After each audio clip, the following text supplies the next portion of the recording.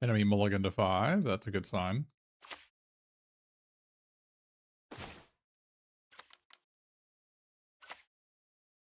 I'll take action.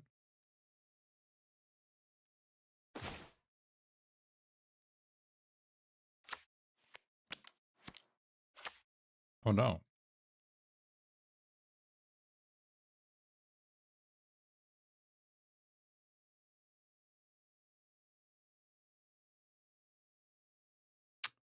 Hmm.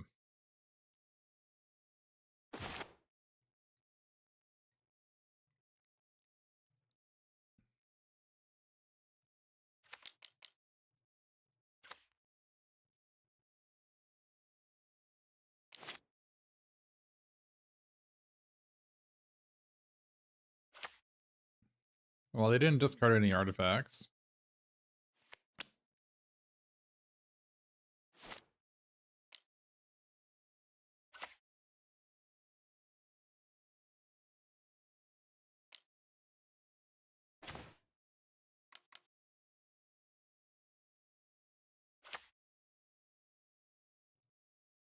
Alright.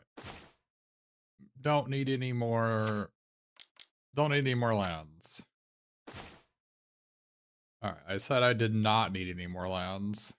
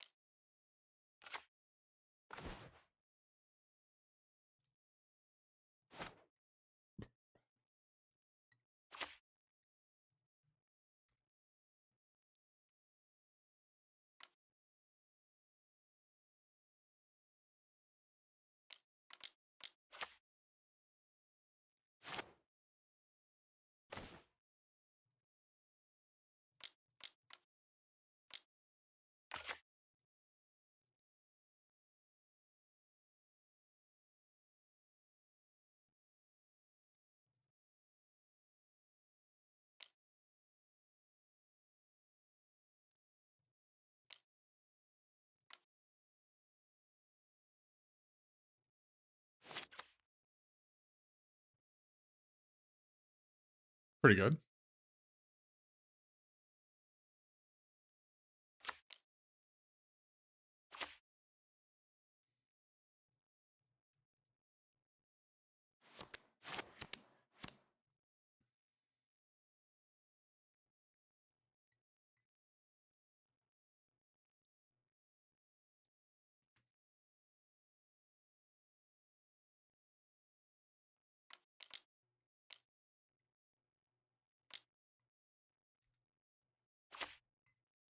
Where's that guy going?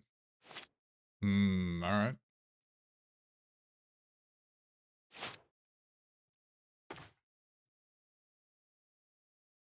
Five, 1, 5.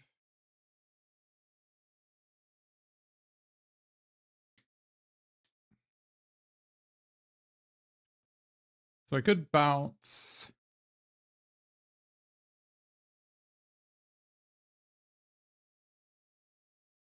I could play this, sack it. Attack for 6, 9, 10, 11. They're at 14.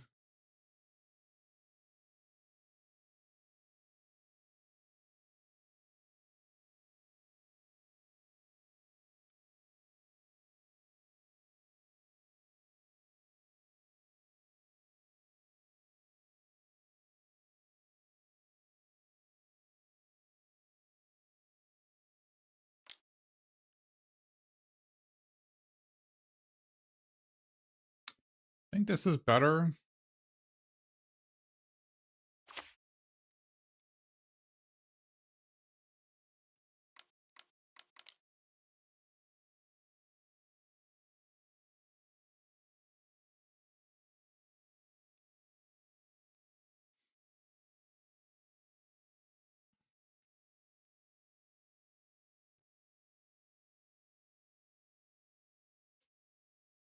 Hmm.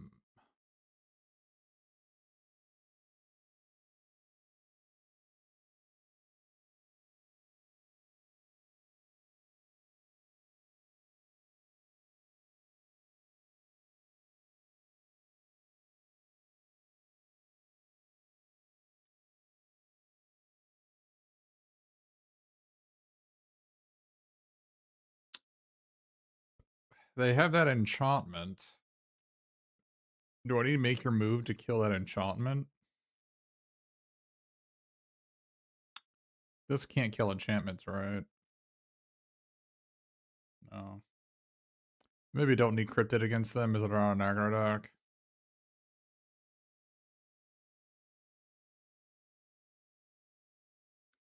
I could play Rock Soldiers instead.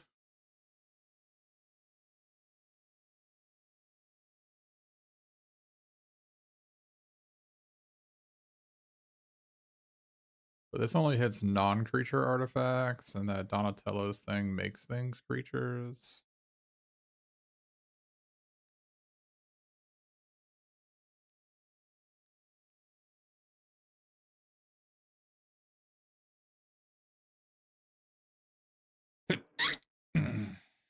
Pardon me.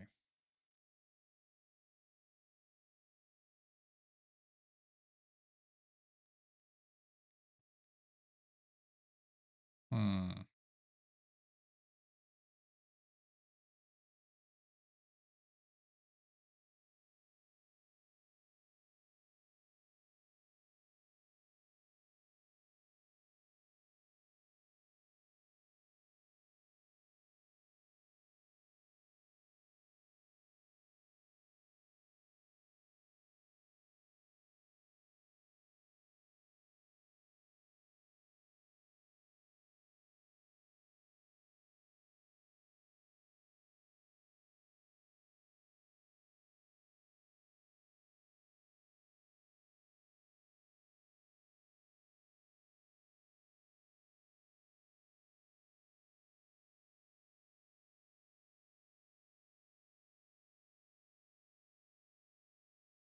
Could try this.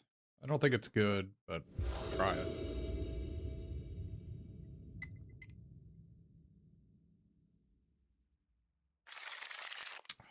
I think we mull this. Okay, well, we did not get a land.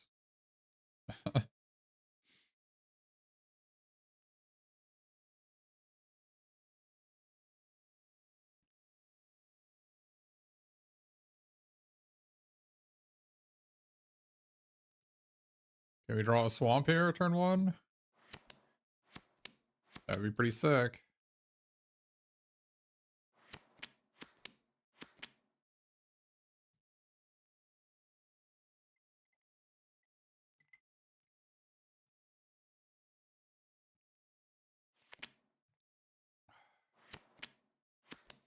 Yeah, I mean, we just get a swamp. This hand is so insane, actually.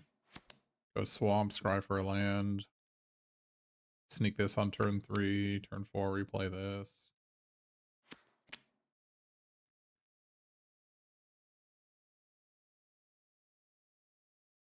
This is, like, keeping this in hand is, like, my backup. Oh. We would have played turn 3 Mona Lisa there.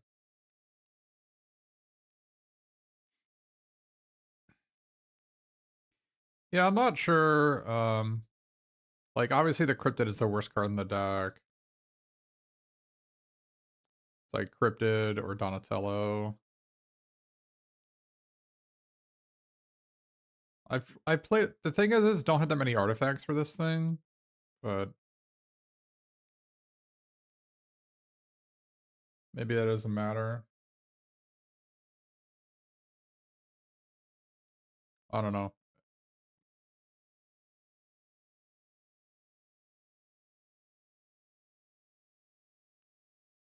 D-Mutant Mechanic. Oh, this thing? I don't like it in a deck that has 3 artifacts. I mean, you can say that maybe this guy is an artifact, this guy's an artifact, this returns artifacts. Like, maybe you can say that. But, I mean, the deck only has a couple of artifacts, but maybe just a format at 3/5 is good enough at blocking that it doesn't matter.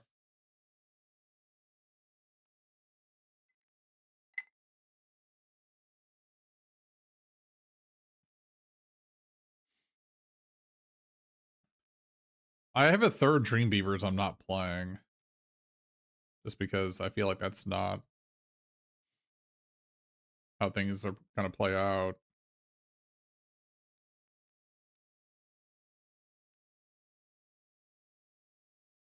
I think, yeah.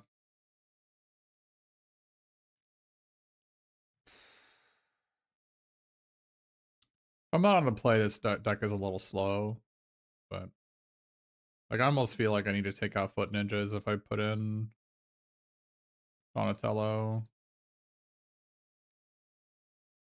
Maybe take out Foot Ninjas for like a Squirrelinoids, maybe. I've been winning a lot with the Foot Ninjas. Just being a 5/5 has been really helpful. In fact, I won a match because I boarded in my second one against White Red.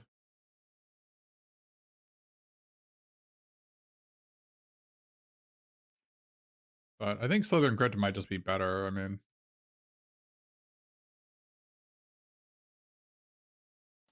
one of the things I like about this is that it's a 2/3 that puts a counter on my courier, so I get like a pair of 2/3s out of it, which is good enough to block like all the white black stuff if you have a pair of 2/3s, which is like maybe more helpful than a lot of cards.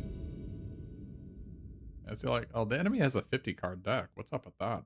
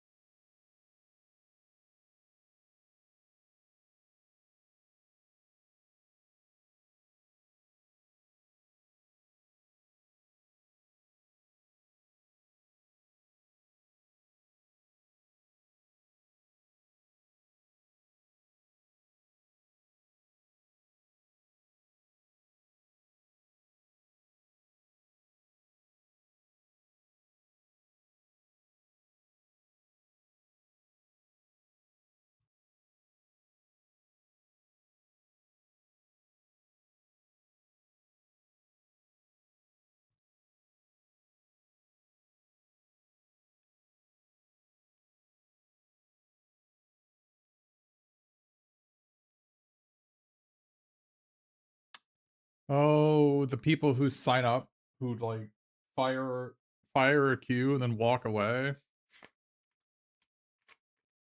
I mean, I've played decks with more than 40 cards before in other formats, like in ECL especially. I've gone up to like 43, 44 cards just because it's so easy to draw your deck in Lorwyn Eclipse that getting decked is a serious concern in the blue-red decks. With flaring, the flaring sender and glutton, you have so many ways to draw your whole deck. But yeah, this is our deck. I took this off for the rare Donatello, which I don't think is correct. I just don't need more power, and I'm much more concerned about getting run over. But yeah, we have anchovy and banana pizza with Brilliance Unleash as the combo. This returns your anchovy banana pizza as a 3/3 flyer, and then you can use sneak to return it to your hand once it's a creature. Got 3 sneak cards. But yeah, play 17 lands and a land cycler and 2 cheese pizzas and 2 curves. I can find cheese pizzas. This stats for mana. This is also a mana card, so we're running, 19 mana and 2 scryers and 4 cantrips. Plus a bunch of mana. And our goal is just to draw anchovy mana pizza. So we essentially have 3 of them. We draw 1 and then we just loop it.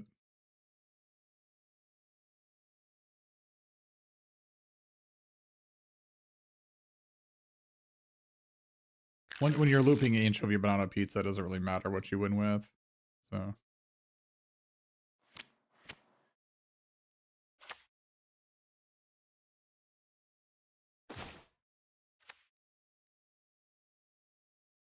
and Brilliance Unleashed is a really good cash up card because it frequently just kills 2 creatures for 6 mana and gives you a 3/3 flyer, which is like, it'll stabilize almost any board state.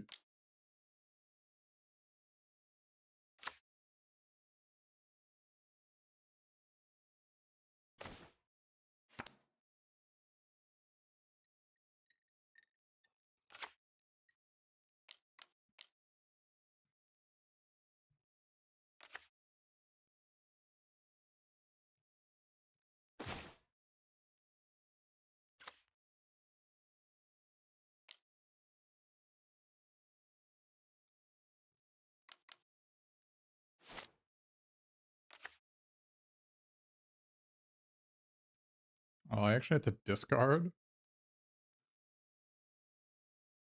Freaking what? This was a mistake.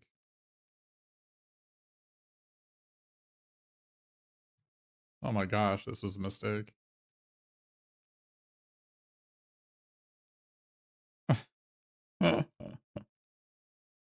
I've drawn too many cards. This is the first time this has come up.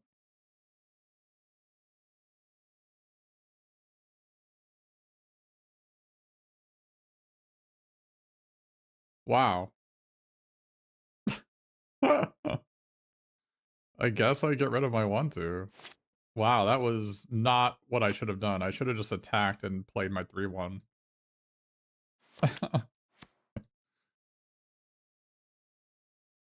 Wow, that was really bad.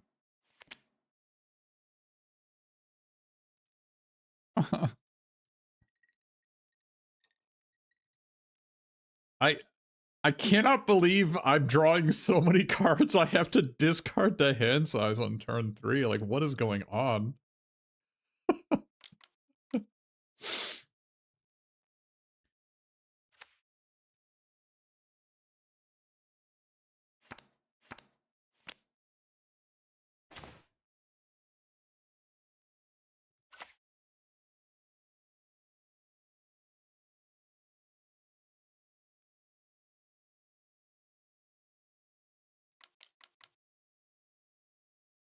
I just need to draw a land, so I'm just gonna blow this guy up.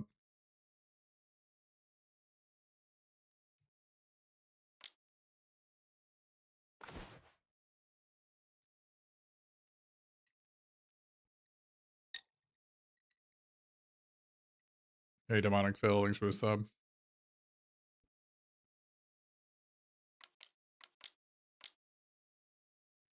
Sure.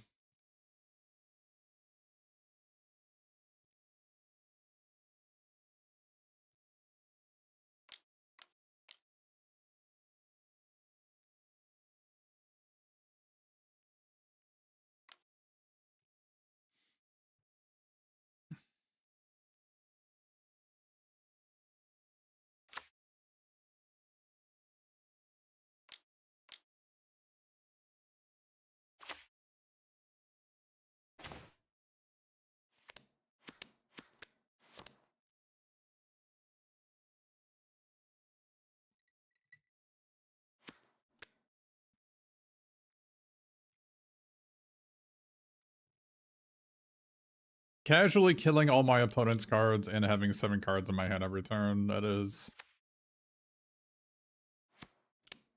certainly legal.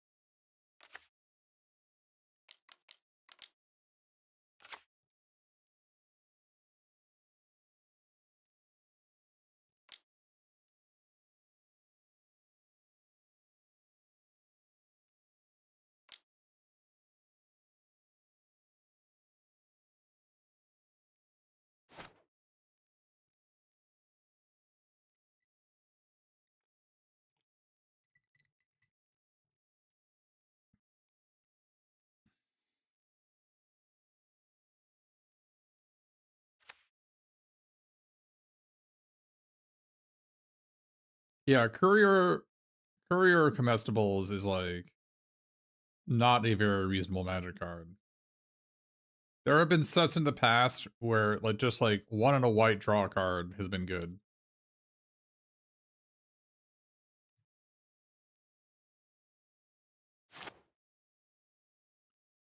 And in this set,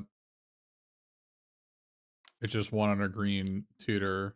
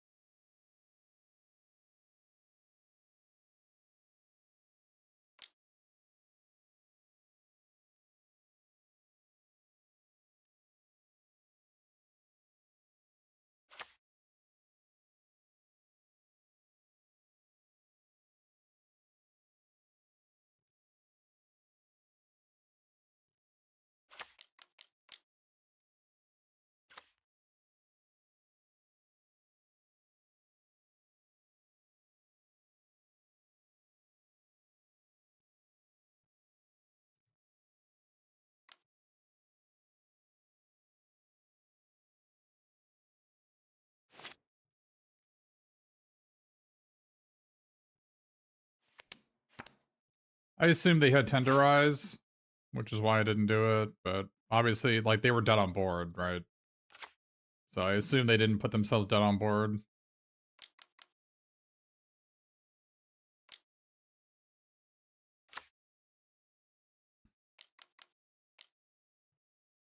Looks like they did.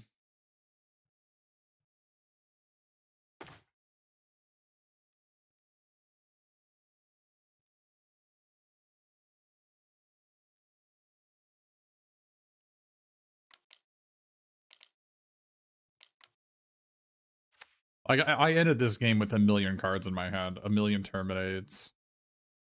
And the cheese pizza is going to be the finishing blow.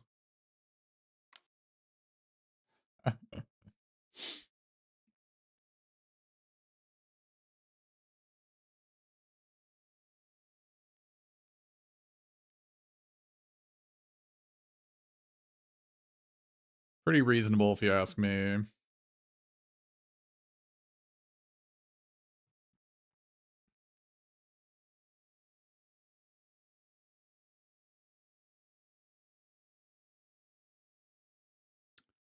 Hey, Banana. Sound effects are subs only. It says on the redemption that it's sub only.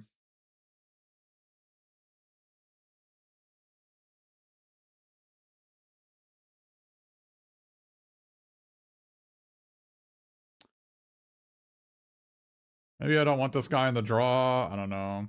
Maybe I don't want Foot Ninjas on the draw here.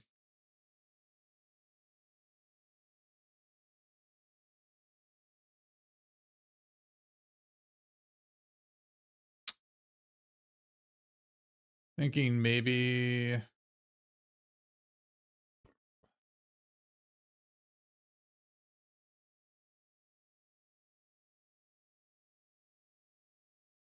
I take out Foot Ninjas on the draw for...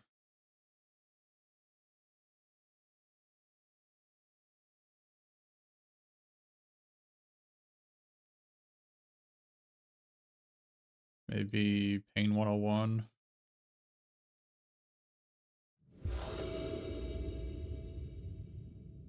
I've been really liking Pain 101. I think it's really good.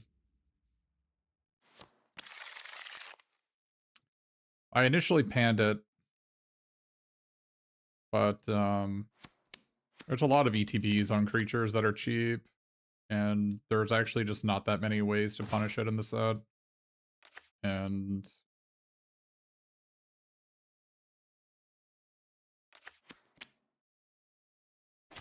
can be hard to kill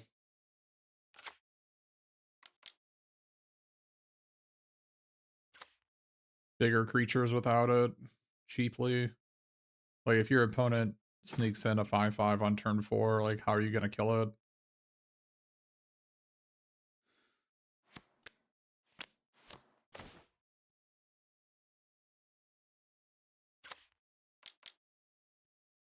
Beaver?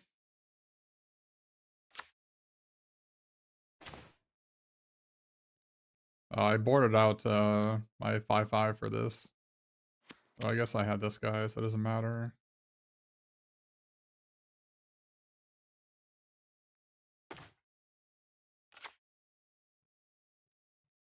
One of the things with Shark Shredder that's been pretty frustrating for my opponents, obviously it's an OP card, but it grabs land cyclers, so your opponent's turn 2 land cycler just kills them.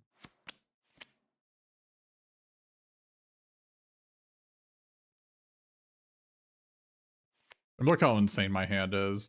I can kill the next 6 creatures they play. Oh look. The land cycler I was talking about with Shark Shredder. Yeah. Yep. That is a thing.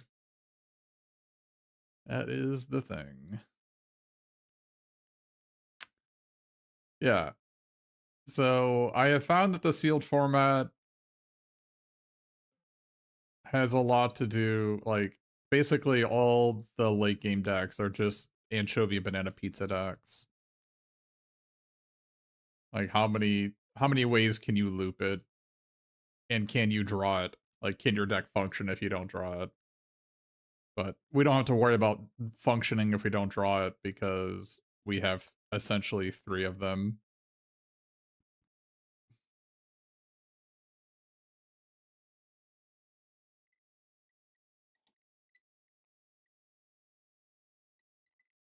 My previous deck had 2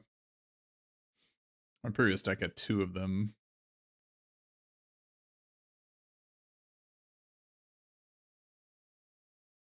If you want to beat these decks, it's a tough thing, because you just like trying to play like a curve game, a 2-drop, a 3-drop into a 4-drop is frequently not good enough. Because Brilliance Unleashed returning Anchovy Pizza it stabilizes anything.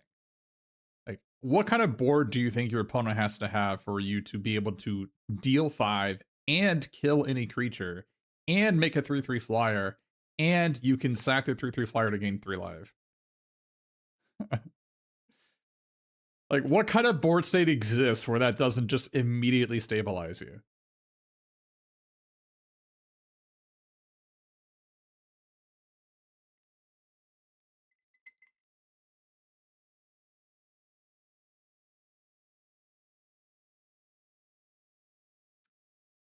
We did have one challenging matchup. I played this, like, late last night off stream because I was watching Jorbs on Slay the Spire 2. And I almost got decked twice against one opponent. And I lost one game because they had this turtle lair. They just had a bunch of turtles, and I had a bunch of blockers, but I couldn't kill them in time. They had a piece of equipment in a turtle lair, and I couldn't stop the equipmented creature from killing me. So that's one way to do it.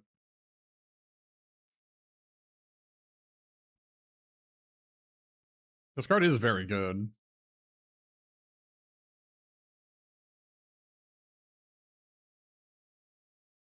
Like, this is one of the ways that you can play an aggro deck in this format is if you have Turtle Lair. The card is very, very, very good. Because basically you just make your freaking 6/3 creature unblockable and it kills them.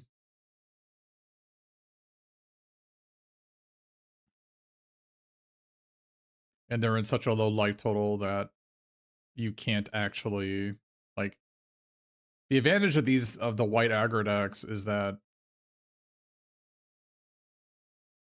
they are the aggro, and so they're always at 20 life, and your opponent's at, like, you know, single digits, mid single digits by the time they stabilize. You'll have like 4 creatures to their 2, but you can't really attack.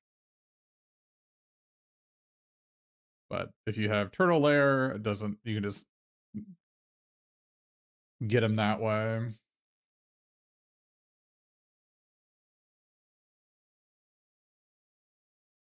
But it's weird that in this format, players just have so much more than 20 life.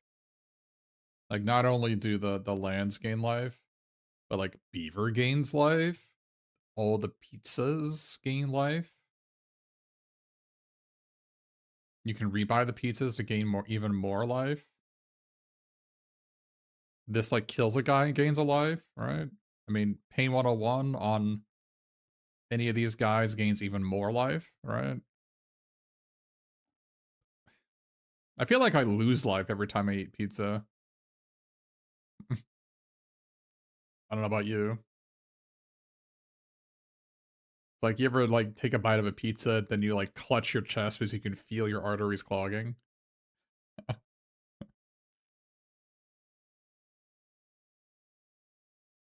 Not that I have a problem with it. I mean, it makes you feel alive. Yeah, I mean, I guess pain can do that. Being on the draw sucks. In the sneak format, being on the play is so important.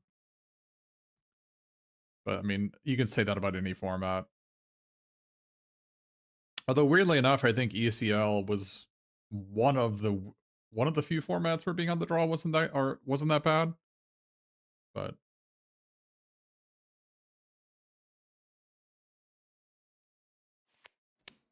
oh man, this hand is rough. I think this hand is too rough.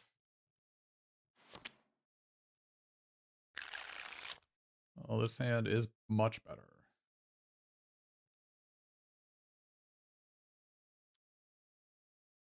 So do we put back Brilliance Unleashed here, I guess? We don't need another 6. We should be able to draw one later.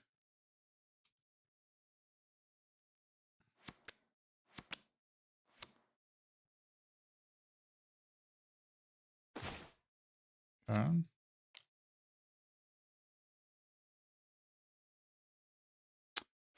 Forest or Swamp. So we're gonna need the Swamp to cast the pizza from this thing.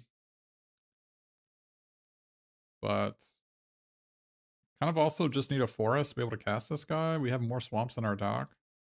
Let's put it on the bottom. If it was a forest, I would have kept it. I think while a swamp is good, the majority basic in our deck is swamp. And we're gonna be able to draw an extra card here anyway. See, that's good. That's good.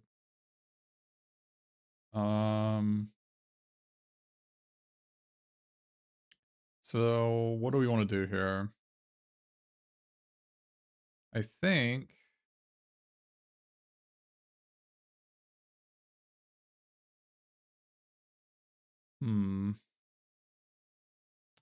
I think we play this thing.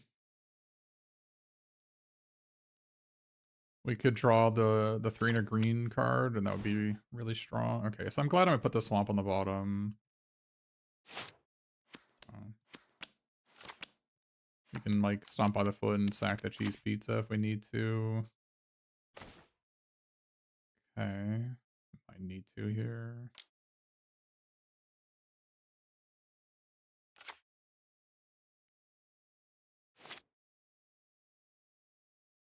Go find a forest with this. Was I the 2 green 5 for to find? Also want to draw Brilliance Unleash, so...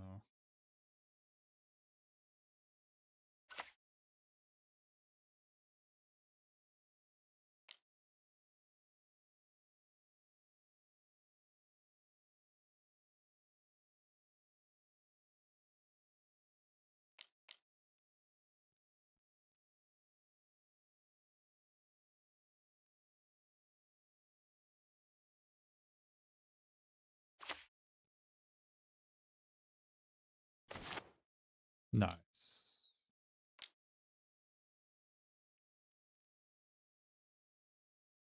Now we just need to find our Brilliance, and we are good to go.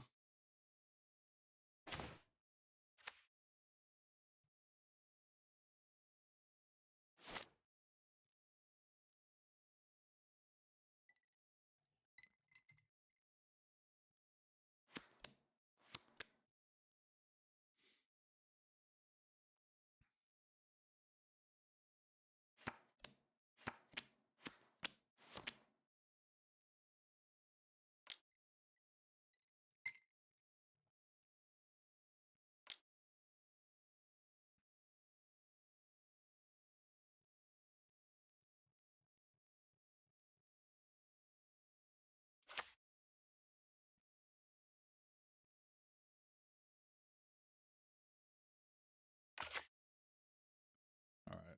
Depending on what they had here, I might have let them attack me, but...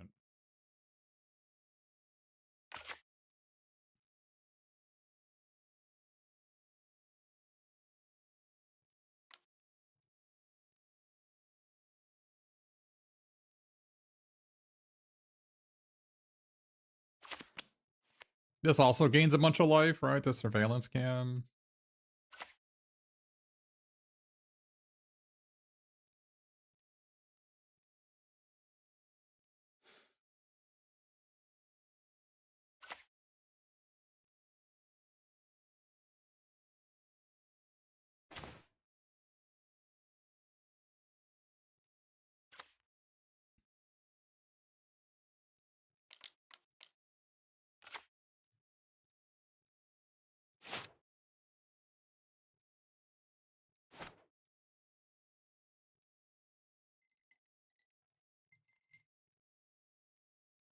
So they have Turtle Lair, so we're kind of on a clock here.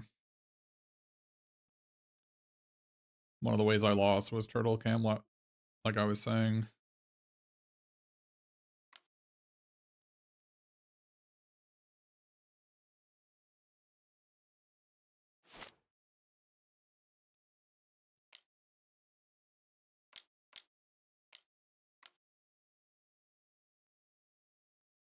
Okay.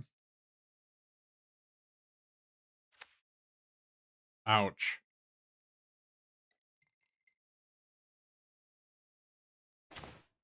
Oh, baby. We got it. We got the best card in our deck. Alright, so our plan is to just play this thing, and then sack our banana pizza here. Let's hold back our Dream Beavers to keep the Butler back. Also, we can double block this menace creature, threatening it anyway.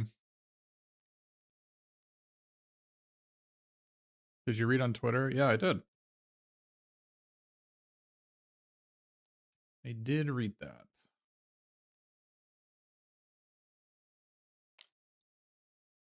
Let's just block this guy. I have a feeling they might have Shredder in their hand. They're playing like they have the Death Touch card, I think.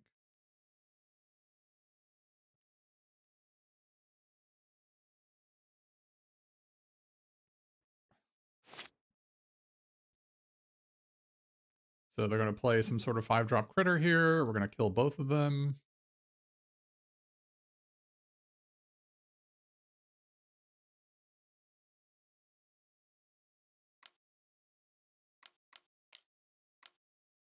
Oh, I was right. See, chat? Do you see? I already knew they had Shredder in their hand, the Death Touch Shredder. That's why they attacked. Isn't it crazy how the human mind works? Isn't it absolutely crazy that just with the information that my opponent attacked with those two creatures, I knew they had this in their hand. Isn't that freaking amazing?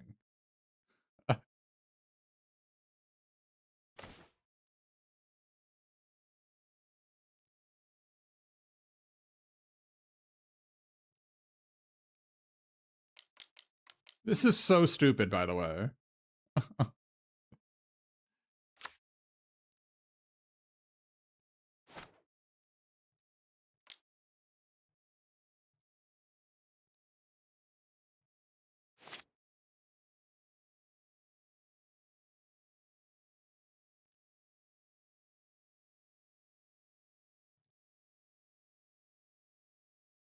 I cannot believe this is an uncommon.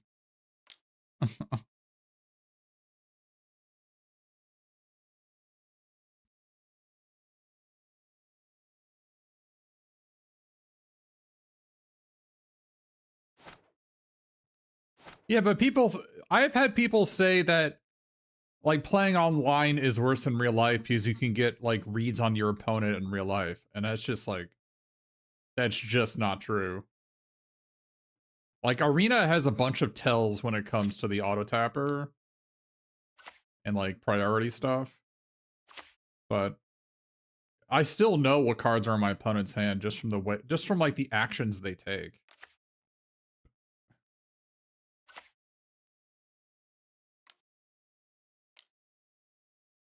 Yeah, Brilliance on the Murder Pizza. Yeah, it's a pretty dumb interaction. And by the way, look at this other interaction we have where we use Sneak on the anchovy and banana pizza. Because that's reasonable. That's like totally a thing that should be allowed.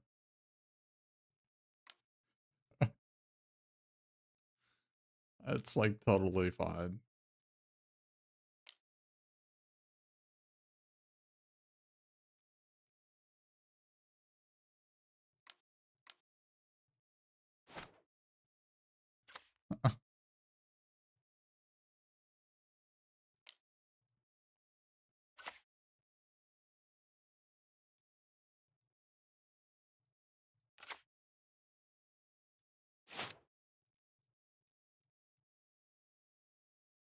And by the way, surveillance cam doesn't require you to tap it.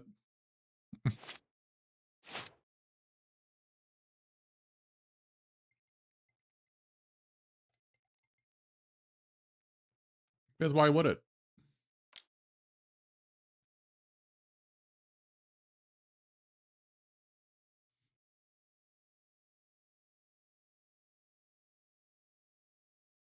Yeah, Stoppy's already dead. Yeah. Too bad we can't name a card in this format because they made a new card for the what you name when your opponent is dead. They've had some pretty good ones in the past. Like you are already dead and abandon hope. But they made game over in this one, in this set.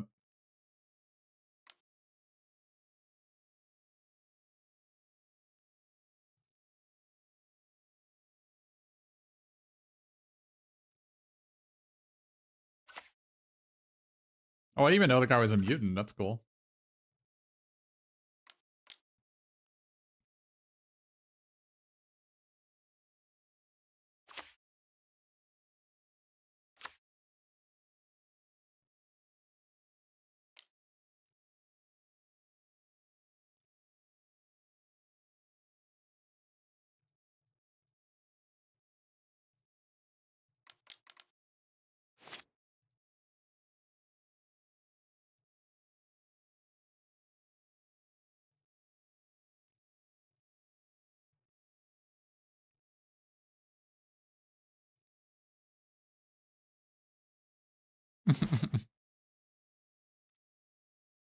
The Dream Beavers, the ultimate nightmare.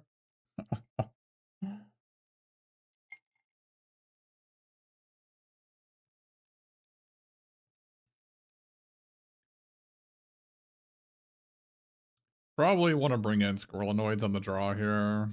They like a big green creature deck.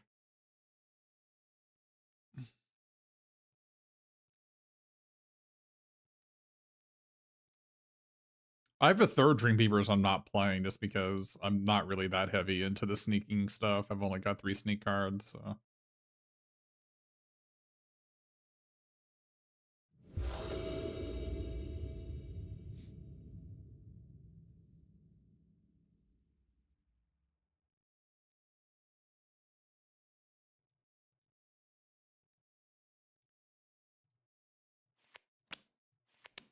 Oh, this is a tough one on the draw. But we have good mana. We're just missing a 2 or a 3, right? This hand's pretty good if I draw a 2 or a 3. I'm gonna keep it. I think the fact that a Sewer Valence came is here to tap something is probably pretty relevant here. Plus my defensive guy has hexproof. Or this guy has 5 toughness. Alright, they don't have the 3-1, that's good. Or they do have the 3-1. Yikes. Well, that's not good, chat. Not good. You need to draw a card we can play next turn that isn't just a pizza.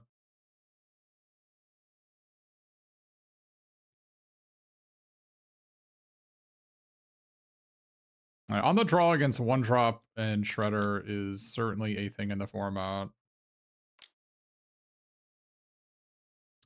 It gives this guy 4 toughness or 4 power, which is not great. My plan on playing a hexproof creature to block is not going to work.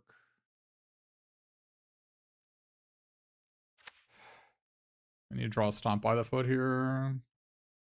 Or Tainted Treats.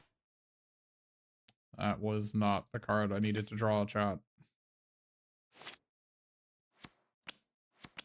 Yeah, maybe this hand was a mulligan, just because if they do have this opener and I don't have a 2 or a 3, it's just GG. I don't know. The deck I just needed to draw a 1, 2, or 3 in the top 3 cards of our deck. I think my odds are pretty good when I boarded 1 in as well.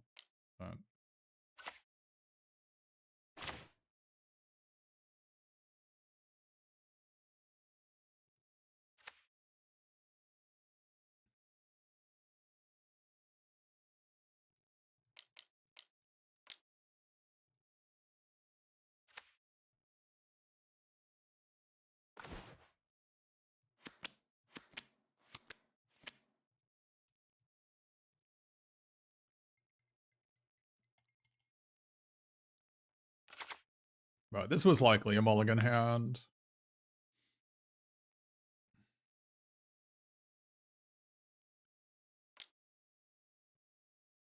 It's a good sign they didn't attack with their 4-2 into my 1-5.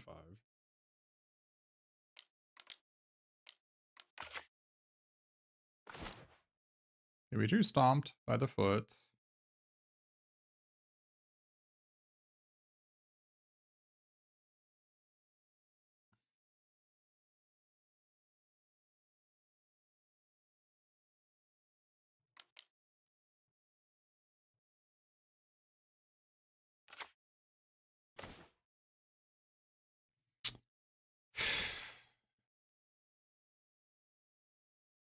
Maybe I should have done this first.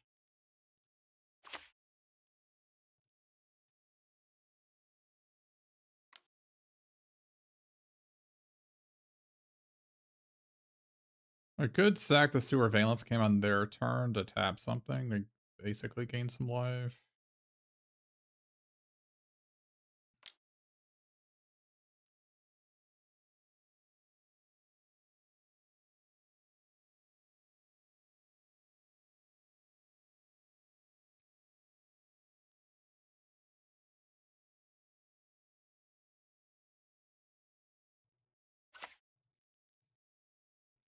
But then I don't draw an extra card. Holy crap, dude. There's 6 lands left in our deck. There's 23 cards. There's only 6 lands left.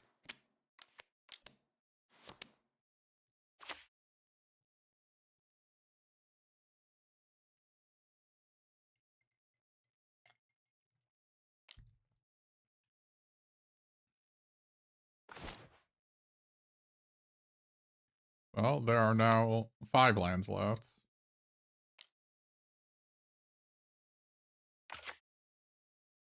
Now there are 4 lands left in my deck.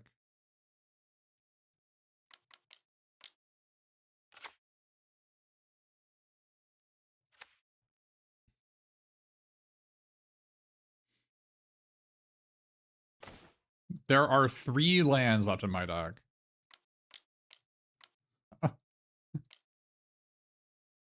There are 3 lands left in my deck.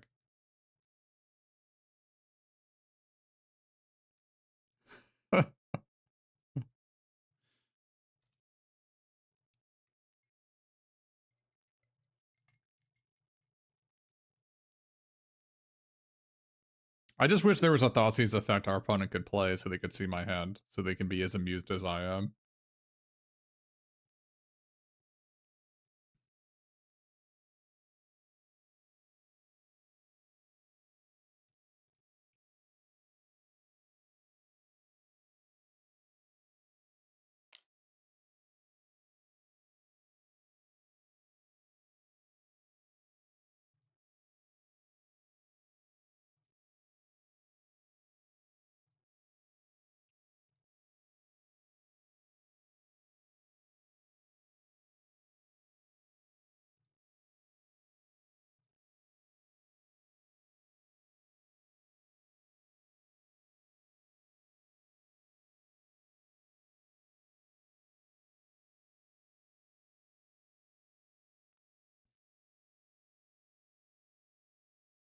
Why would they attack with this? They have a +2/+2.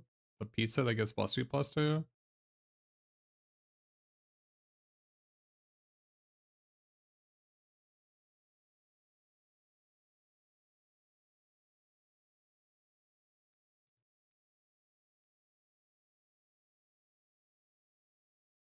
Okay.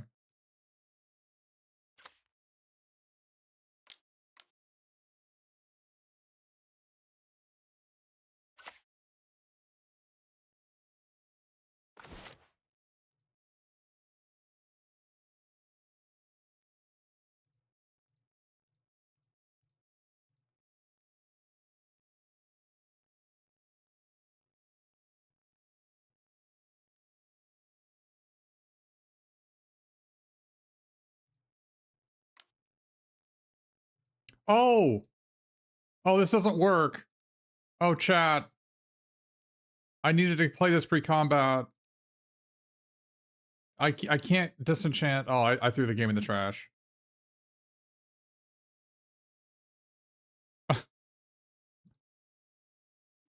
Alright, that's not how this works. I needed to play this pre-combat.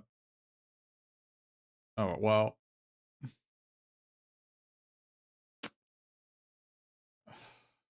God damn it. I thought it disenchanted even if it got blocked. That's not how it works. Oh, man. Well, mistakes were made.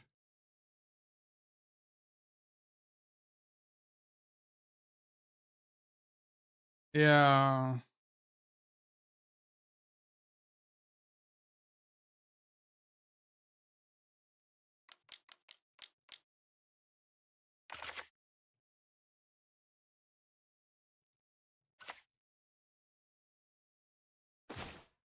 There are 2 lands left in my deck.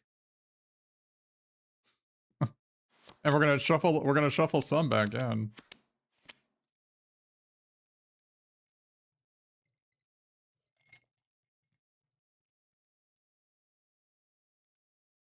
Yeah, I know, chat. Sorry, I threw this game in the trash. Completely unlosable, obviously.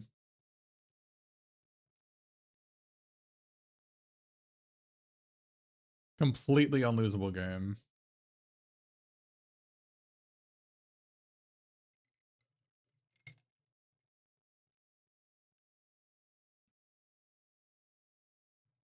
I haven't played with this card. I didn't know that it doesn't work if they kill it in combat.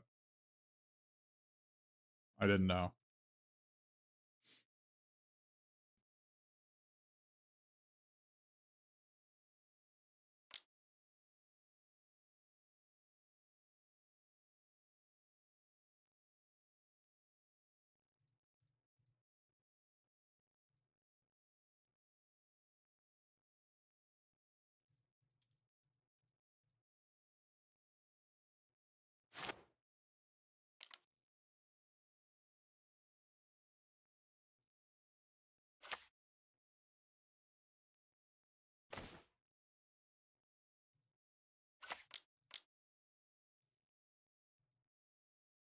Both their creatures have menace, that's annoying.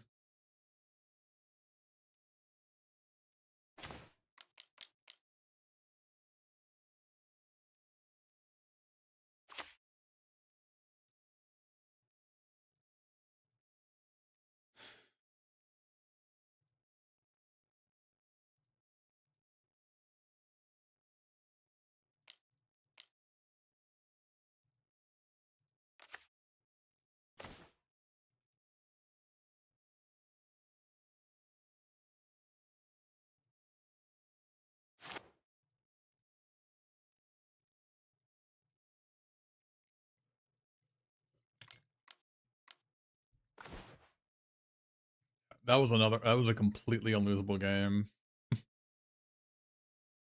All right, we'll win this one. It's fine.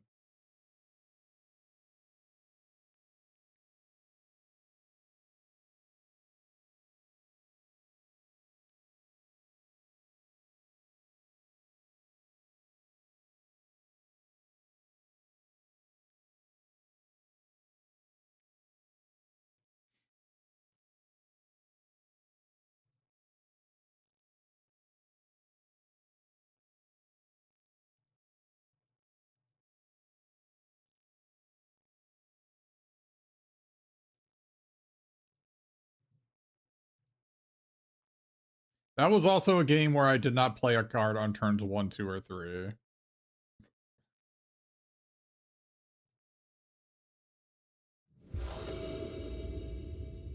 And that was on the draw against that ninja that draws cards. So a predictable outcome to that sort of opener. But it was also completely unlosable.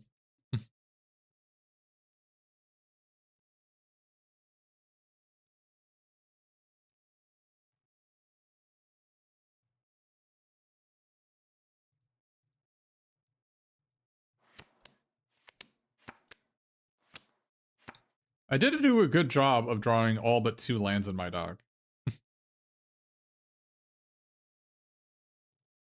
15 out of the top 27 cards in my deck were lands.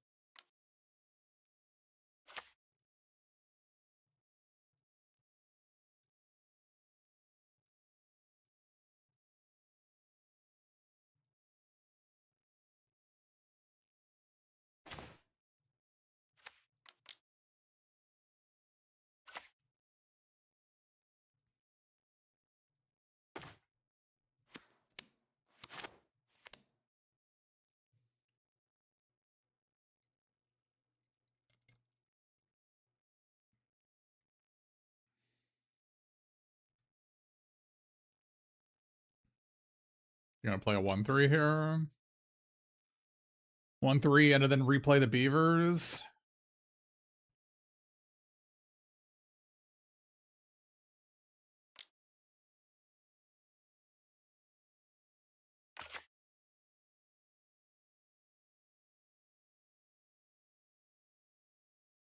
Or don't have a land, that'd be great. Oh, the tap land. Alright.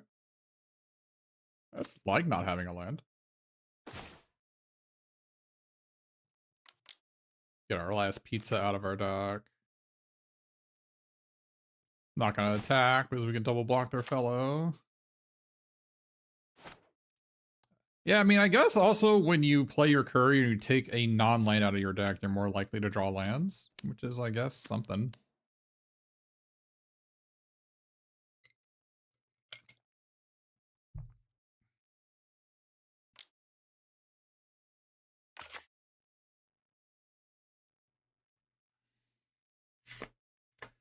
The real question is, do I want...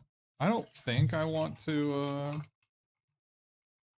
like, kill that beavers. I got 2 beavers of my own in my deck. That card is the one that's gonna kill me, chat. That's the one that's gonna kill me. Well, that sucks.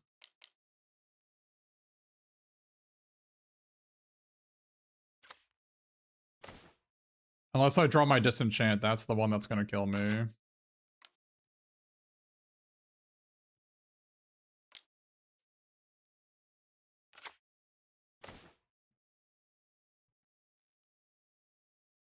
And my disenchant is the double green card.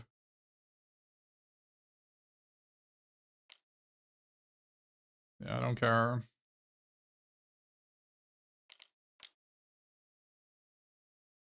Okay.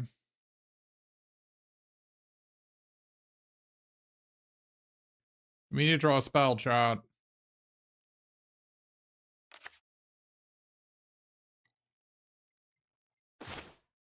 That's my disenchant. Very good. Exactly what we needed.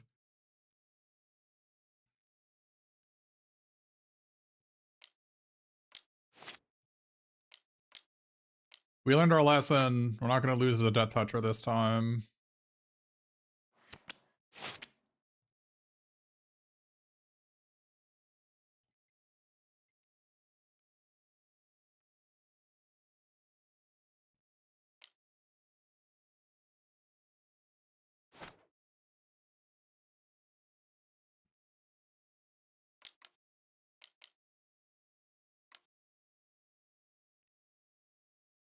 Death Toucher and 2/2, I guess. Be Shredder and Death. Shredder would be really bad for me, I guess. No, I guess it's fine.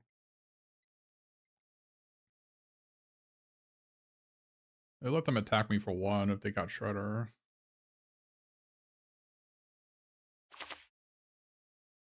Okay, Death Toucher and Genghis Frog.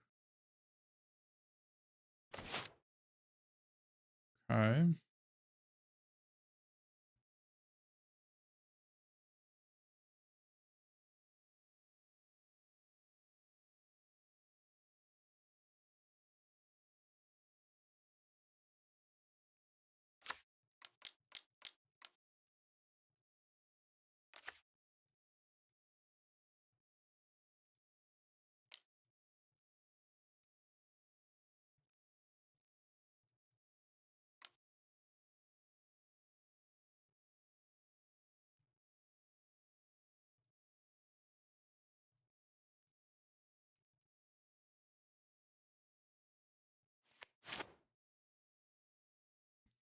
Our hand is kind of busted, chat.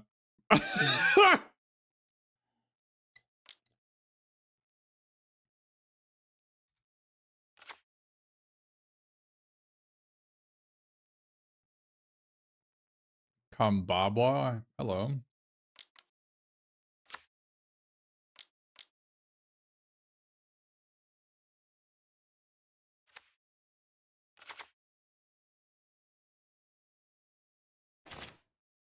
Oh boy. What does this guy get? He gains Menace and Haste.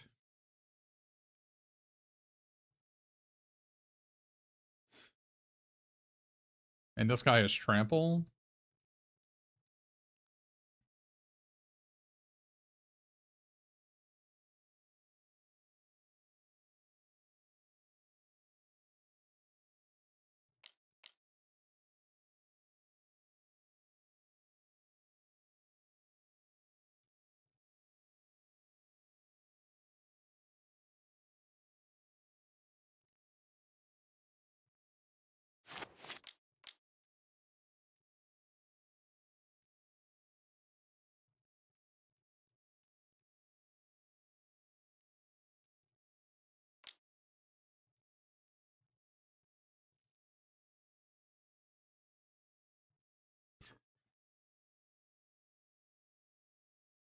They know I have this and I didn't play it.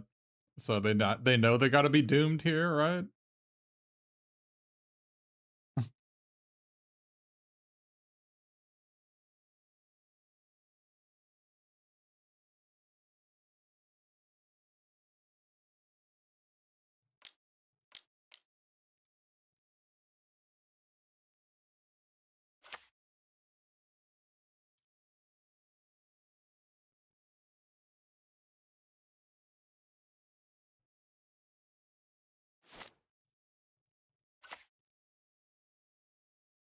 Lash Ronin would be pretty bad for me here. Didn't play around that, maybe I should have. Okay. I actually would lose if they had last round in here. I have 2 of that guy.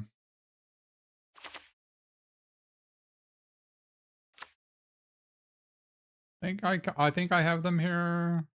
I haven't done the math. So I banana pizza, the 5/4. I get this guy menace and haste. I swing out. This blocks this. These 2 block this. They got a 1.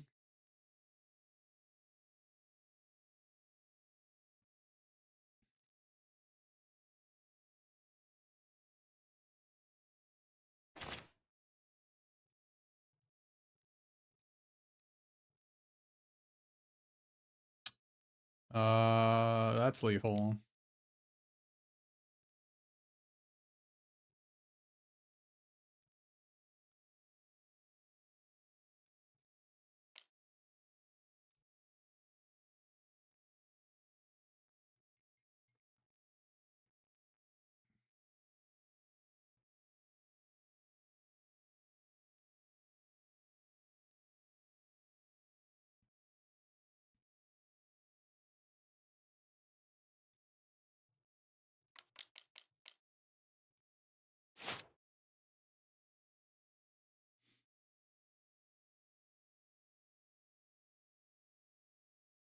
Yeah. This is a completely unbeatable deck. Like, what is going on?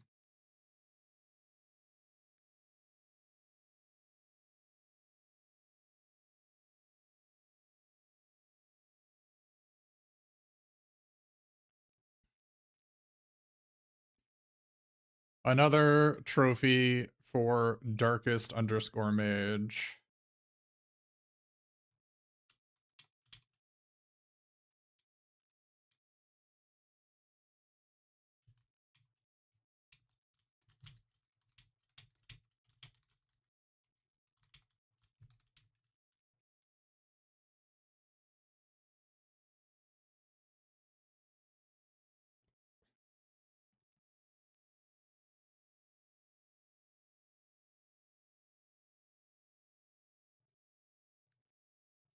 Yeah.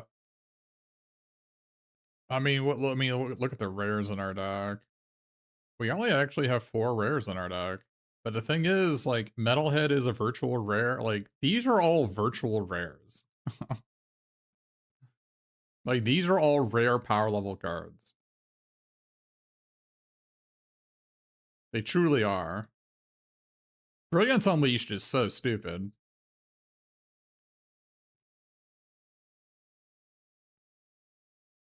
I find it hard to believe that there's ever a pool where you open Brilliance Unleashed and you don't play it. It's like so by far the best thing to be doing.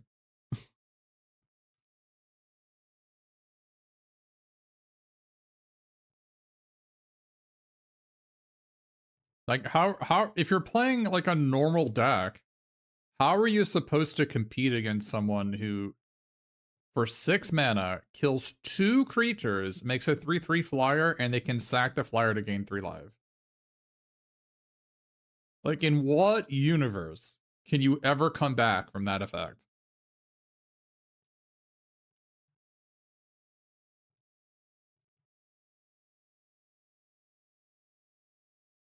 Both my losses were punts.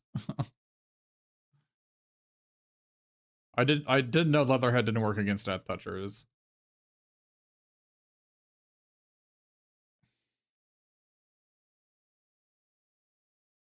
Oh, great. We got 3 anchovy and banana pizzas. That's probably pretty reasonable.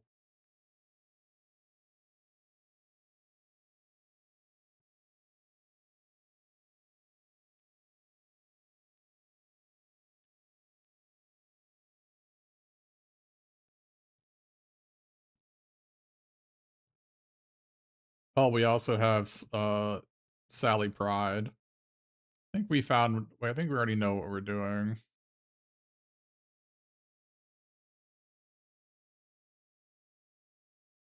Sally Pride and neutrinos. You think?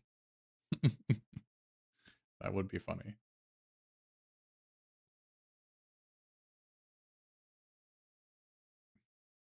Oh, we don't have Splinter Twin. That's so stupid. By the way, the Chrome Dome is a Splinter Twin. This and Mona Lisa, you win the game. Very funny. You know what I'm talking about? The Tuna Green 1/3 that taps for mana equal to power. If you have the Chrome Dome and Mona Lisa and you play the Guac, you win. Infinite mana, infinite life, infinite power. You can do it turn 5.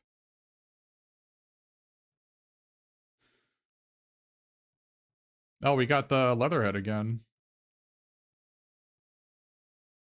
Oh, we have Courier Comestibles too.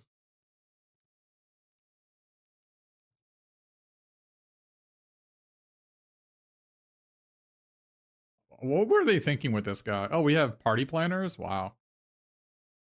What were they thinking with that guy? The Punk Frogs? What are we, like, what are we imagining people doing with that card?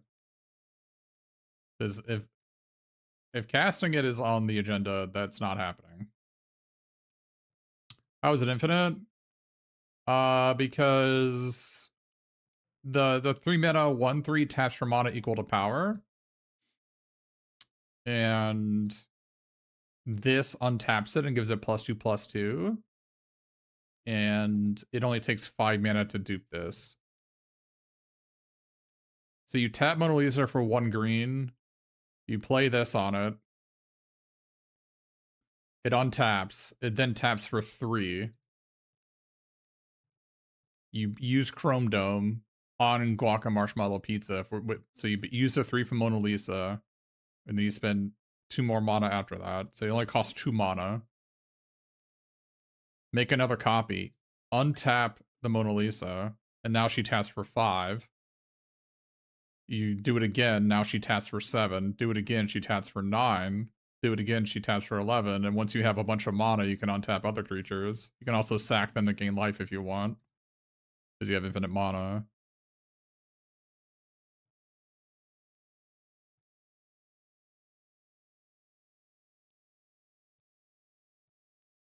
I mean, yeah, I mean, you could in theory have it happen on turn 4. Like, your opponent can have Mona Lisa. Yeah. Well, it doesn't work with the 2 black pizza because you need to untap her. Like, the whole part of getting infinite mana is untapping her and giving her more power. But you're saying Chrome Dome in this deck. Yes. Yes, it does dupe that. A very funny thing to be doing for sure. But it's unfortunately our only black card. But with New Generation Technique, I guess we can just splash double black cards. Oh, well, we also have 2 Metalheads that can bounce Anchovy Banana Pizza, because that's reasonable too. Totally reasonable thing to be doing.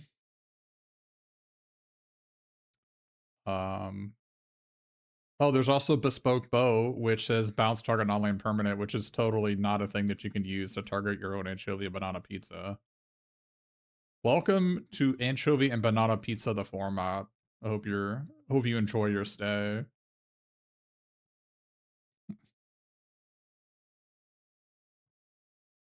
Like, if you play sealed in this format and you didn't open Anchovy Banana Pizza, I feel bad for you. Sorry to hear that. Oh, Casey Jones can look at the top 4 cards looking for Anchovy Banana Pizza? That's interesting. Tell me more.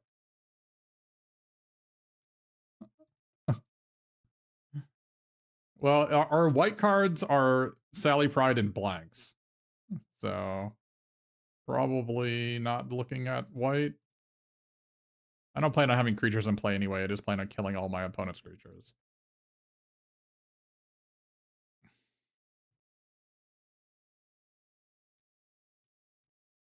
But maybe we can play Neutrinos. Neutrinos and Sally Pride as our 2 white cards. We could do that, I guess. We do have Omni Cheese Pizza, so anything is possible.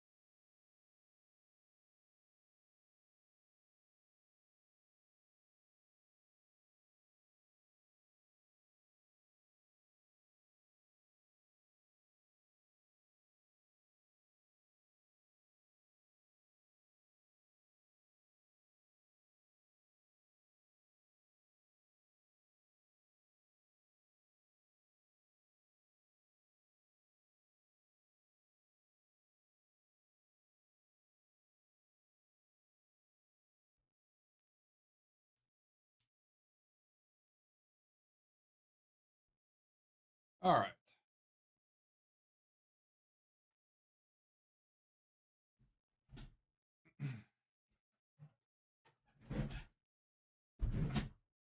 Question is, are we gonna splash for a Sally Pride?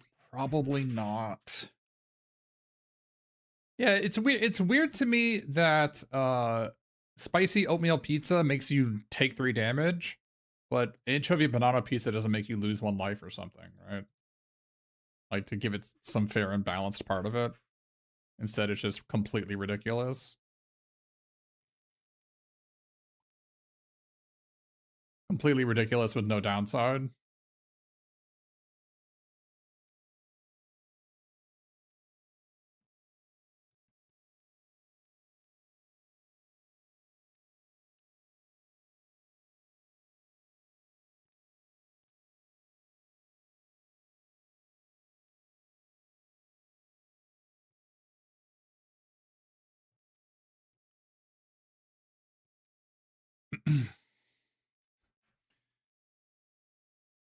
Hmm.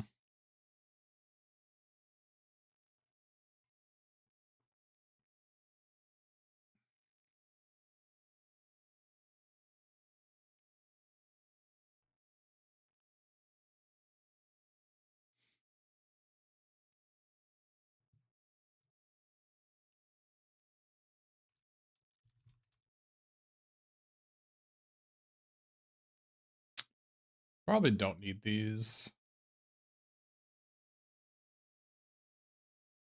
We're not an aggro deck. We don't really need it.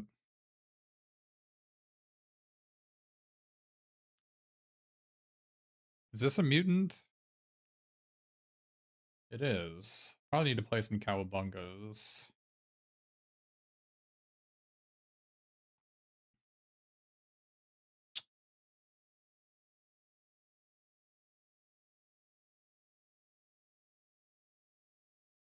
Oh, we can play the blue-red land for our metalhead. We do have a red-white land.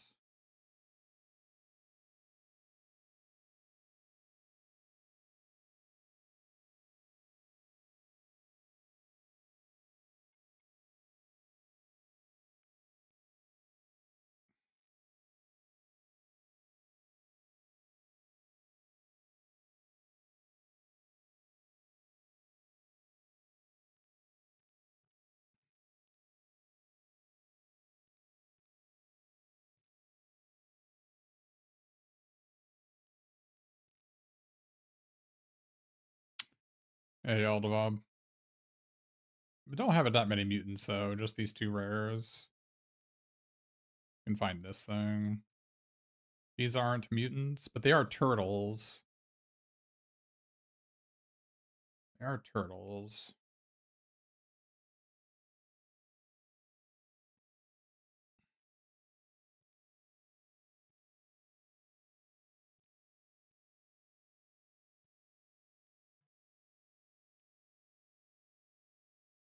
I like this because it's a early drop. I can ninjutsu it, sneak it, whatever. Helps me use my nunchaku early. And it's a mutant for this thing. And it gives me another counter for Leatherhead, right?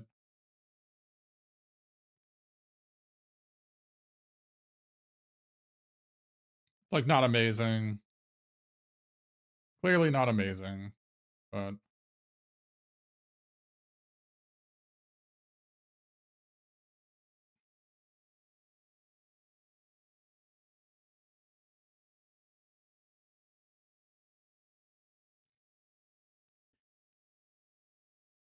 kind of want to play a Mind Transfer Protocol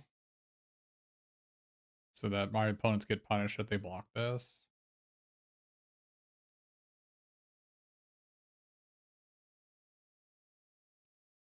I'm not sure I want Michelangelo's technique in this deck. I'm not really looking to do that. I think Mind Transfer Protocol is just going to be better.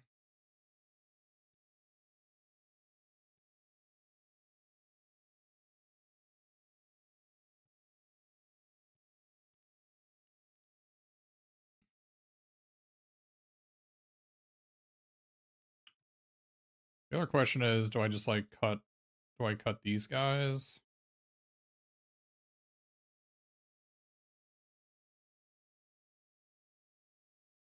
To play more green and blue cards?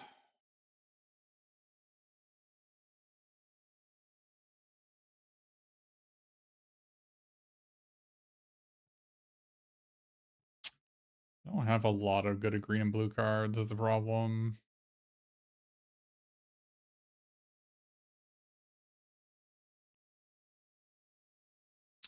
I also don't have any good black dual lands, and I don't have any mana producers that make black mana. I don't know how my pool is winning if I don't cast these though, right?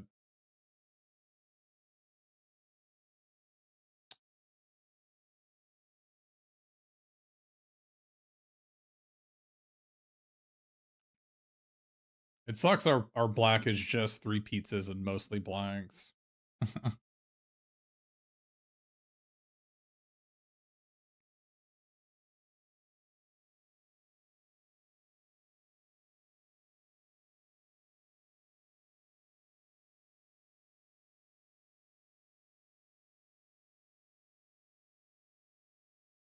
I mean, if we cut the black,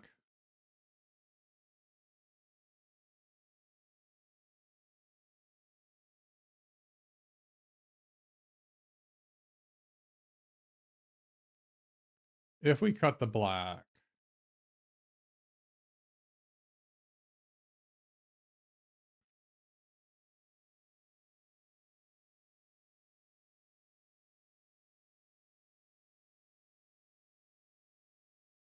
which are looking like we might need to, we can go red instead.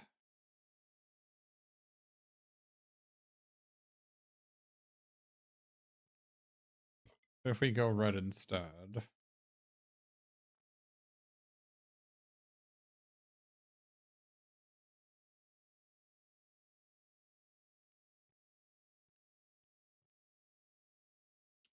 Go red and white instead.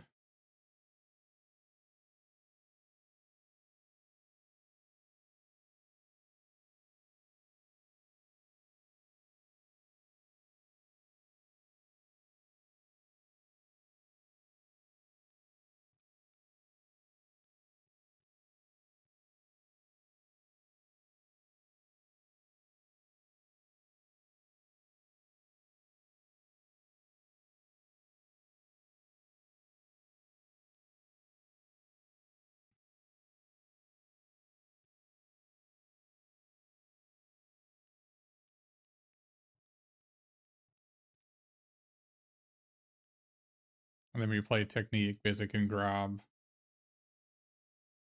And grab this. Or we can grab neutrinos plus 2 drop.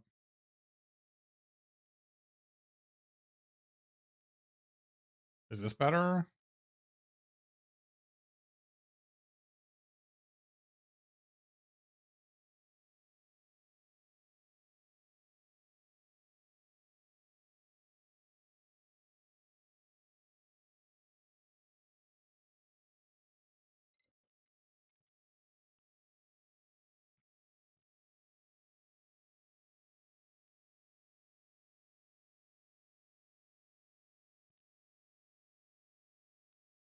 Kinda don't like this guy in the deck.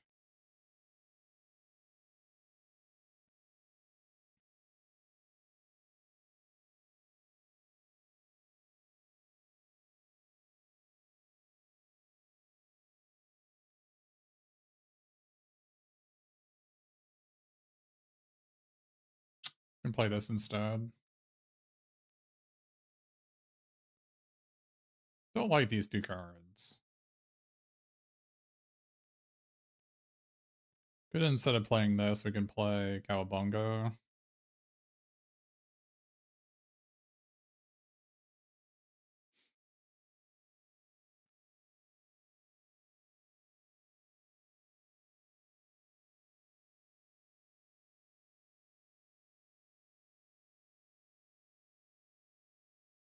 Is this better? This actually might be better than the splashing for these 3.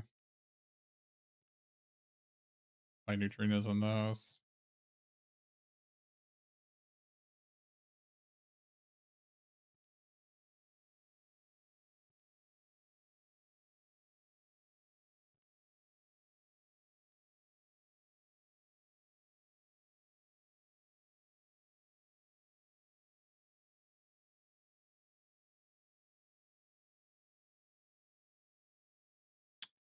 many artifacts do we have?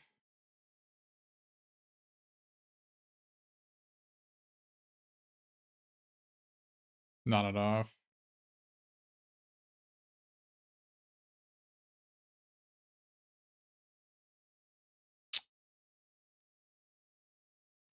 Bespoke bows and unsummon? Sure is.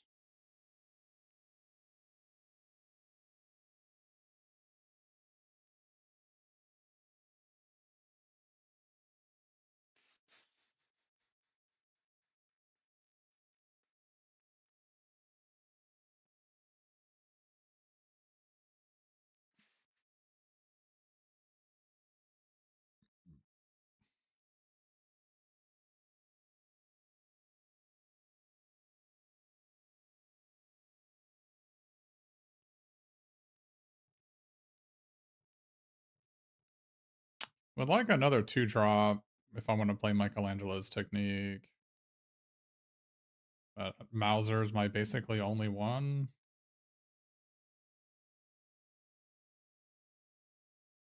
We have Casey Jones, but I have one too few artifacts to grab.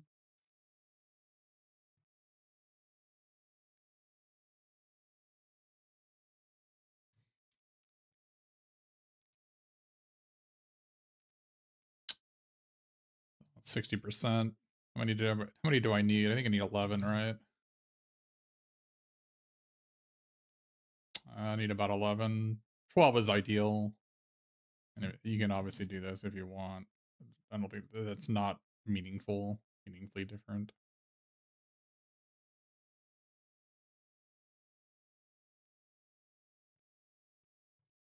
I'm talking about for Casey Jones hit rate.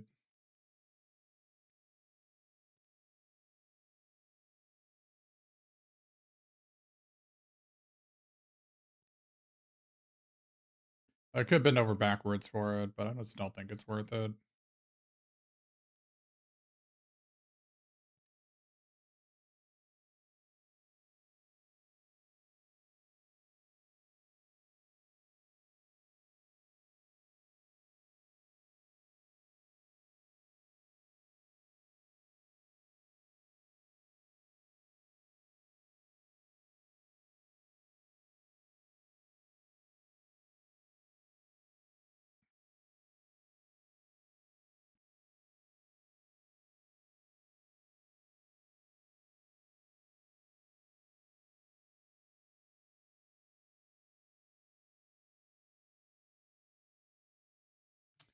Thinking if I need to play this as a tutor target for my courier. Also as a copy target for my Chrome Dome. Also something to get back with Ragamuffin Rafter.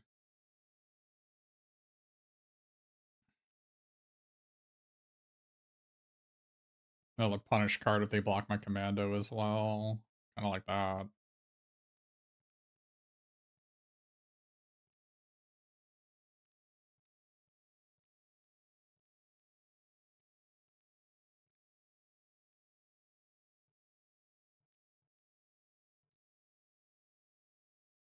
Could cut neutrinos for it. We don't have to play neutrinos in this deck. It is really good with all my 5s, though. Probably should play it.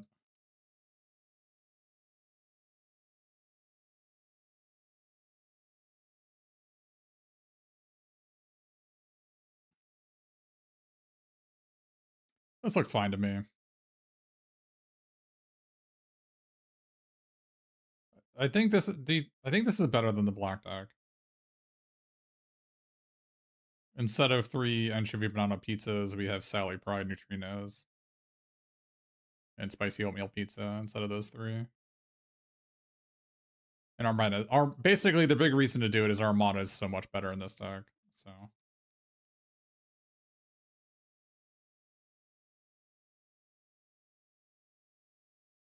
we also have access to make your move if we want it in the sideboard.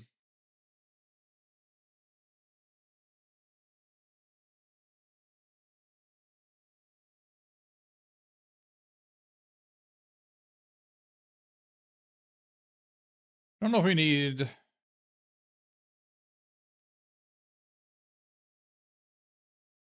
6, 7, 8, 15.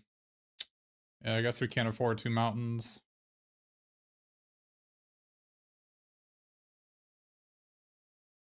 We can't afford 2 mountains. It's fine. I guess we can take out an island for a mountain, but I don't want to go 4 islands with. I guess we don't have that many blue 2-drops. And we have 2 blue dual lands. No, this set's not redeemable. This deck had an escape tunnel, the mana would be perfect. Unfortunately, we do not have an escape tunnel.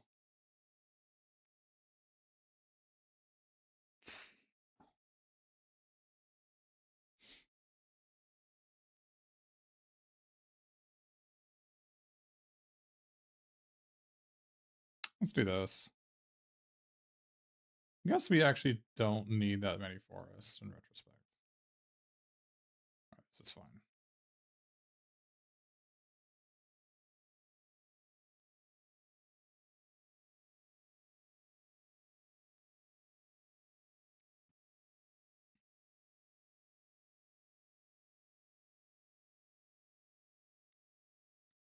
You want to play a ton of mana in this format. You just want to curve out.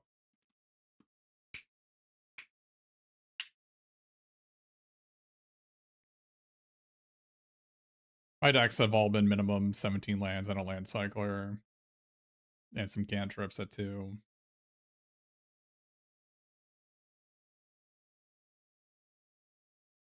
The Westwind Avatar is the worst card in the deck, but I can't afford to play Cowabunga on a deck with only 5 forests.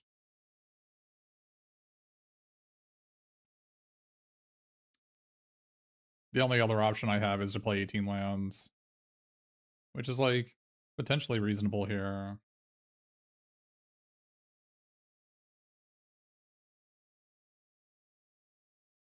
I mean, 18 lands is reasonable. We'll see if Westwind Avatar is worse than a land. I suspect it is.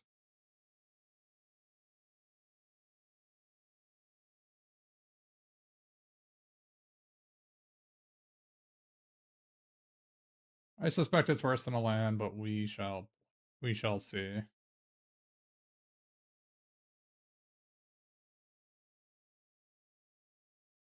What land would it be?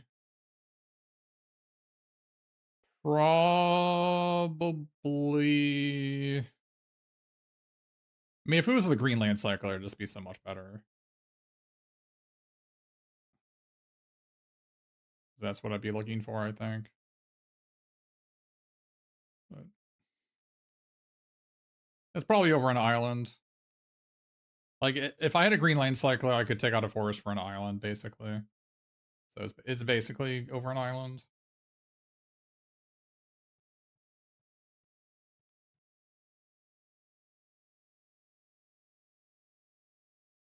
We can board into the anchovy banana pizza deck if our opponent is like dirty enough. Like we can totally morph into like a removal, a black red a Mardu removal deck basically.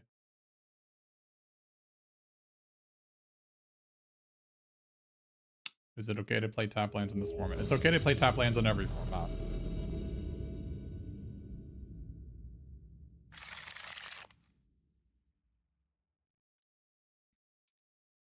Just as Garfield intended with this hand.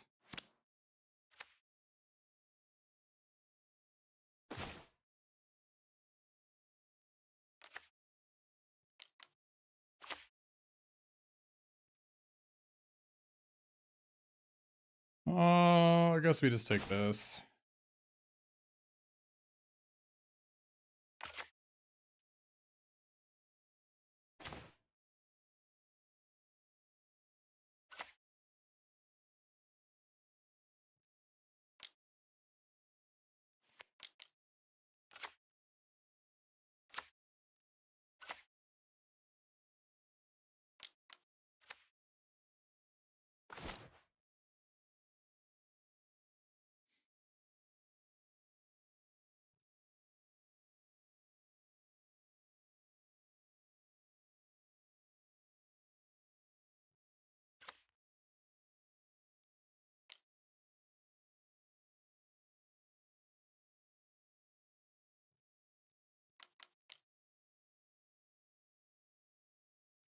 Oh, baby.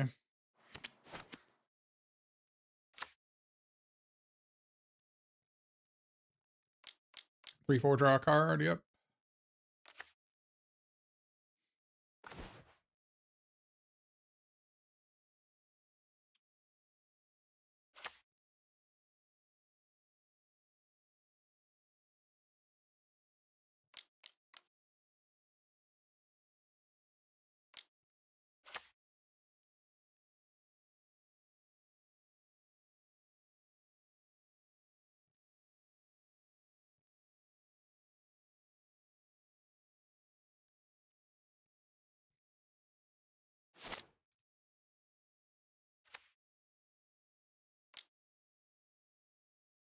That's fine.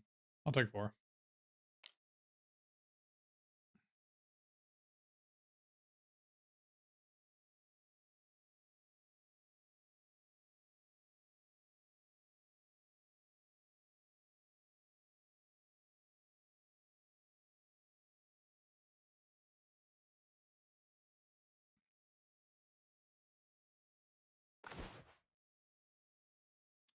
Pretty good.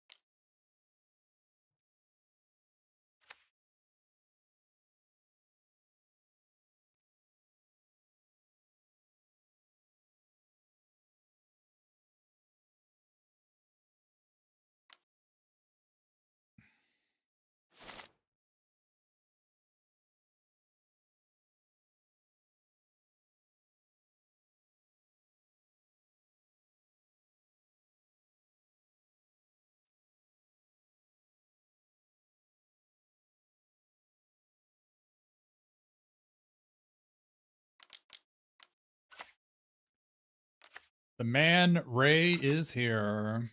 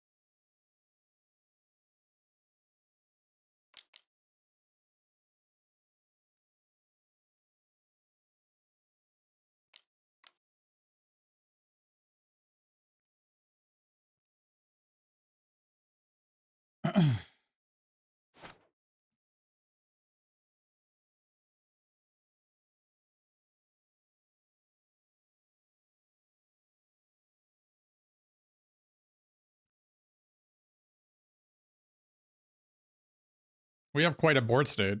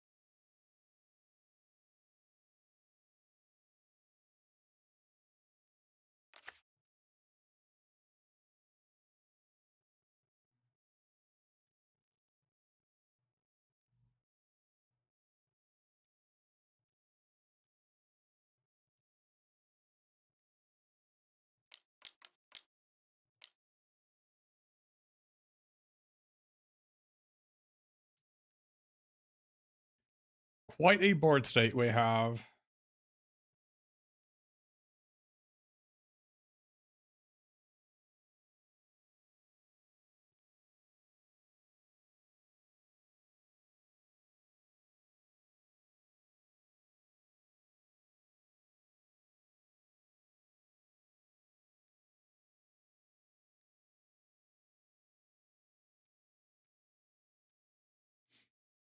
The Westwind Avatar did freaking nothing, as expected.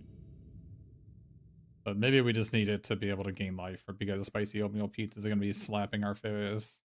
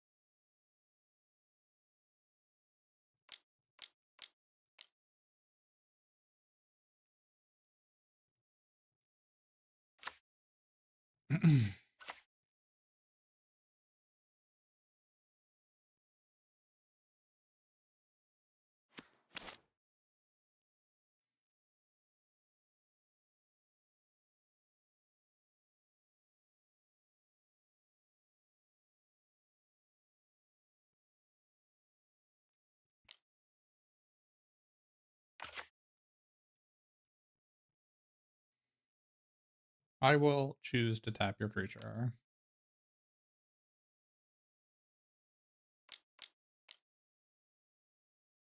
He's back.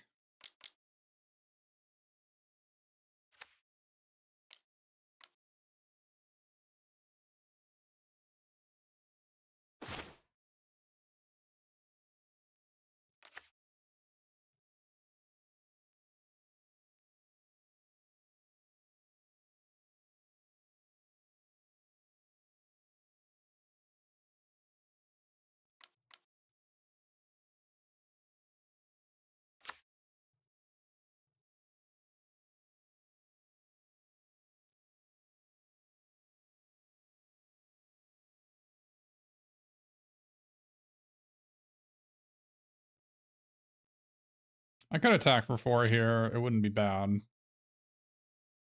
I just don't think I need to. Any newer set suggestions?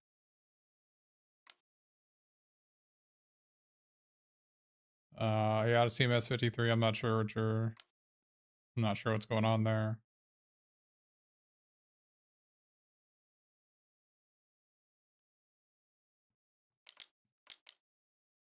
I'm not sure what you mean, sorry.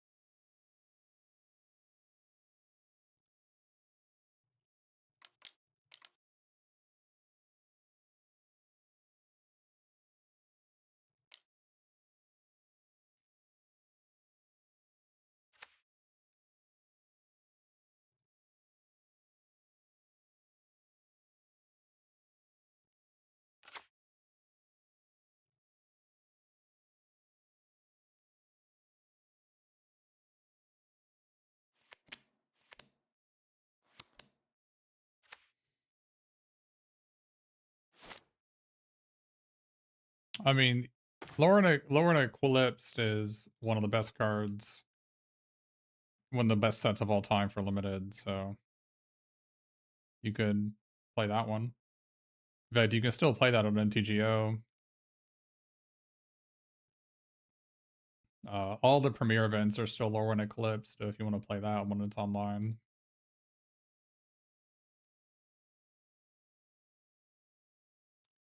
Deck played pretty well there. The Westwind Avatar was a complete blank. Kind of already knew that though. Might be better as just like a retro mutation, maybe.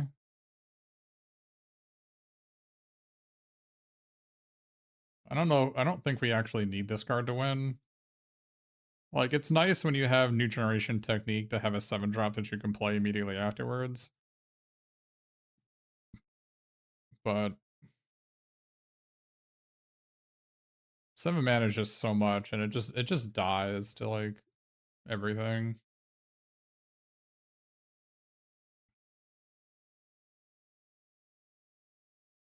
Might just be better to have just like an early removal spell, maybe. But Retro Mutation is so mid. I mean, you saw my opponent last match. They played 2 Retro Mutations, and there's just so much bounce in the format. It's in Flicker. It's really hard for Retro Mutation to actually kill stuff unless you do it inside combat. Like, you know, you attack with your creature, they block, and then you make the guy an 0-1 and you kill it. But sometimes you don't have that option. Like when they have Mikey and Dom, which is really hard to deal with.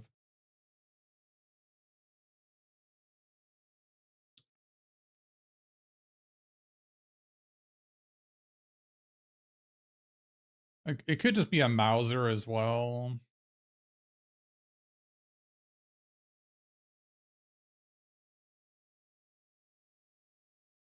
Could be a Mauser.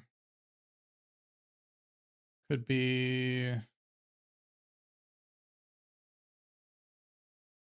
Retro Mutation. I think those are the 2 best options.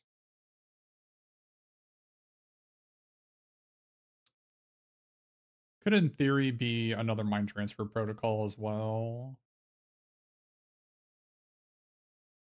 I don't hate that idea. It's definitely the worst card in the deck. These cards for decks that are not as good as mine.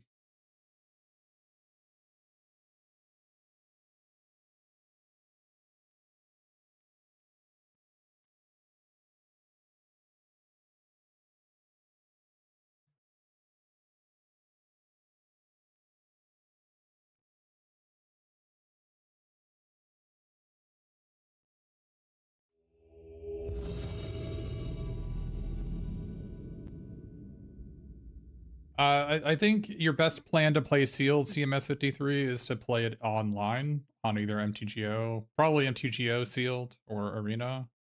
I don't really suggest real life sealed. Just that's just my 2 cents in the matter. See, like imagine if this was a 7-drop, how bad this hand would look. But now our hand looks like completely reasonable. Well, it definitely would have been the 7-drop. I took the 7-drop off the second one. Our hand is like totally reasonable now that we have it.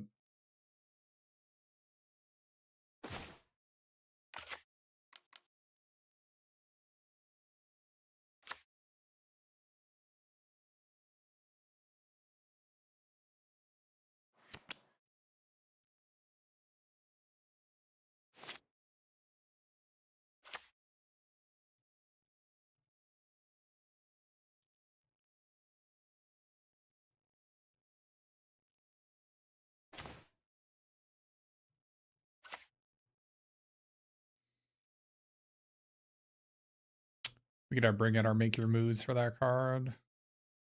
It's possible we should play Make Your Move over the second Mind Transfer Protocol, actually, now that I think about it. That's actually a way better idea.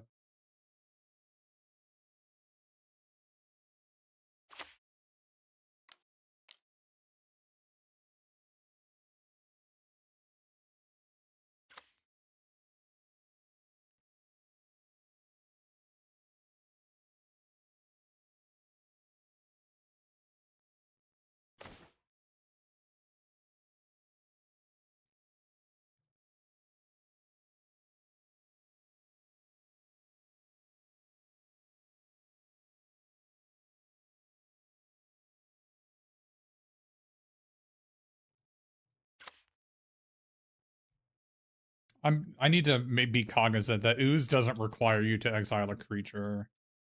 And so I'm trying to not put cards in the graveyard so that it can... Every turn we can delay that will really help.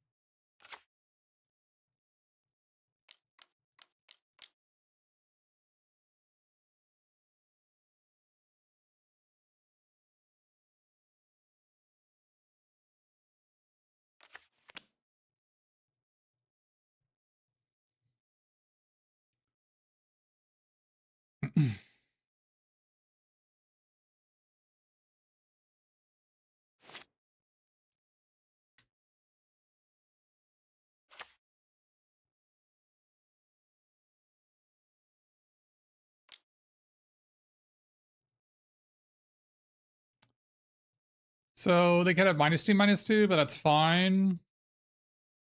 I mean, it's not great for me, but I think I just need to pull the trigger. This game's gonna go on a long time. I can't just... Yeah, that's fine. We still trade.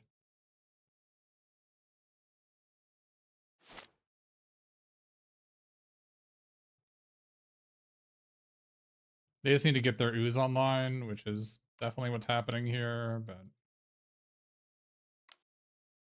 I can try to Michelangelo's technique to find... Oh, that's a sorcery. Alright, we can try to find our Disenchant. That would be ideal.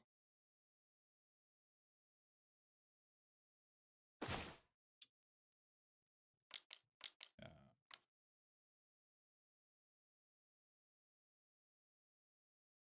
So we found our Disenchant.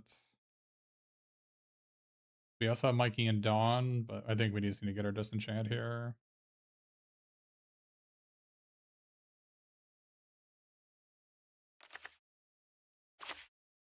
Hopefully redraw red mana. So very few of our red mana comes into play untapped. I didn't see if I actually milled a red mana there.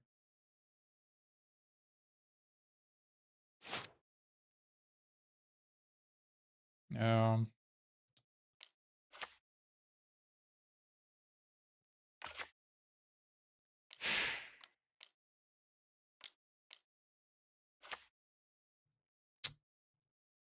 Not what I was hoping to see. A big creature.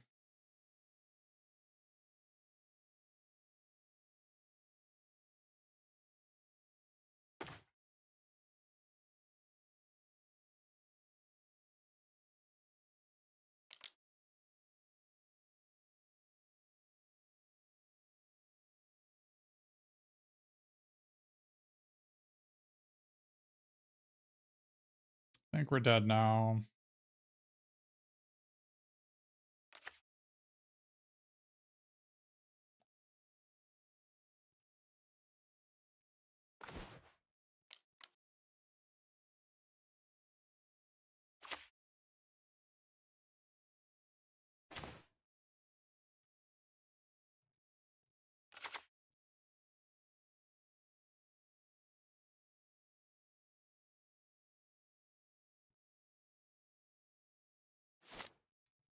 They had the combo of Ice Cream Kitty plus Ooze.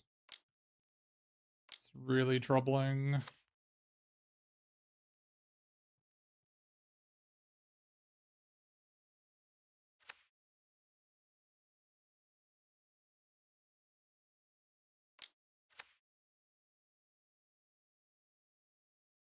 We would be fine if they didn't have any one of those pieces, but they had all three.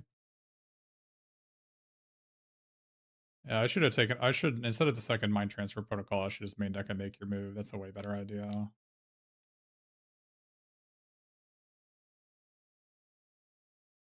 Kind of sad that we're going to lose to this.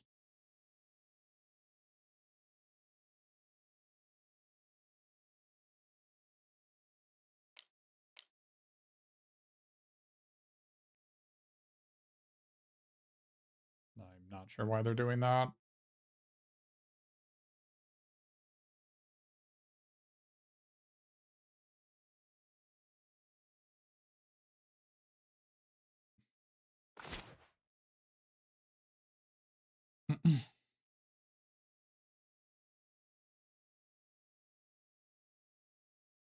This doesn't work, unfortunately, because they just get bigger whenever they take damage. I mean, I could kill the kitty here. I guess we'll do that.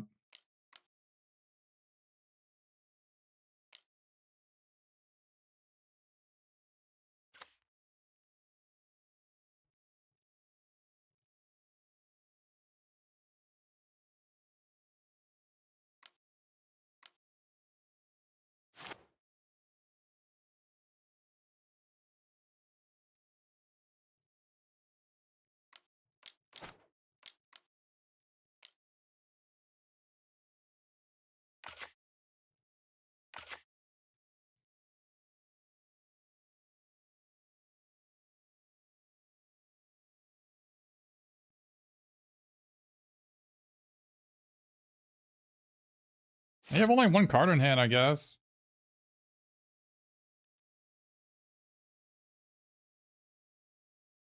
If we draw a Metalhead, they're dead, right? We have two Metalheads in our deck. Mikey and Don will probably win it for us, too.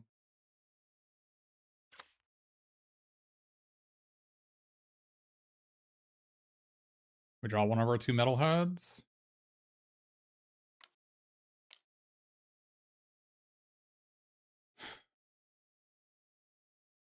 Well, Chrome Dome is already exiled, unfortunately. At least want to draw a card? They're giving up a Ooze? Alright. I'll take it. I guess I may not even need a top deck really anything to win this game now.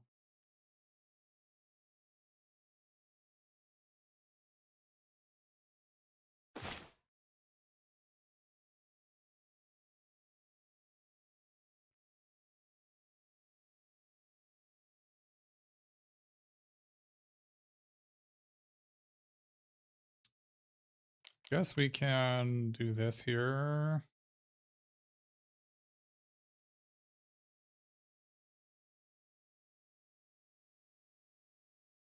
Nice. That's a really good draw.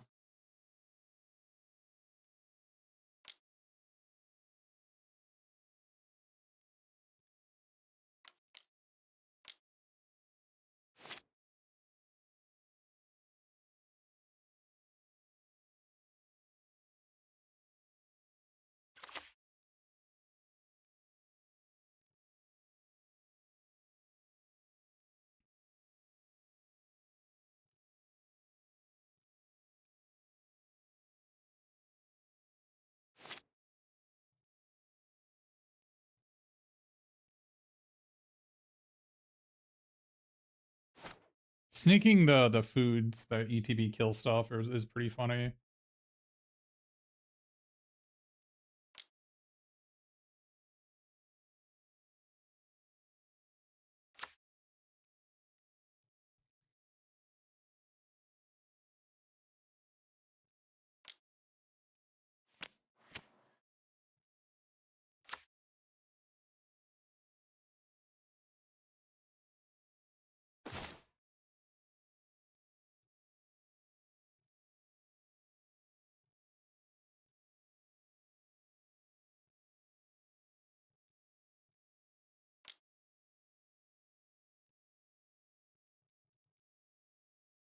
I have no counters to remove right now.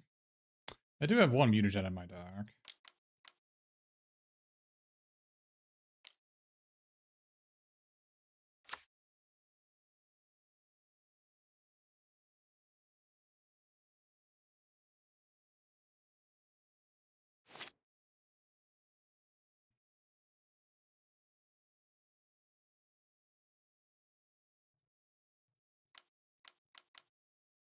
Sewer Valence Cam is a pretty messed up card.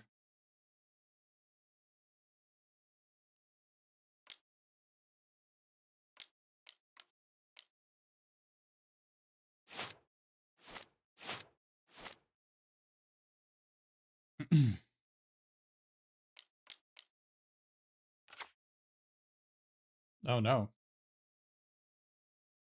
Well, we need to draw a Metalhead now. Yikes. They drew the combo.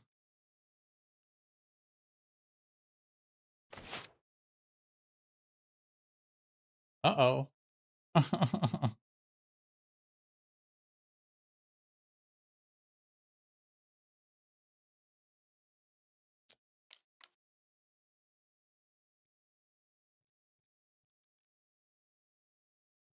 We'll draw Metalhead next turn. We've only got 14 cards on our deck. We're almost certainly going to draw one of our 2 Metalheads next turn, so we're fine.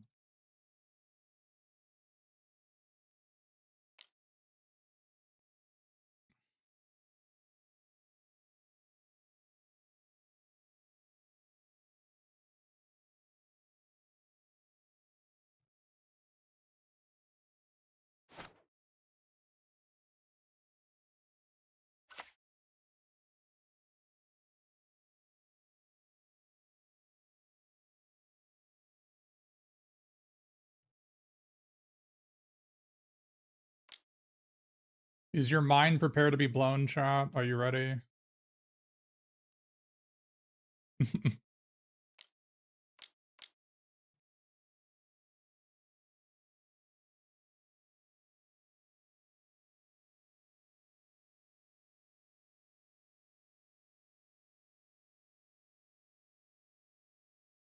Wow, we did not draw Metalhead.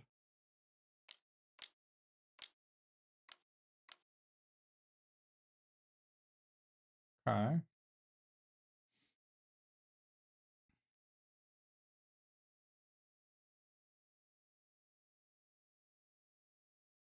Maybe they play a 3-time creature I can use Mantle Missile on so I can draw Metalhead.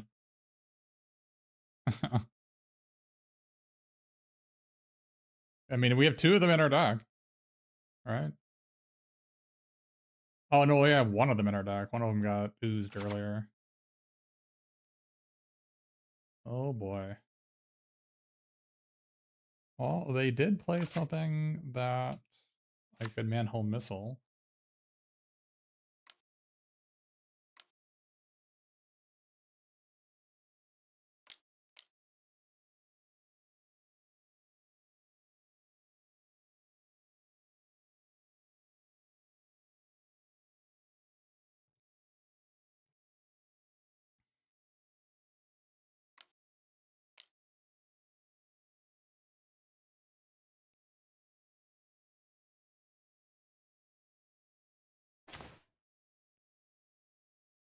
Okay, well, that sucks.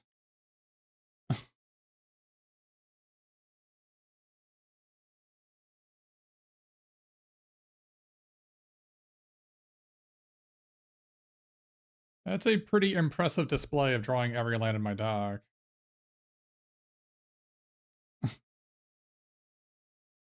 Pretty impressive.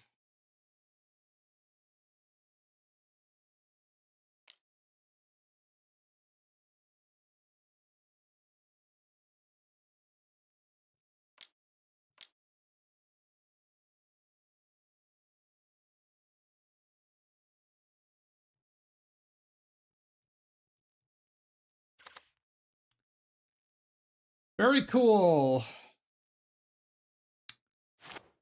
Think we lose, chat. We think we drew every land in our deck.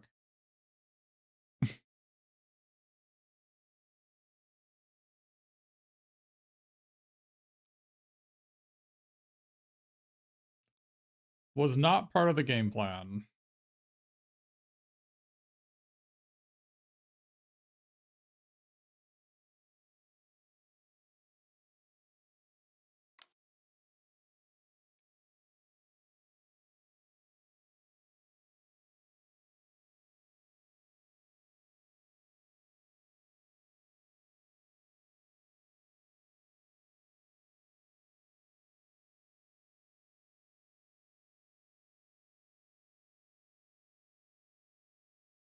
Sad times.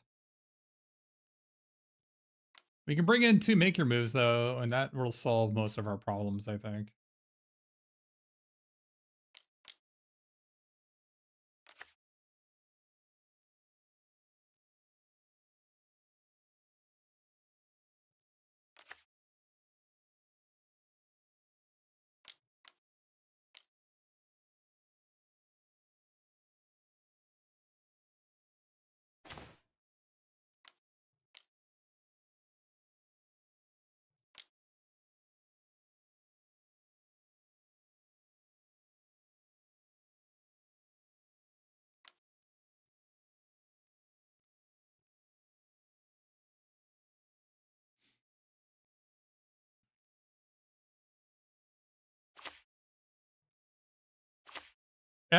We got every single land in our deck, chat.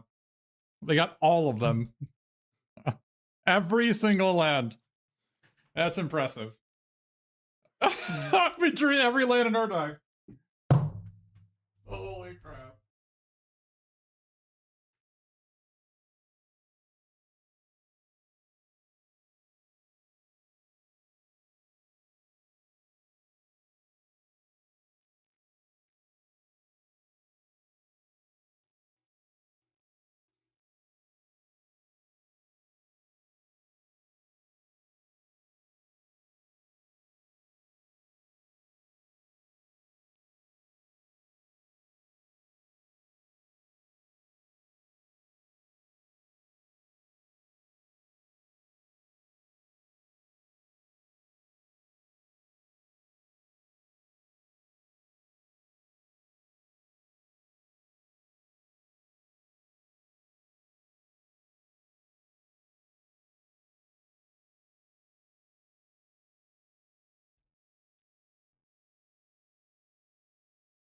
Oh.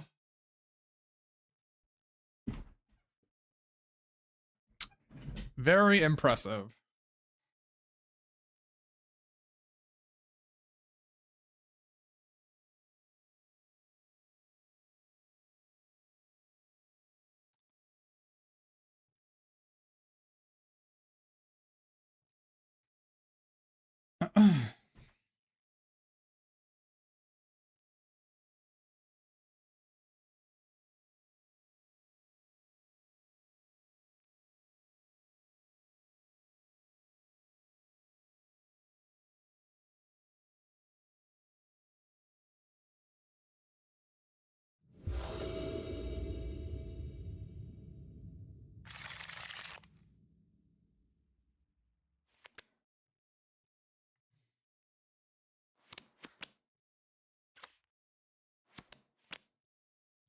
Do I not like Return of the Sewers?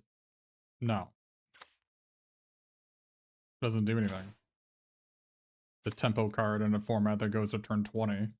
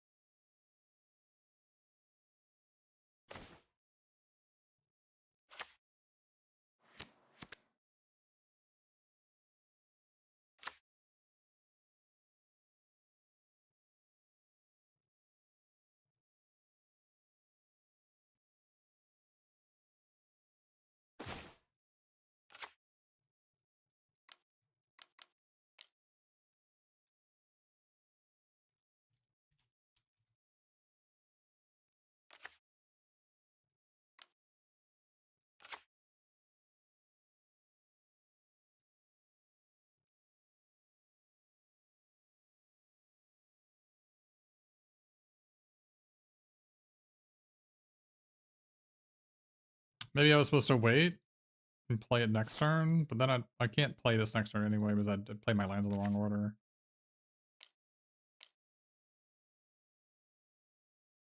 I guess it's fine anyway. I don't think it matters. Like, it matters, but it's not that big of a deal.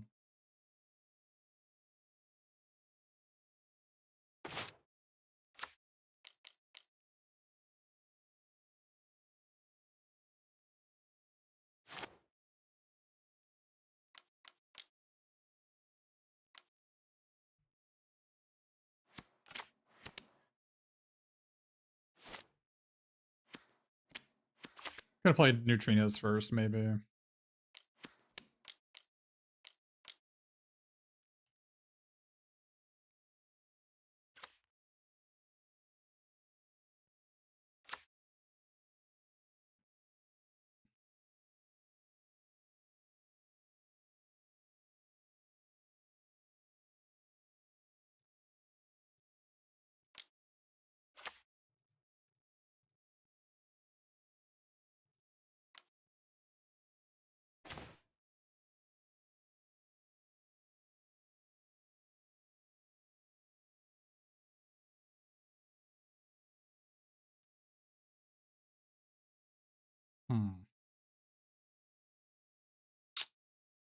Interesting.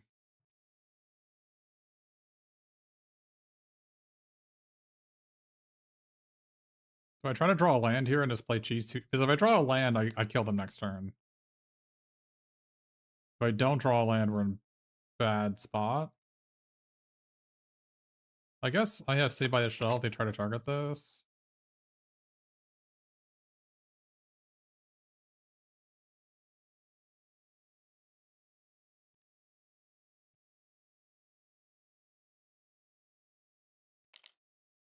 Let's go for the land win, I guess. Has to be untapped land, which is like, there's like 12 on the deck, 11 on deck. I guess I could draw a Metalhead, which would also not be that bad.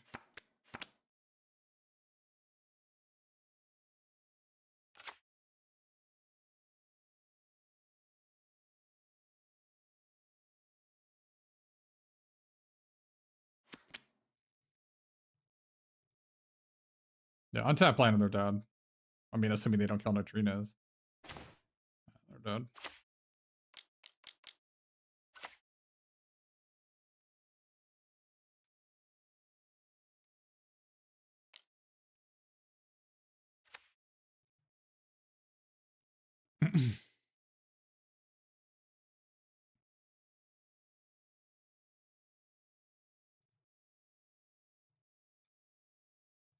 I mean, how much damage is it?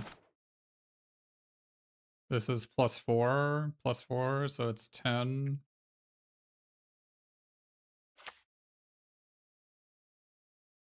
No, like, I guess they're not technically dead. But they have a blocker.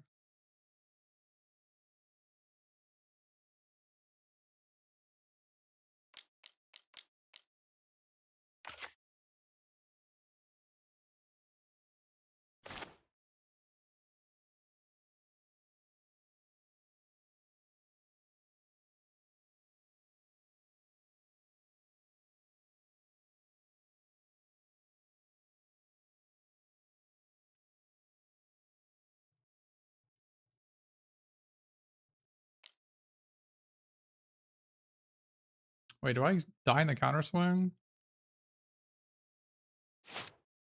Oh no, these are all untapped, right? They're all untapped.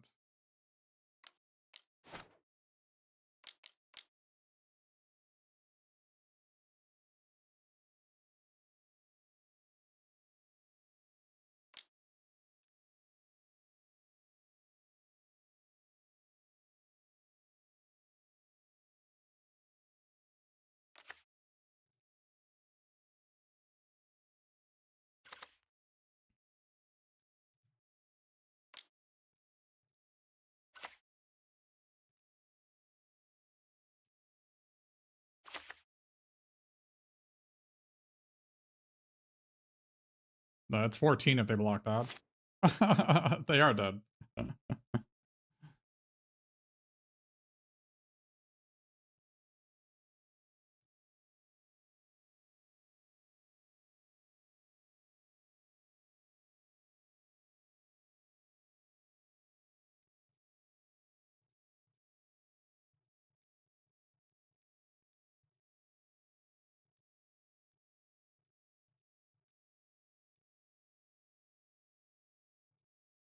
Snap off the block to send a message. Message received.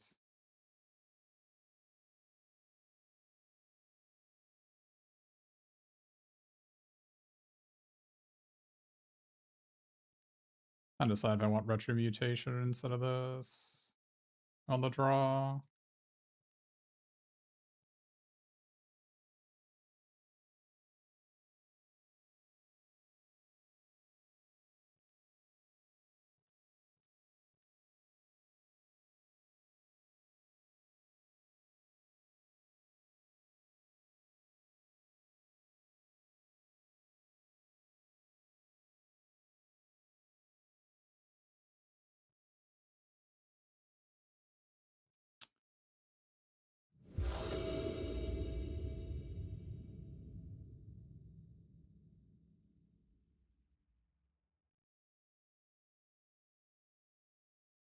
Reasonable hand.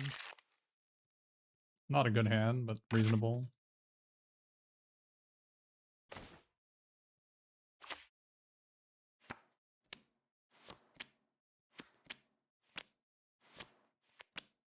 Need to draw something we can do on turn 3.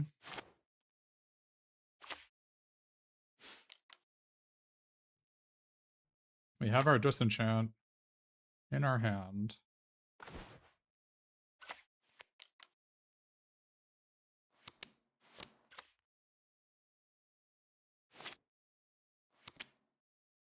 But we're going to need to draw some removal spells.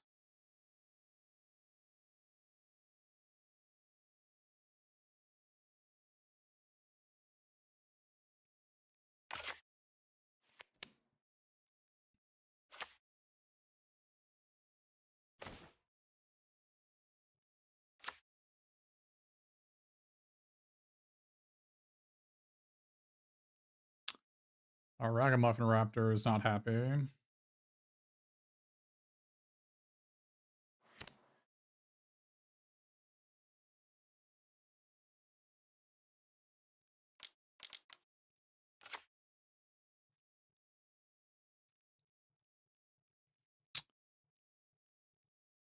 Probably should have played Plains instead of the Mountain the previous turn, because now if I draw Plains, I can't cast this. Wasn't thinking I would draw, like, Sally Pride Plains in the top 2 draws, but maybe. They play a 4-power creature here, we're in trouble.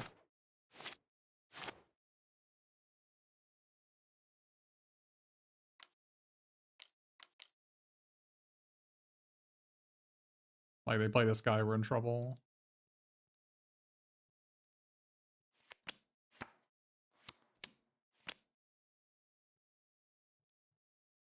I mean, they can search for 2 basics, I guess, and that would be not great for me either.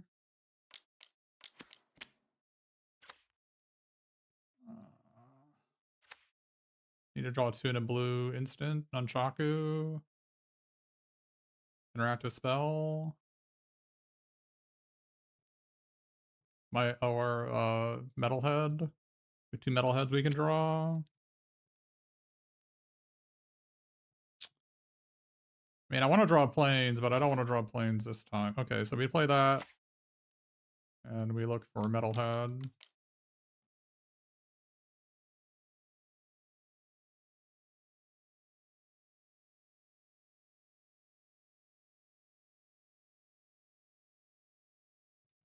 Okay.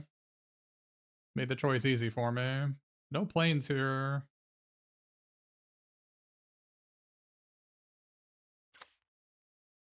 Alright. Disaster averted. Now we can play a normal game where they get to have 3 mutagen tokens, but still a normal game, relatively.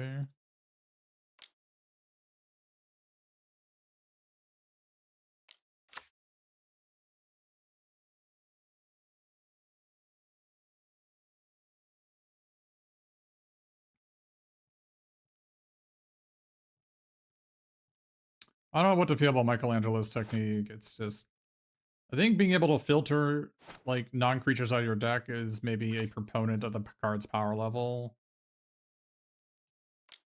My opponents have whiffed on it, and so have I. So it has a typical Coco problem. Like, they spent 5 mana on it and just got a,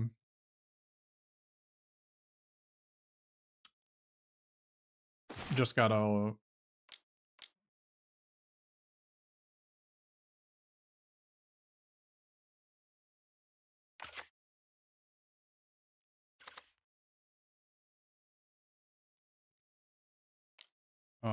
a 1/1.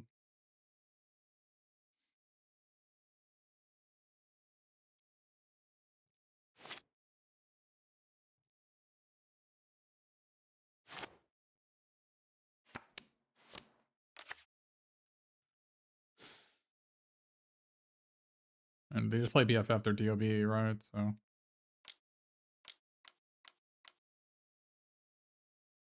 Oh, they played it too. They gotta hit 2 creatures off this or they're dead.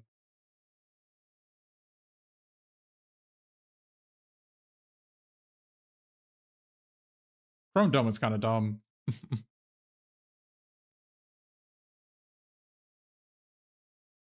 feel like this was printed in the past, but not nearly as good, right? It was like a 3-mana 2/3. Yeah, the DOB.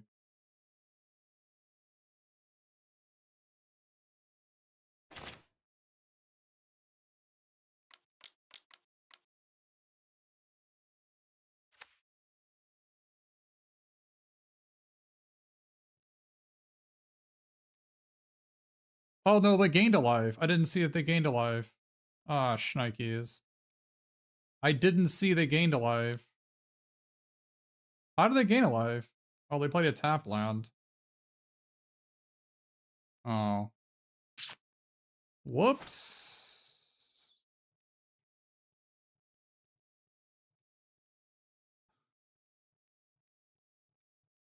I mean, I have 3. The Lash Ronin's how I lose, but they don't have Lash Ronin. I don't know how they're coming back to it.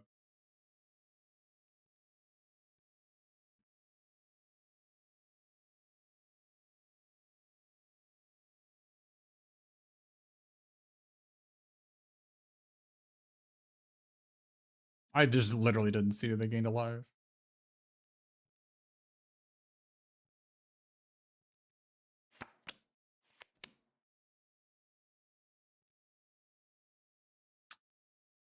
Maybe one of these should be a make your move.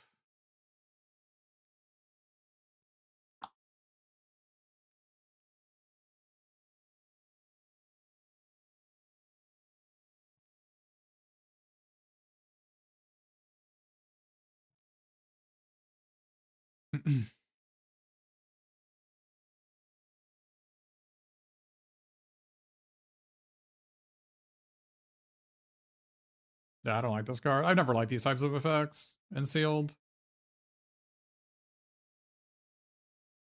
It's just a tempo card, and it's just that's not how the games play out.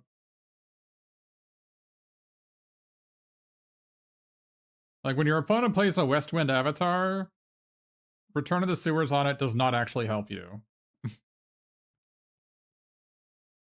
Because it's still going to be there next turn.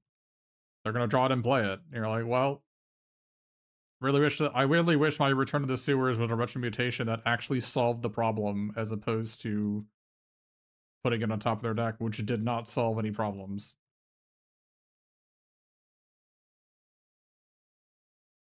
Return of the Sewers is good if you're trying to attack to win.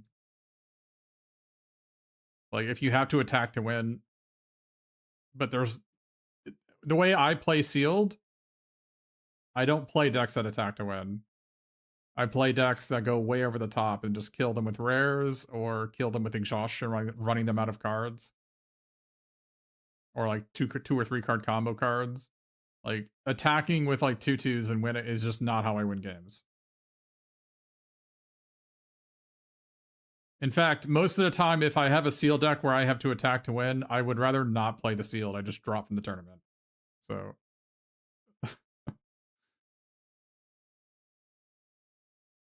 Because at the end of the day, in a 10 round or 9 or 10 round sealed event, a deck that attacks to win will never be successful. And in order to get prizes, you basically have to go 8-2 or 7-3. You're just never going to go 7-3 with a deck that has to attack to win. And so I just don't bother with cards like this.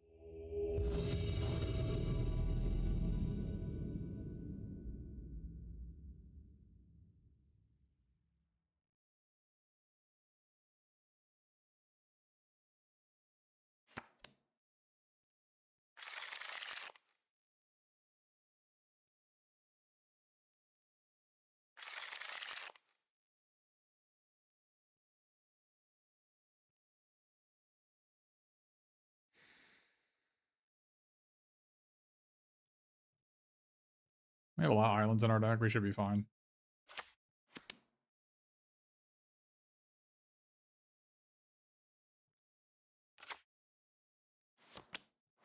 Drawing one of those islands would be good here. Or a forest.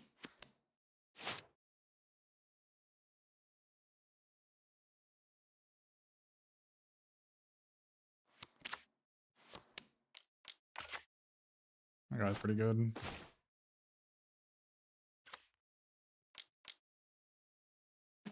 Totally meant to play forest there, actually. Now if I draw an island into a forest, I'm in deep trouble.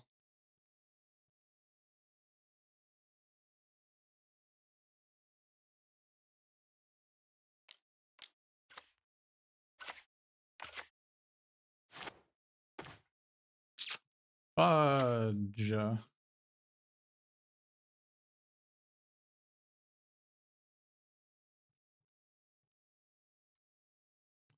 Well, this sucks. I guess I should have put Metalhead back on the bottom instead, because I have two of them. I lost the game on the mulligan. I put the wrong card back. I thought I would draw a land. I did not. No freaking way, man. Well, we put this one in the crapper. We deserve to lose. We deserve to lose that one. Lost on the mulligan. Unlucky. Unlucky poor play, getting punished. I mean, did we have to get insanely unlucky to not draw a land in the top 5 cards of our deck? Yes. But we could have also just not lost to that.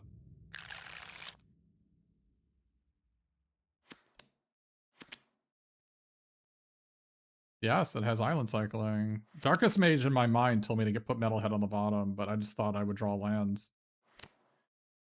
My mind has been deformed because I drew every land in my deck in the last match, so I just assumed that lands were on the agenda.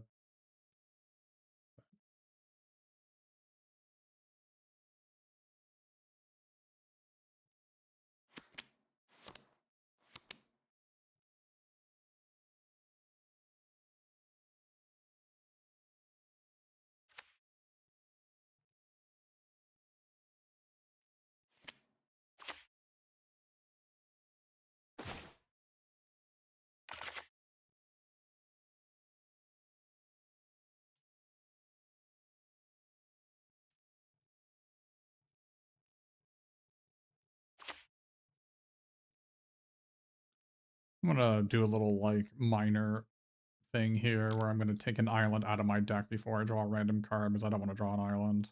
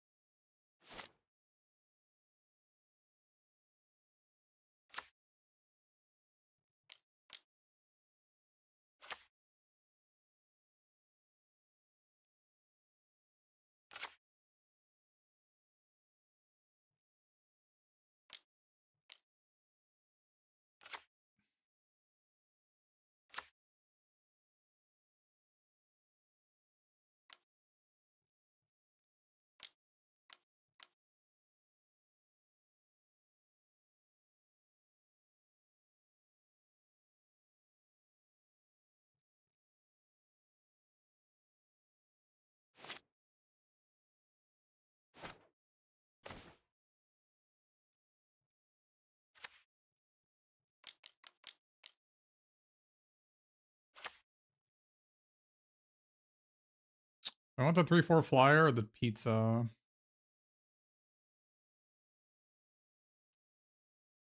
3/4 flyers are pretty good play next turn. Let's do that.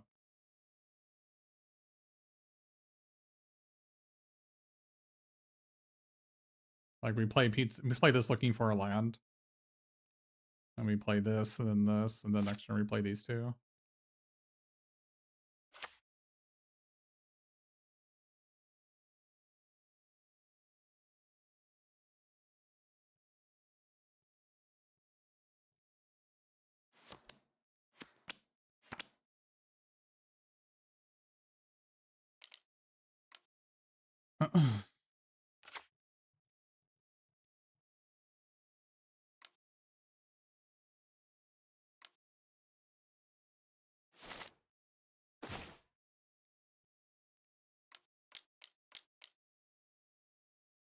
Probably is discard Nunchaku.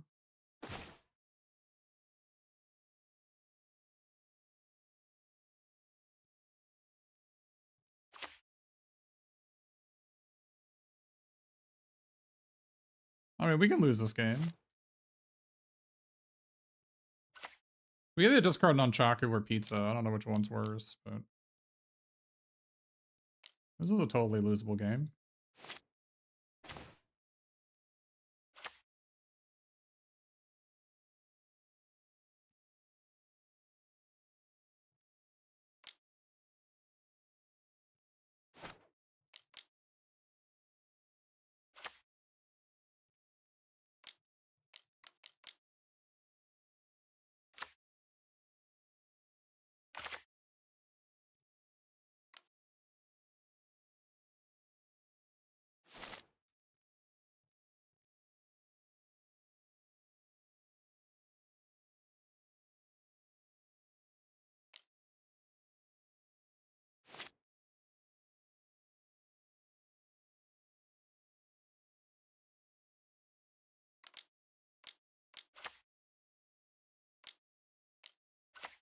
Not killing Sally is a choice.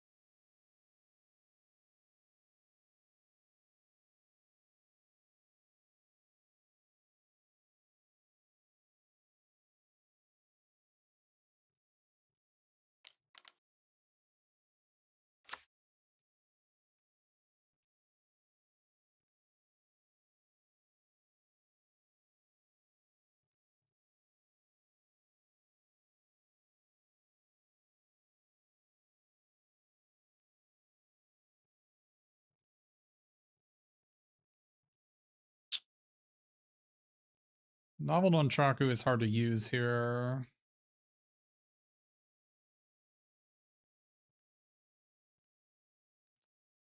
Might just want a 2-3 here.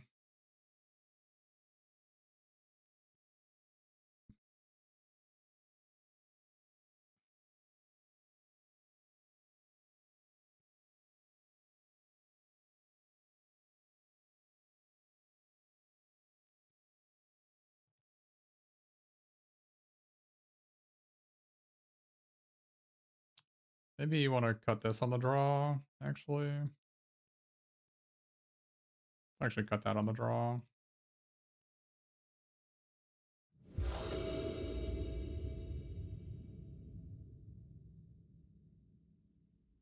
Jesus.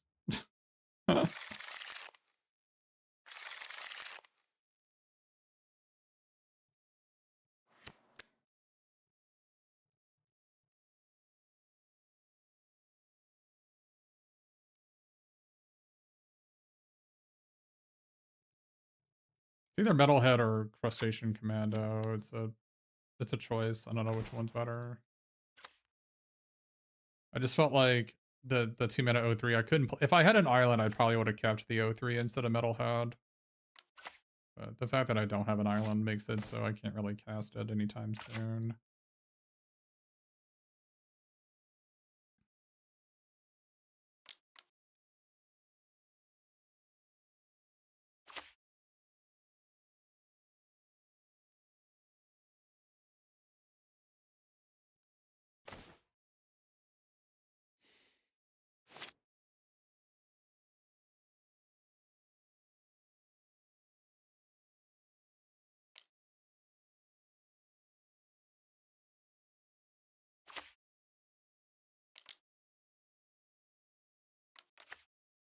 That's why I didn't, damn, it's back.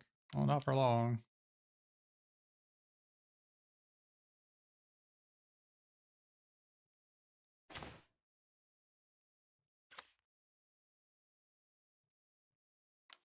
Courier Comestible should be my avatar. It is really good.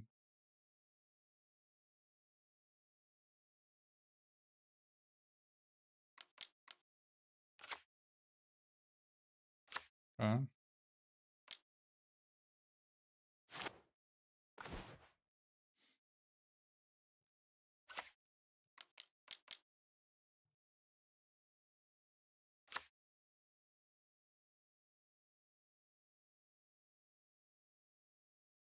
Frustration Commando crawling back, clinging to my leg for mercy. I just kick it back, get out of here. To the bottom of the deck you go. It's where you belong.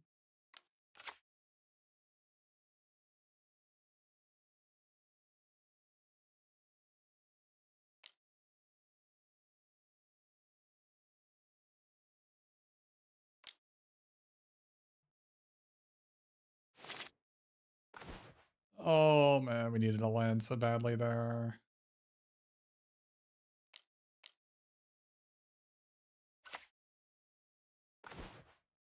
Fudge.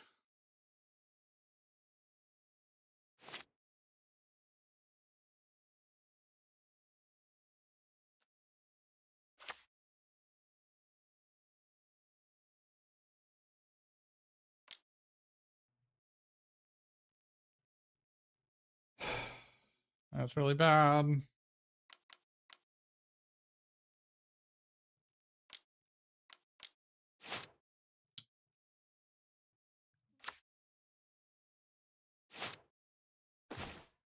Holy hell, dude.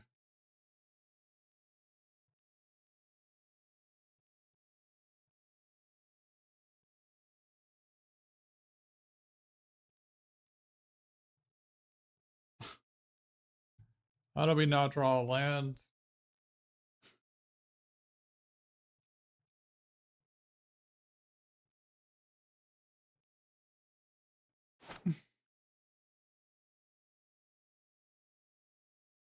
So bad. We're dead to freaking anything here, man.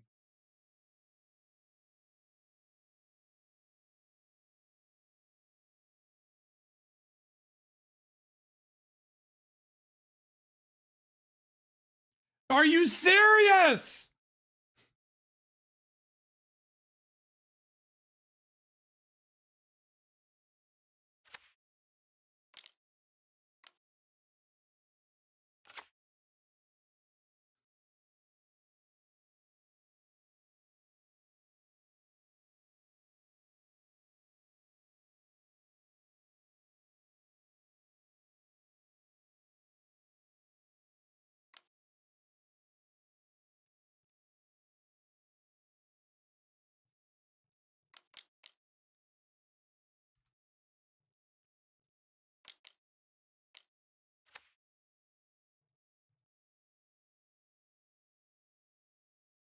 Unbelievable, chat. Unbelievable.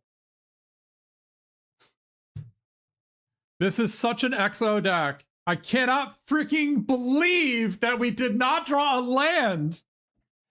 We punted both of our losses. We mulliganed and then didn't put the metalhead on the bottom and kept, if we would have kept the land select clear, the game was completely free. Enemy's deck was completely unplayable.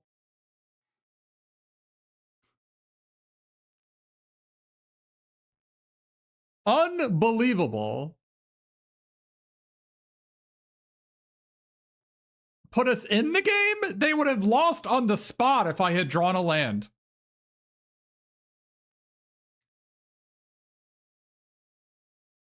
Unbelievable.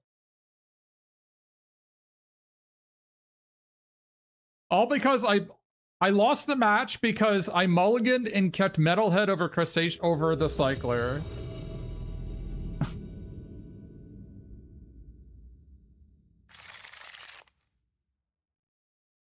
we get seven land opening hands, and I'm like, oh yeah, better put it on the bottom.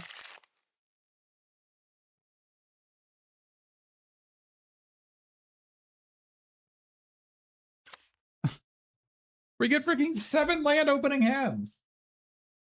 And I can't draw a 4th land to save my freaking life. Unbelievable. Of course, we're against a goddamn beaver.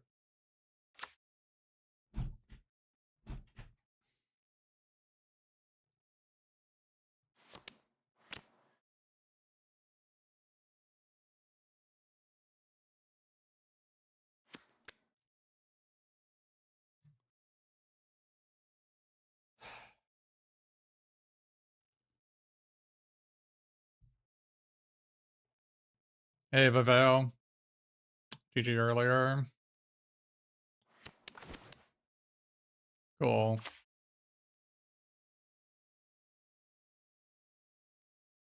Punted my last match. This should have been an XO deck. We punted our last match. Enemies deck. I'm gonna get 3-1, and I'm not gonna draw a forest or an island, and it's just gonna be GG no re.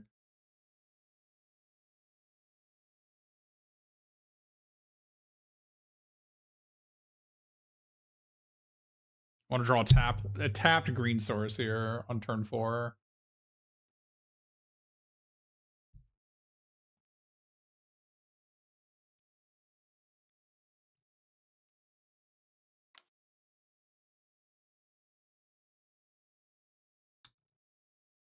Not like this. Yeah, I mean, this is the format.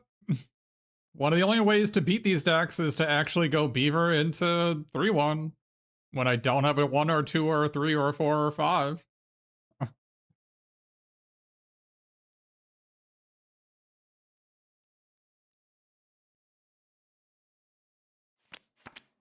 I cannot believe I punted that last match. But it was game 1 mulligan. I mulliganed and my hand is like 3 lands, the blue land cycler, and Metalhead. I chose to keep Metalhead over the land cycler, did not draw a land the rest of the game. Classic.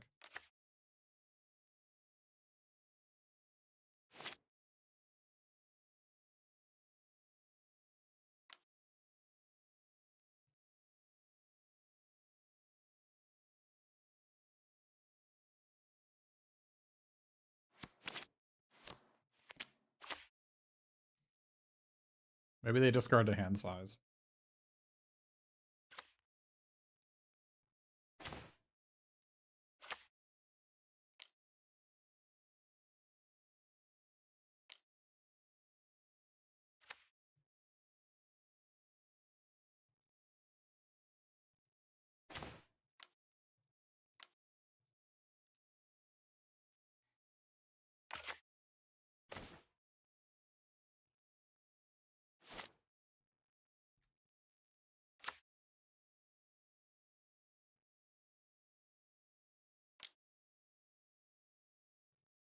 Okay. You got another one?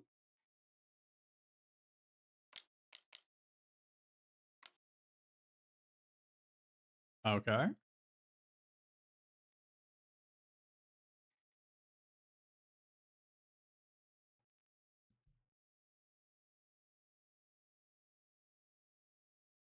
I mean, they have choices if there's more than one here.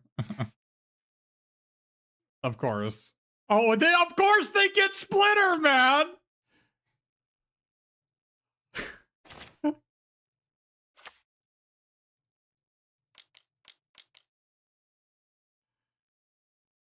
Ah! Ah!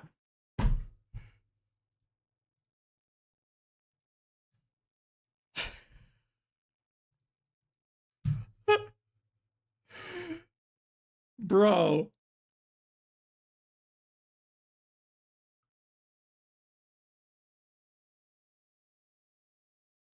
Classic.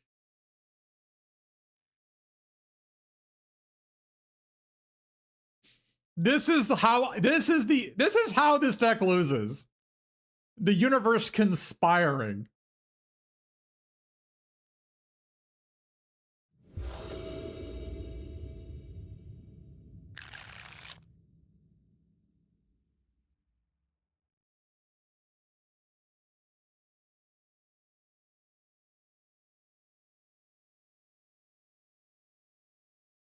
Any hand with the 4-mana Mikey is better than this. I mean, this is a better hand.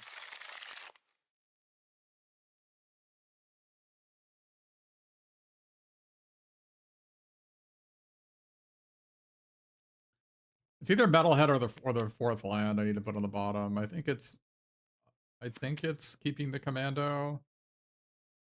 It's like reasonable to put Commando on the bottom, but it's a 1/4 against the 3/1 if they have it. I'll not turn 1 Beaver. What's it like? I actually want to play this, I think. It's because I might need a red source for next turn. To play Splinter. No.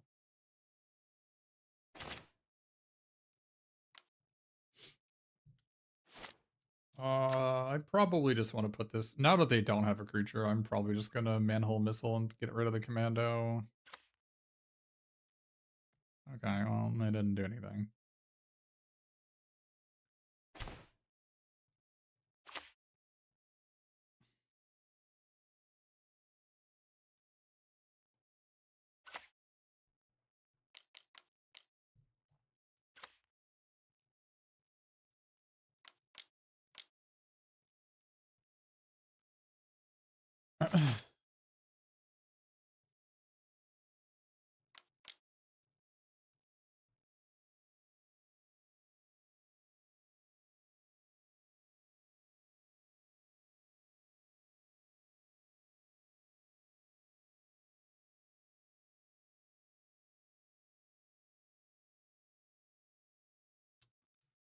Yeah, I mean, the Crustacean Commando is the worst card in the deck. I mean, my options are slim. My options are slim. There's nothing here. I don't have any other cards. It's Mauser is the only other card it could be. Better than Mauser.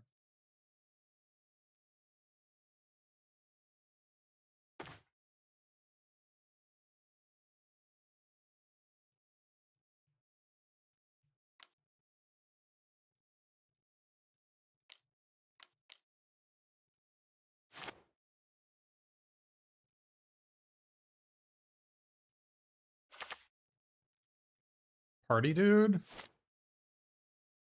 Oh, I guess an artifact deck, maybe.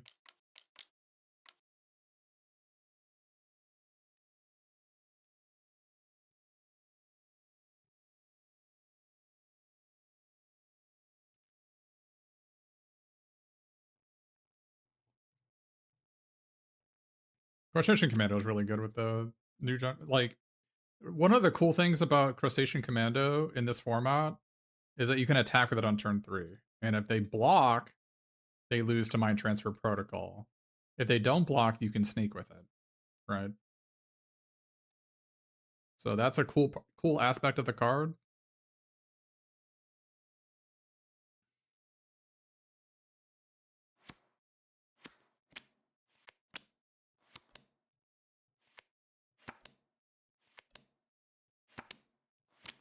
You think your opponent's going to hit 2 creatures while I'm going to draw it and play it, and I'm going to hit 0 again? It's the second time I've hit 0 creatures, by the way, with Michelangelo's technique. I feel like the card is not nearly good enough to justify how bad it is in those spots.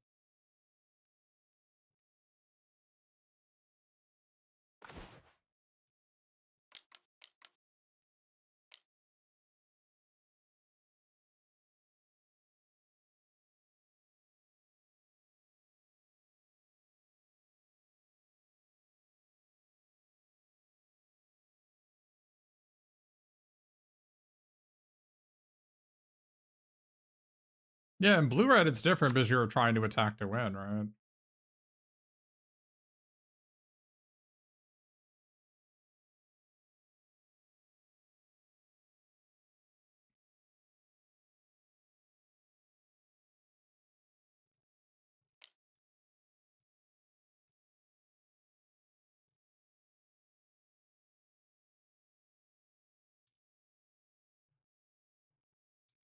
Was it Bull Ceradon? Is that the card? Boy, times have changed. And Bull Ceradon was a freaking bomb.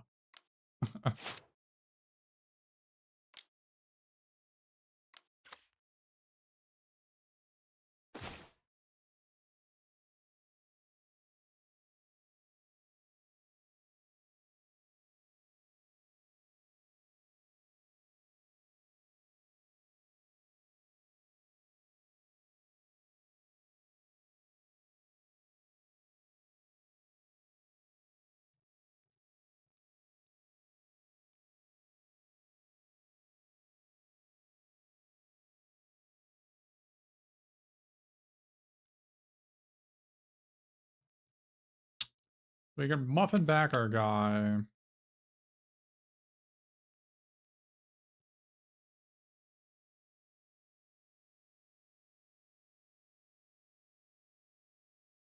I don't hate it.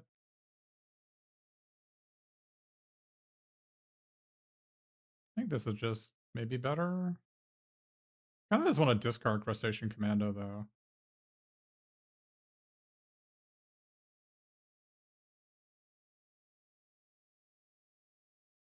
Problem is that creature they bounce is an 8/8, so I can't even use these two to kill it unless they block.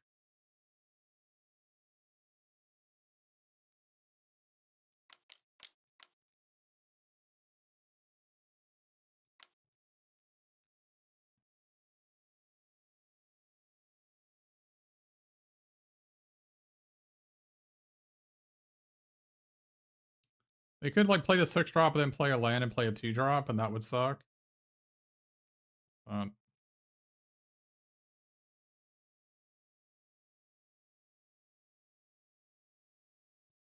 I just don't like. I don't think playing Crustacean Commando and one of these red cards on the Raptor is like a good use of my time.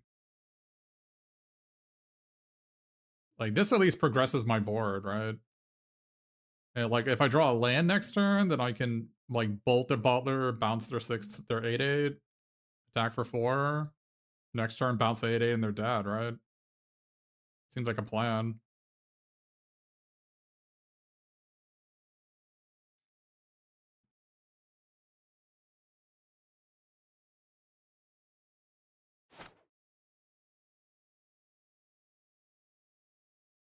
You need to bring in Retro Mutation to kill that, or make your move in Retro Mutation against this deck, I guess.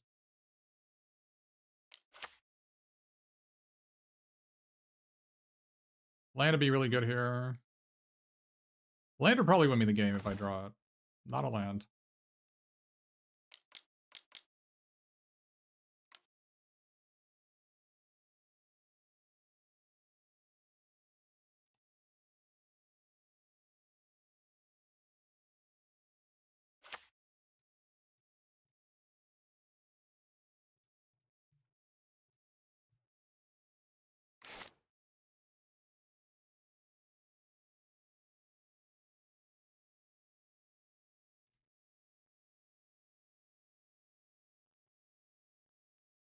There's maybe a case to be made that it's better for me to use Manhole Cock Missile on the Frog Butler, but if I draw an untapped land, I win on the spot. I know, but my odds of drawing a land are what? I got like 10 lands in my deck that are interplay untapped. 10 out of 24. Those are not good odds. 5/12s, less than 50% chance to win the game on that line. That doesn't make a lot of sense to me.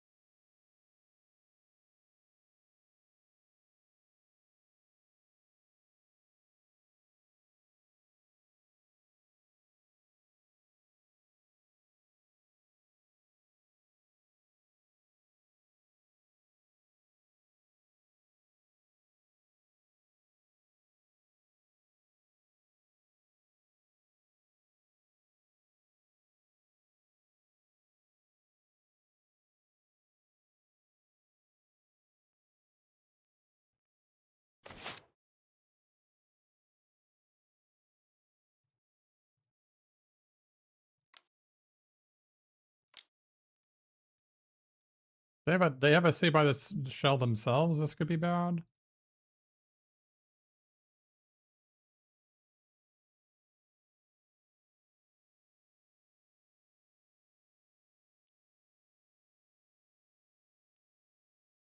Because I've only got one road.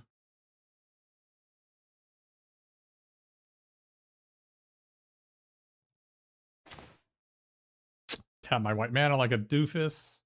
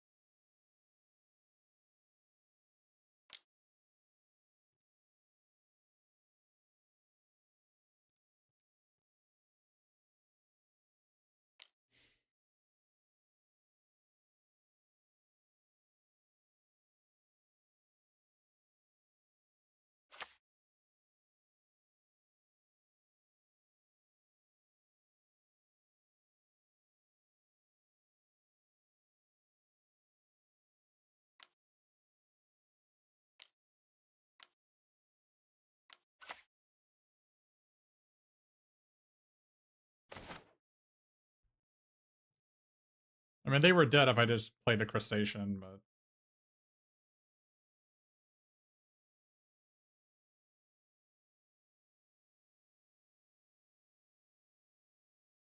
I think I'd rather show them the pizza because I'm going to show them the pizza next game anyway when I courier comestibles for it. Doesn't really matter that much.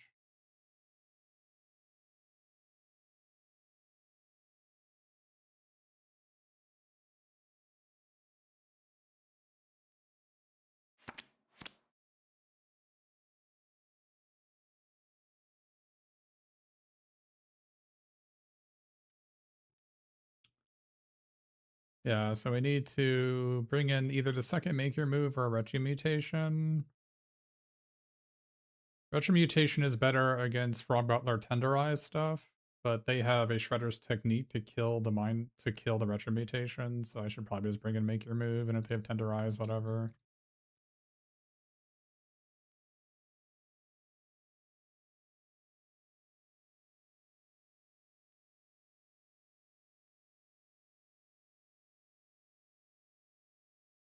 We could take out the novel Nunchaku, actually.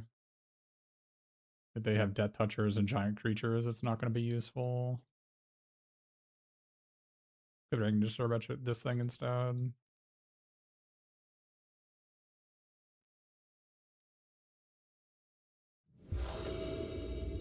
Oh, maybe we should have brought in the Mauser on the draw, actually. The TMNT 2/3.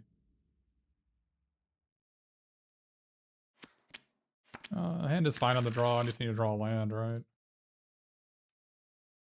What are the odds of me not drawing a land? I mean, we need to draw 2 lands, but 1 land would be quite good.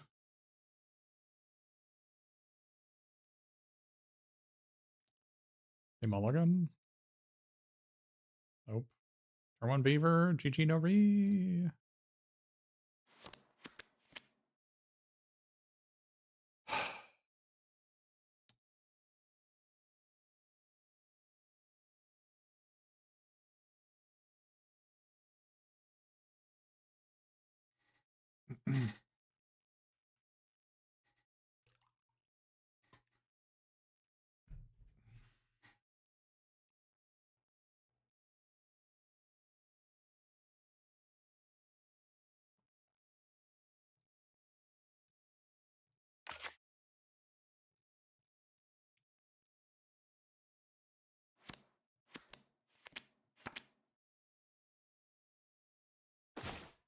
Oh, well, there's our land. Yeah, I've been playing 17 in a land cycle in this format, and some other land card, and a bunch of cantrips on 2, and I've been pretty happy with it. You just really need to hit your first 5 lands every game. Which means you gotta be playing 18 or 19 mana.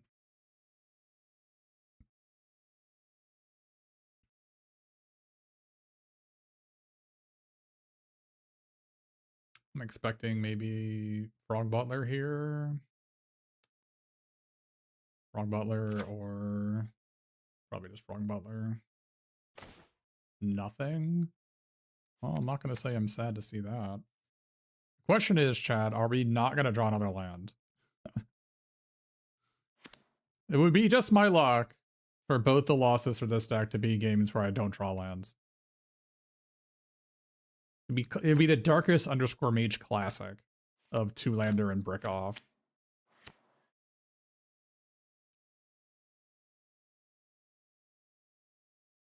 Two-lander, brick off in your 19 mana deck.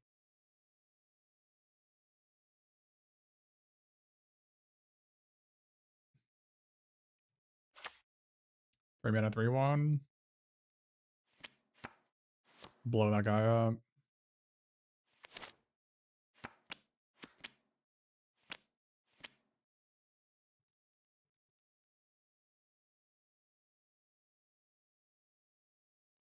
Nothing?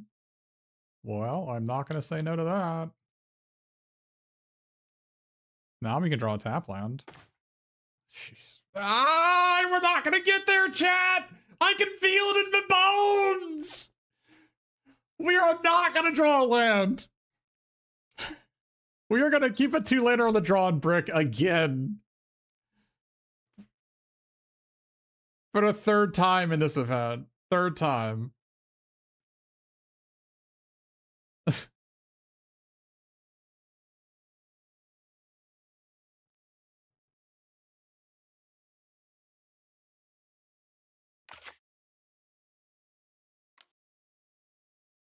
Four for 4.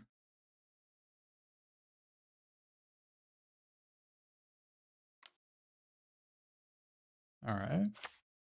I like that.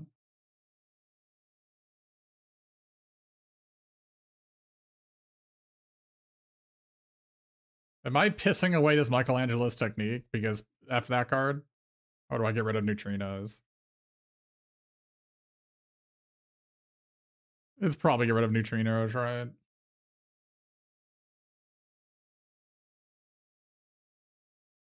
gotta be get rid of neutrinos. Only got 2 planes in the deck to cast it.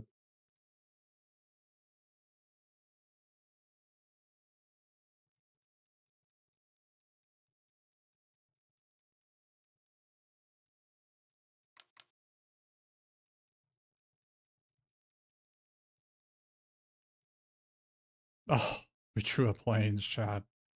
We got there. Oh. We are in it to win it. Now, to be clear, I guess I would have rather played neutrinos here instead of Phycoderm, but I only have 2 planes in the deck. What are the odds? Excuse me, streamer. The odds are 100% because it happened.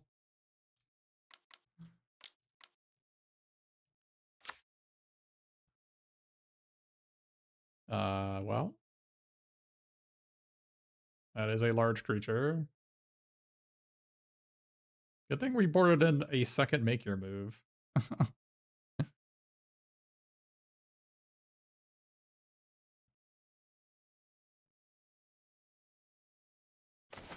Oh!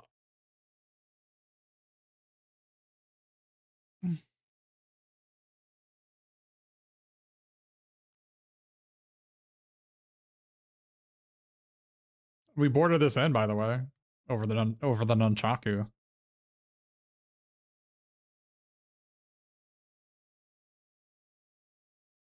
This is worrying.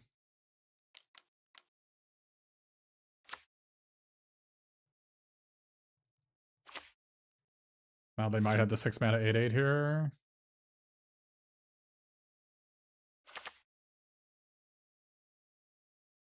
Oh boy.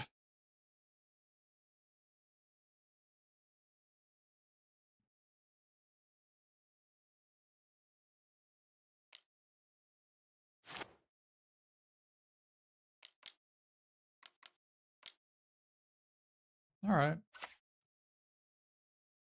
Reasonable, I guess.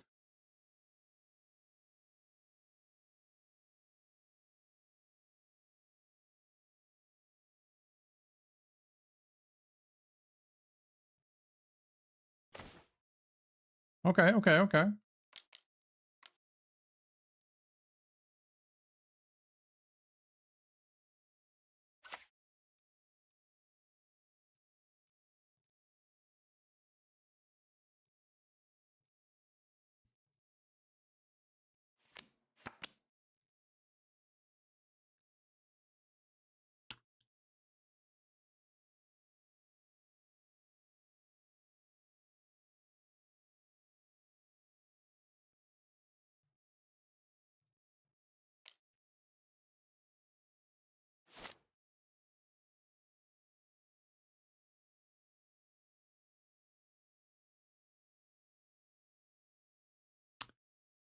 Reasonable.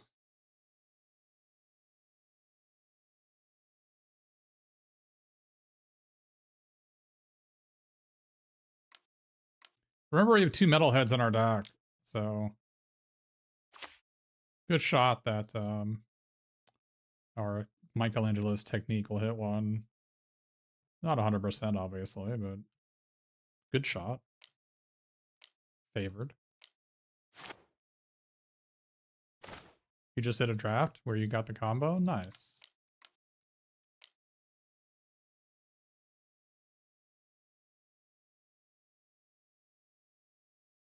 Did you pull it off?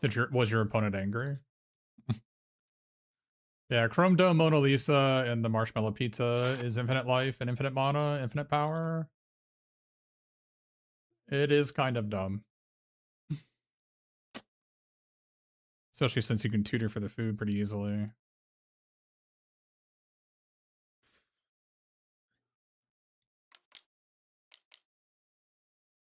Opponent roped out. Very funny.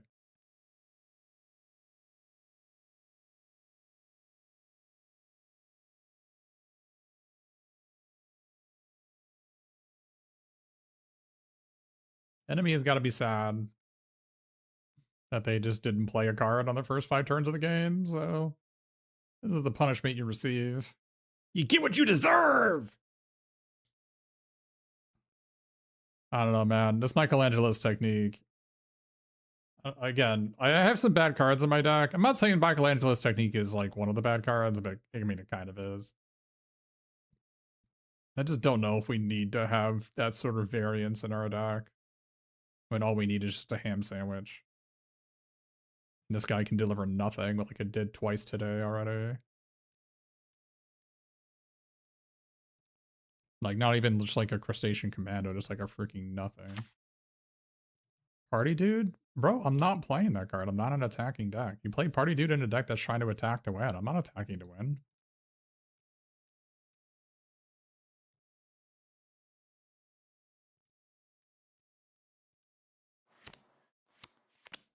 I should have main deck to make your move, for sure. Card's very good. Basically, it just kills 90% of rares, right?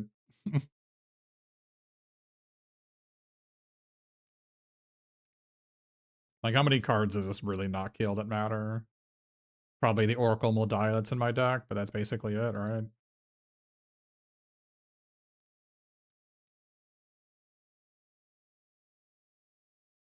I mean, I guess it doesn't kill the Beaver, turn 1 Beaver, but I mean, what does? Kind of why I think stuff like this card is very good. Because it lets you block the stupid Beaver.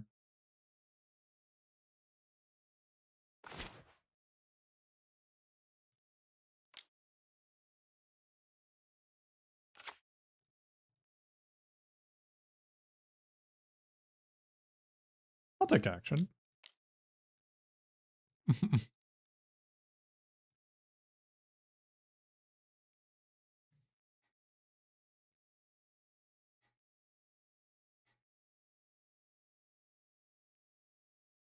Yeah, it turns out a green-blue deck splashing red and white rares. Well, red and white, red removal and a white and 2 busted white cards. Splashing white for neutrinos and Sally Pride. Pretty easy to do. I have already won a game today. That it was, what was it, in round 3? I went neutrinos into Sally and flickered the Sally. They just took 14 and died.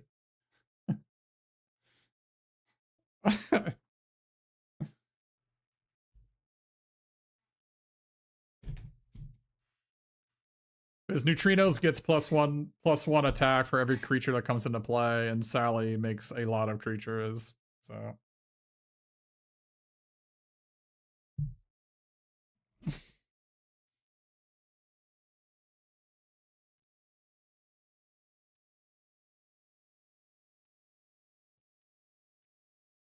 So the worst 2 cards in our deck are Crustacean Commando and Michelangelo's Technique.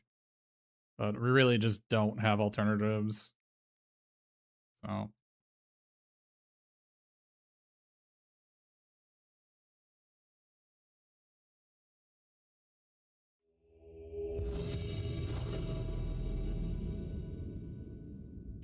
Being on the draw is so bad in this format. Just like every format. I mean, I guess in ECL, I don't know, in the previous format, I don't know, like, you know, what the win percentage increase was for being on the play. All right, time to get wrecked. Oh, I needed to play this thing. What am I doing? Well, that doesn't help. I found a forest. Okay. I mean, I guess I wasn't going to play this anyway. I mean, maybe I was, but... Oh, I needed to play this for in case we treat Leatherhead. There we go. Perfect. I needed a second green for that. I just knew I was going to draw Leatherhead.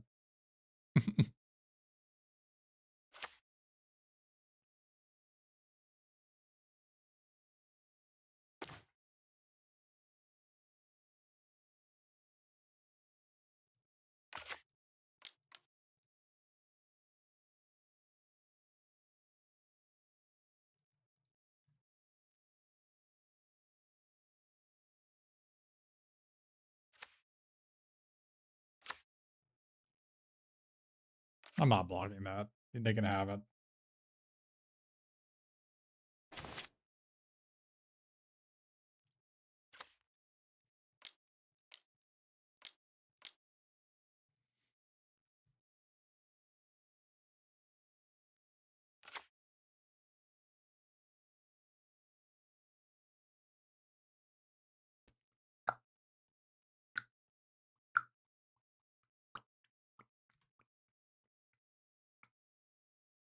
Leatherhead does not work against Quilinoids. I lost a match earlier to that.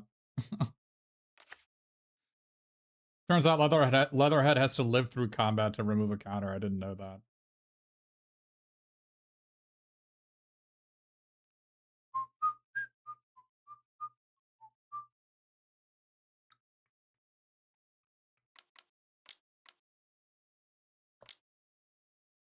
The mighty pizza face.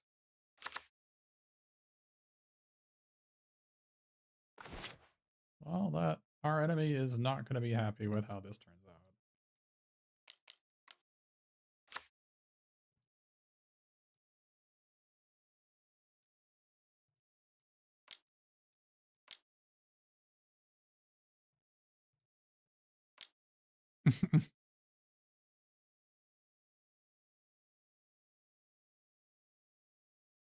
I don't know about that one.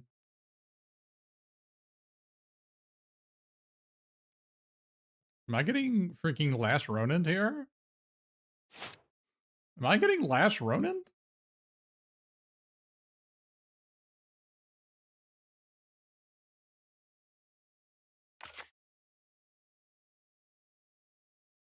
Because that would make me sad.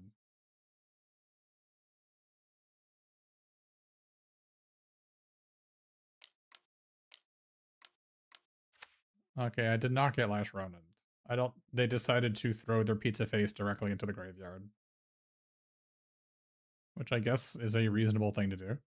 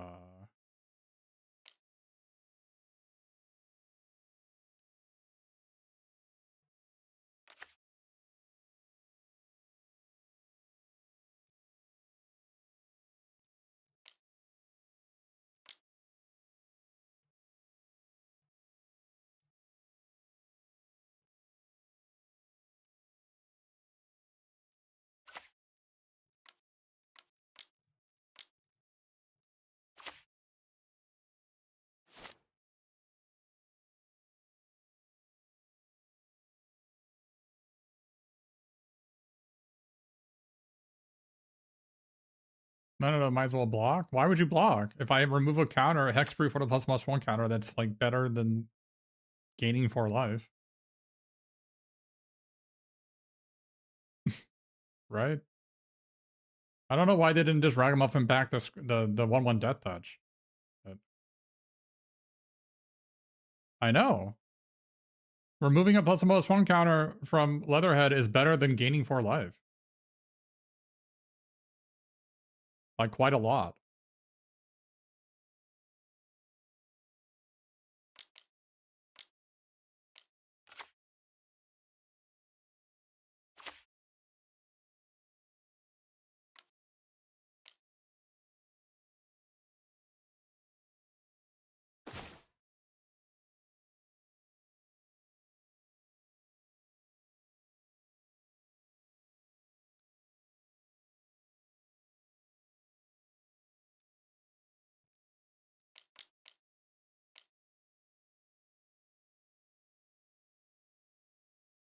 Start.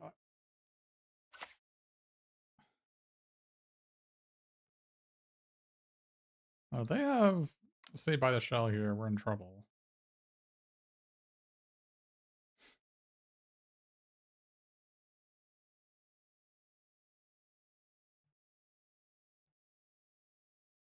Well, I'm not removing a counter to destroy food tokens. I don't know what to tell you.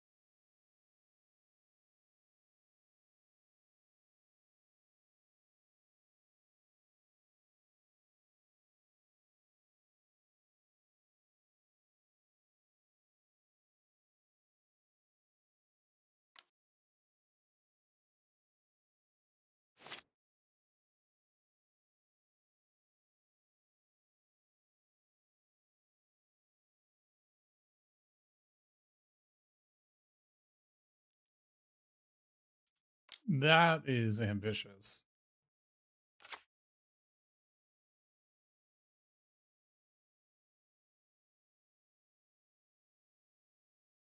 I don't know where that guy's going.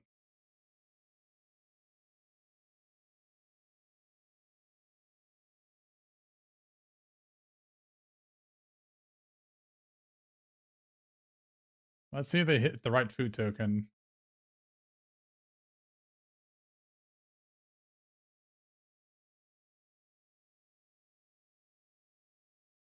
Oh, they did.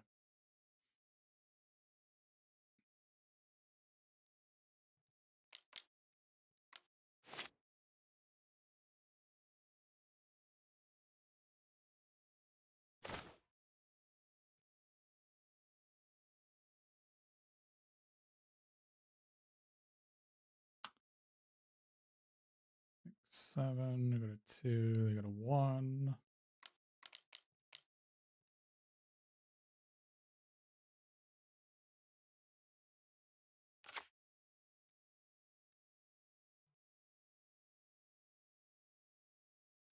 Oh!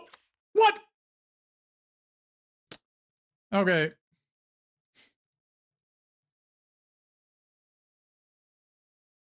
It moved my cards around. I'm too old for this, chat.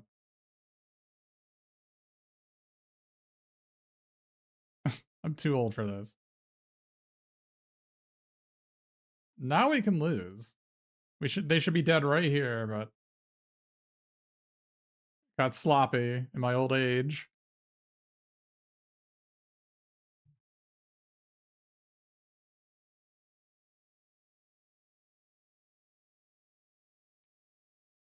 All right, I'm just gonna pass.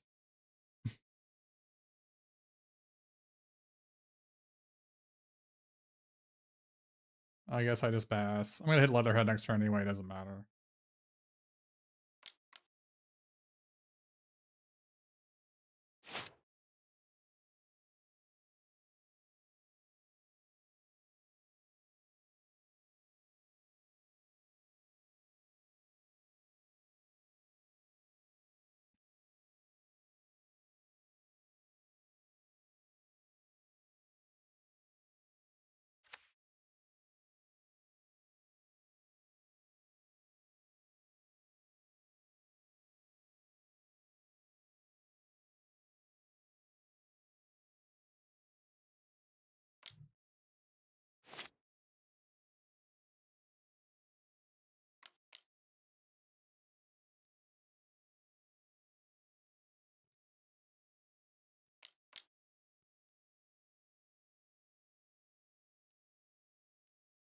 Hey, how did they put a counter on this?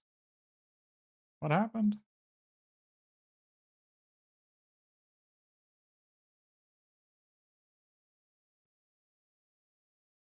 Hey, how did this guy get a counter? What happened?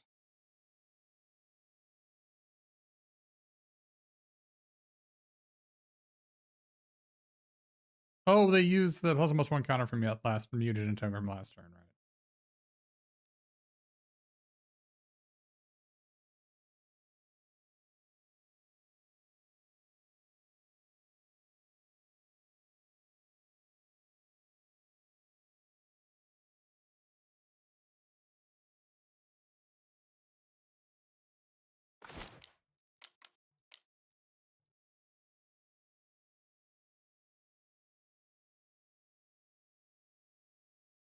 Wow. Look at all those lands going directly to the bottom, chat.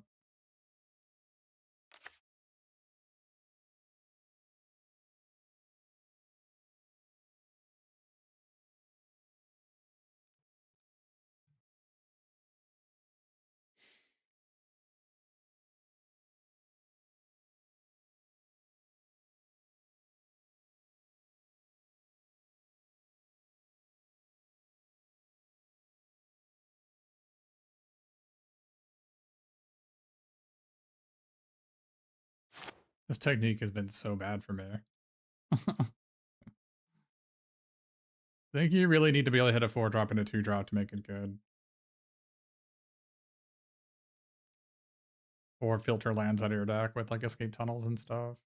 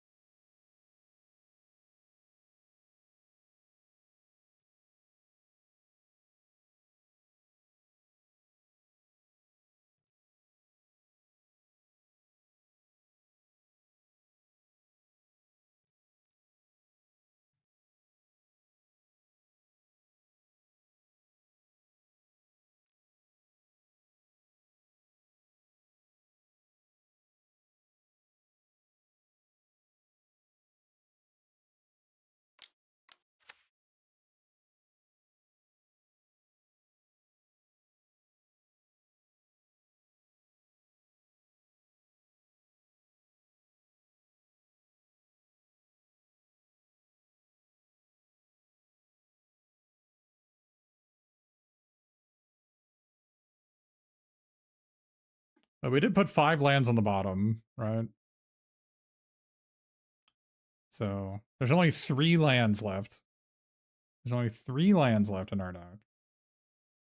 What are the odds we're going to draw one next turn? Like 100%? 3 lands in our top 16 cards. I guess 4 lands if you count the 4-mana search for 2.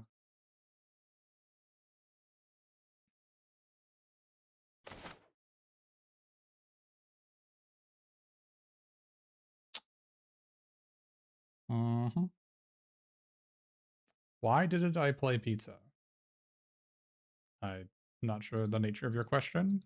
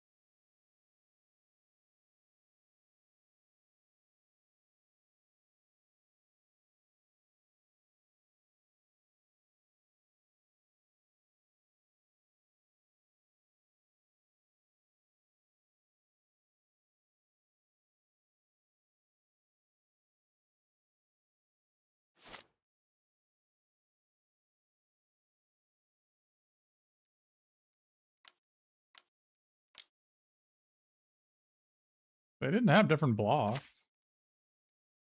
I don't know what you're... They were dead on board. I don't know what you want from me.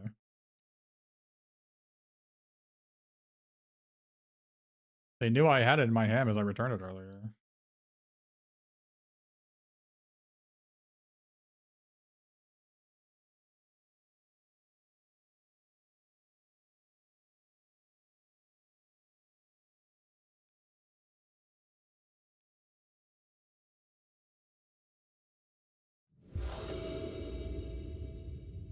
You said XD. I'm not like... I'm not so intimate with the culture that I understand what... I don't understand what XD means. Are there any internet meme experts that know what it means?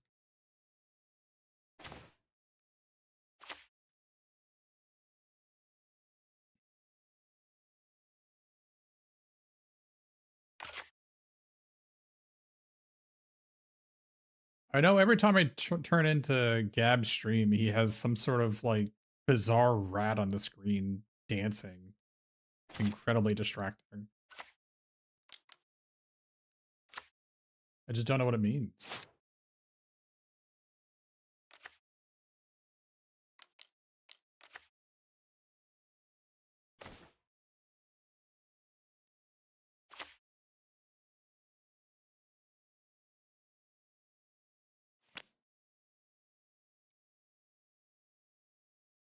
I'm gonna draw the second planes next turn 100%. The only land in our deck that doesn't cast Mikey and Dawn.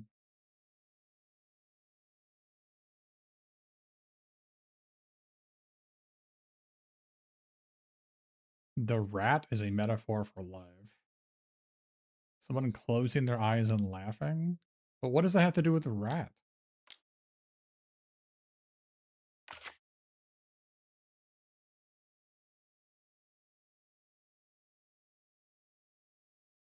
Like, why is the rat closing its eyes and laughing?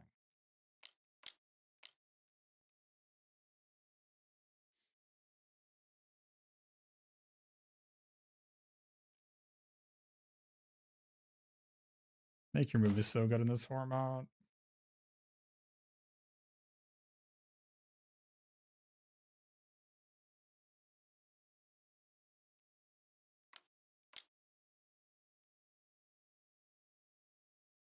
Are rats not allowed to laugh?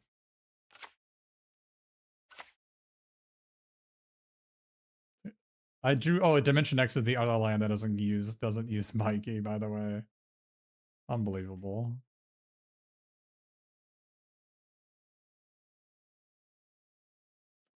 Yeah, I mean, I guess I do this just in case they kill my 1/1.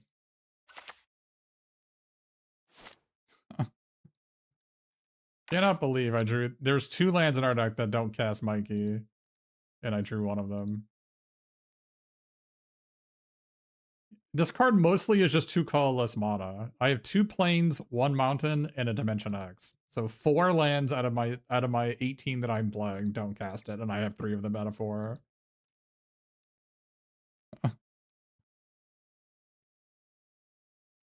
This card is like kind of bad on the draw. I think it's like a good chance you should put it on the... You should get rid of it.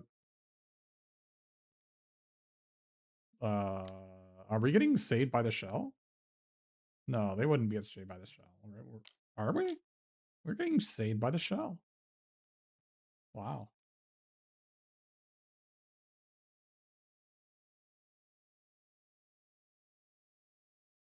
We are, in fact, getting saved by the shell.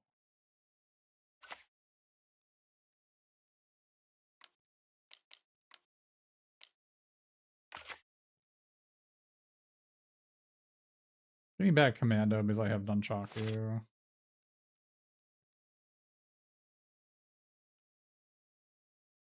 So if I draw a land, I can Commando, put the counter on it, then Nunchaku their 4-2 down. And have a mighty 2-6 on the table, or 2-5 on the table. I would normally just play Mikey and Dawn with mana open for this thing.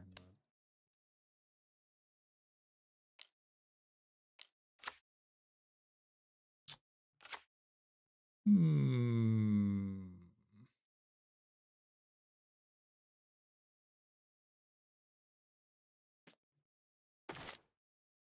was a good draw.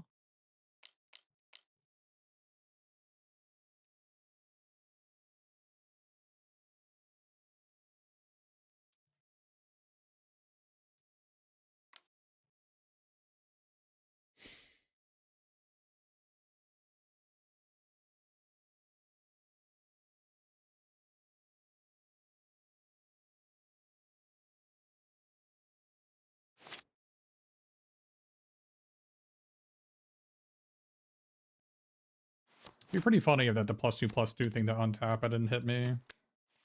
I'd laugh. By the way, I boarded in the second make your move. I should probably just main deck both of them. The card is just so good.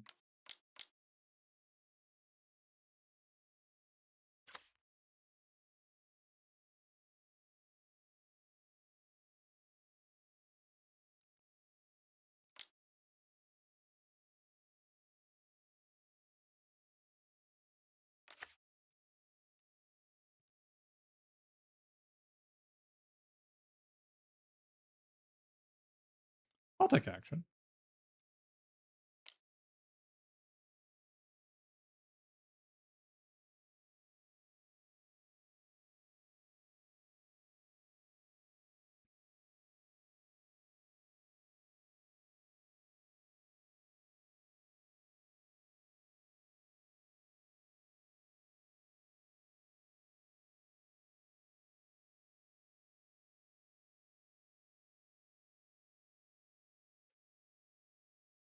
Would you believe me to be a taker of actions?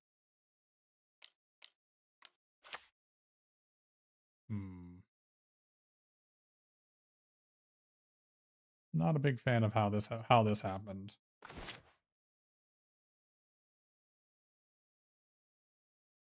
I mean, any chance we play Michelangelo's technique and brick off like usual?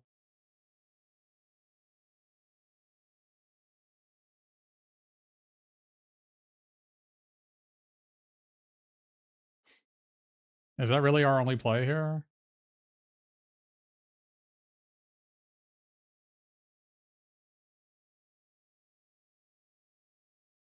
I think it is.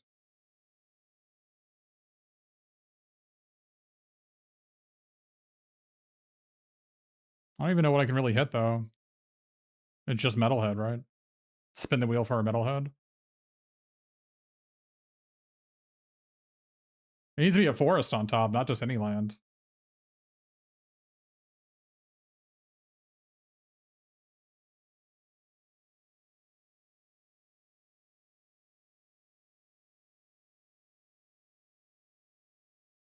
I don't think Crustacean Commando and putting a counter muted on it, then leaving him save by shell. This is like not a winning play.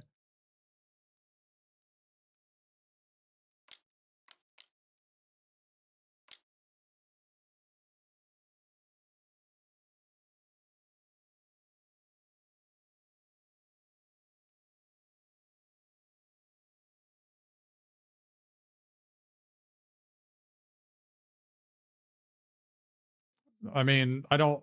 All my 2-drops are gone. My only hits that do anything are 2 Metalheads. I have no other cards in my deck that are relevant.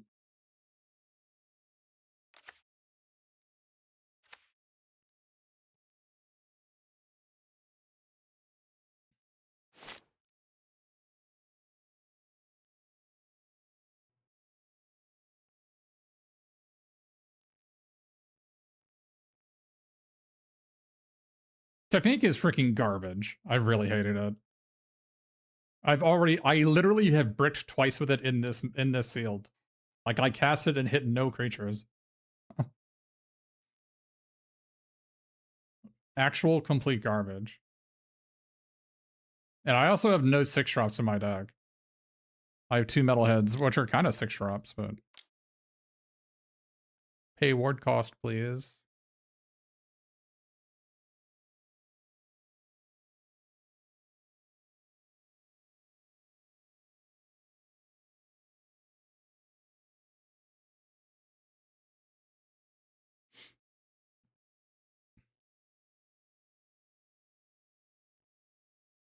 I did bounce my spicy oatmeal earlier. That was pretty funny.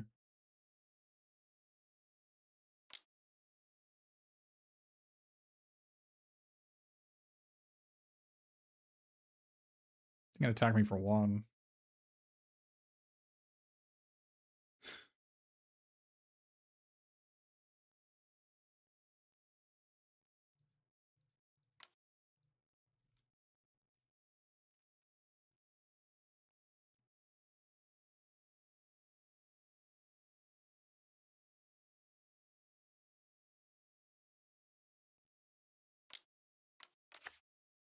That was their last card.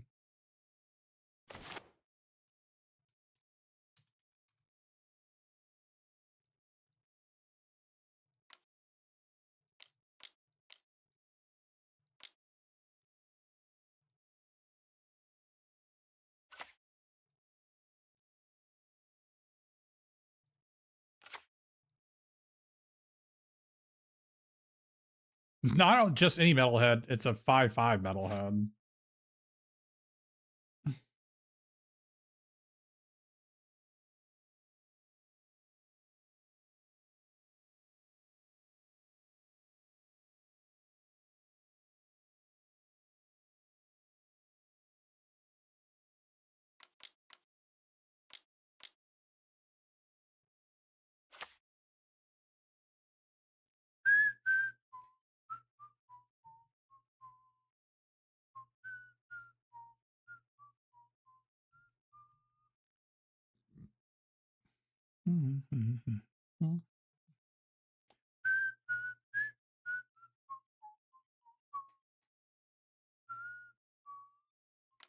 Oh, opponent.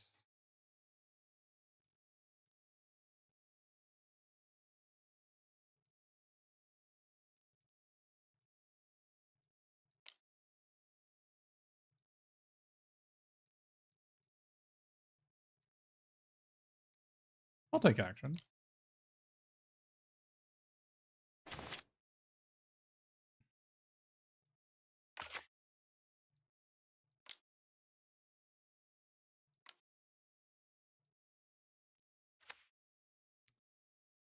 Are they dead?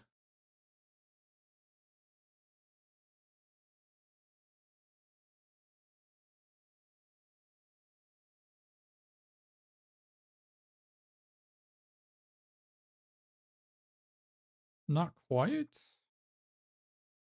This is 12, 13 damage. I guess I'd just do 13 because if they play the demon, they die. I guess that makes sense.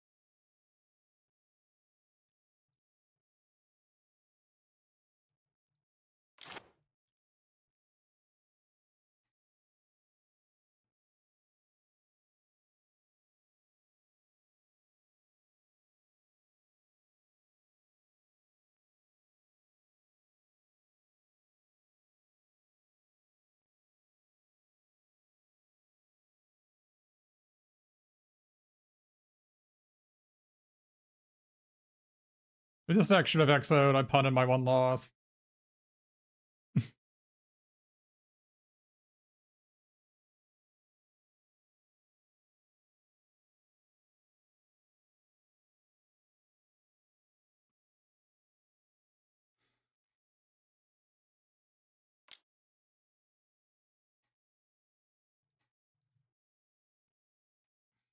Crustacean Commando 07, buddy. Great working with you.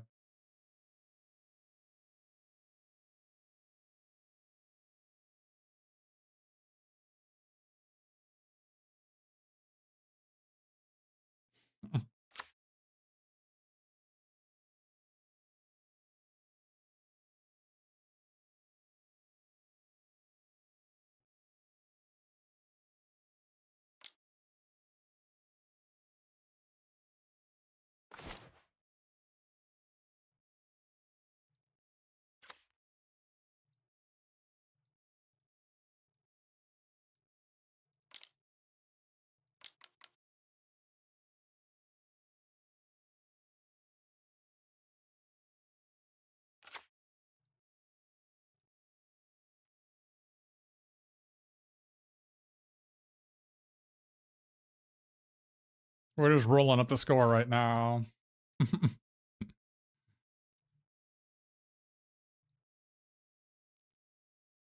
Yeah, we punted this one. This should have been an XO. Punted badly. The usual.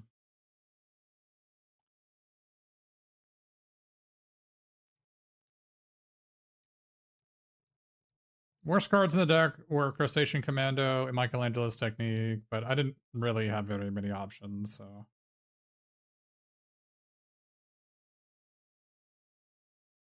Like, maybe instead of Michelangelo's Technique, I'd play Cowabunga. But Cowabunga when I'm on 5 forests seems kind of mid.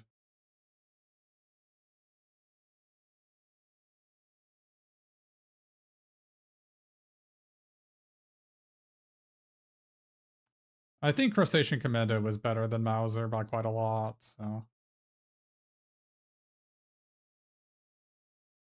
I did bring in Mauser on the draw against ninjas. Mauser's good on the draw. 2/3 can block April. Can block this thing. Copying bow staff. I mean, I have 2 metalheads. Why don't I just copy metalhead? Isn't that the same thing?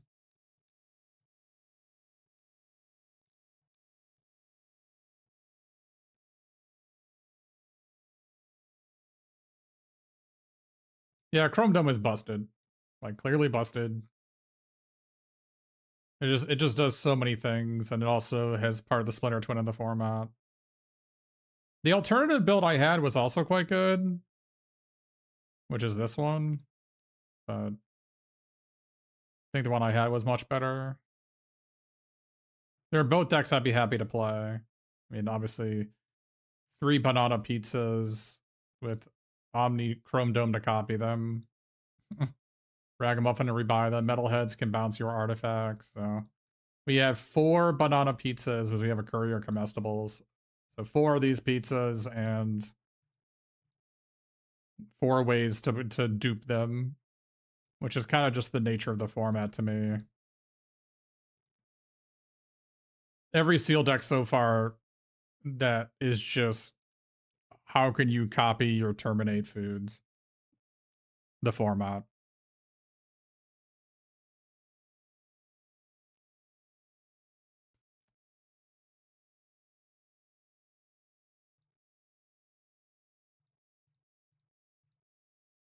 Yeah, Slay the Spire 2 is out. I hear that it's good. I was watching Jorbs do that yesterday. I hosted Jorbs too. Also, I've been playing like minimum 17 lands on a land cycle in this format with some other like way to get lands and cantrips at 2 mana, so.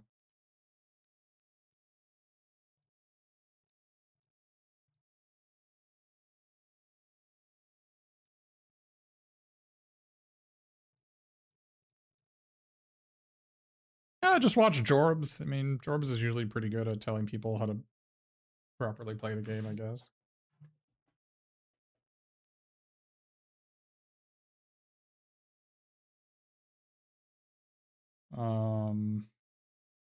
What do I want to do today?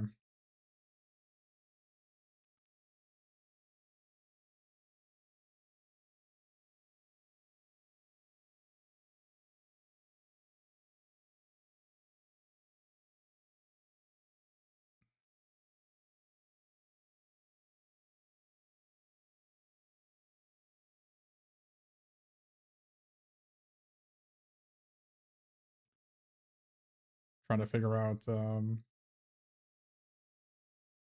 where to go for all the fast food places for my birthday.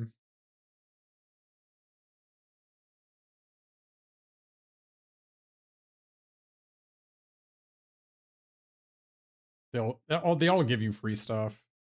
I got a Baja Blast Freezy from Taco Bell the other day. All right, I got one more in me. Let's do one more.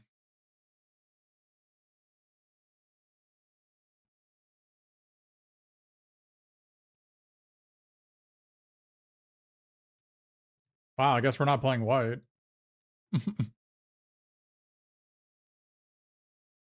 Oh, what the hell? What the hell? If I lost to this, I would get so pissed.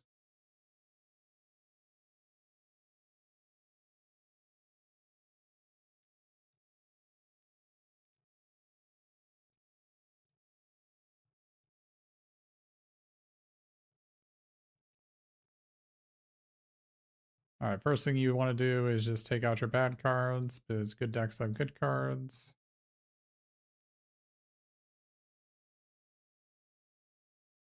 We can always go back into the sideboard and get them later, but usually when you play these events, you're on a time frame, and so you want to make sure that you have enough time to fine-tune your deck.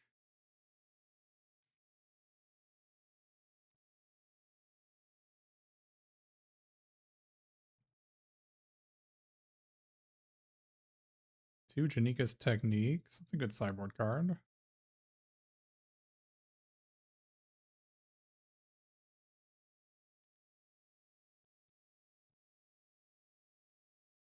We got Chrome Dome again.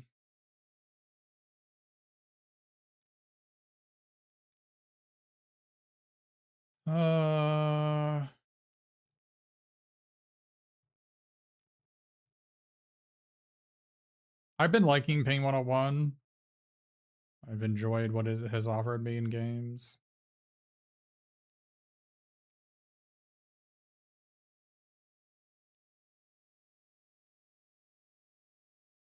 Wow, we don't have very many playables in this pool, do we?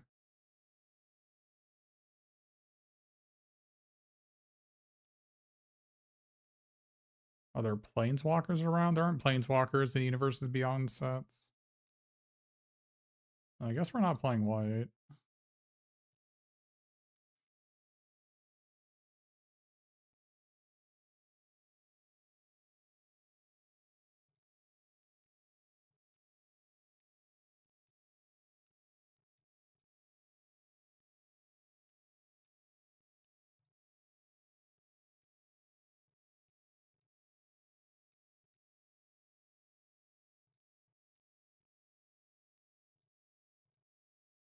Don't have any off-color dual lands or frogs to cast my everything pizza. That's kind of sucks. Oh, we do have bovine? Oh, it's only one color. Oh, we also have Mona Lisa, though. Wait a minute. I guess we can backdoor this pizza. We have a black-white land. Okay, yeah, we can backdoor it. It's fine. That works.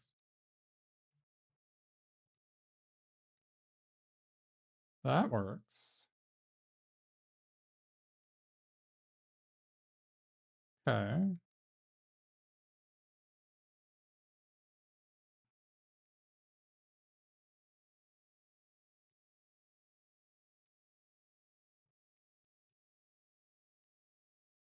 Can board in the 4/3. We need it.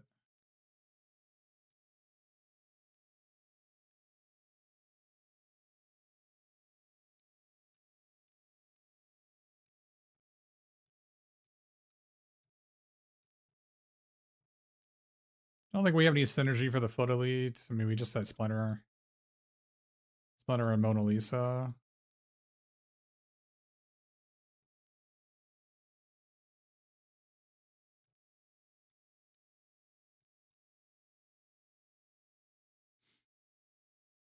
Okay.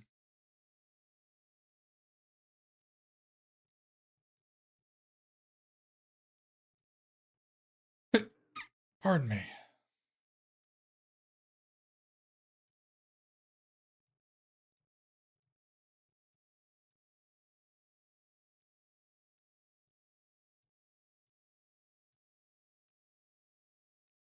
Can't really use this guy.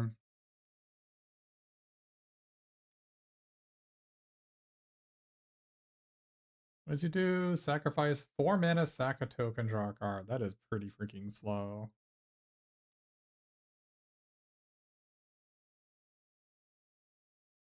Oh wait, do we have the combo? Wait a minute. Did I get the marshmallow? Oh, I did. Oh, hey. We got Splinter Twin. All Our goal in this draft is to Splinter Twin somebody out.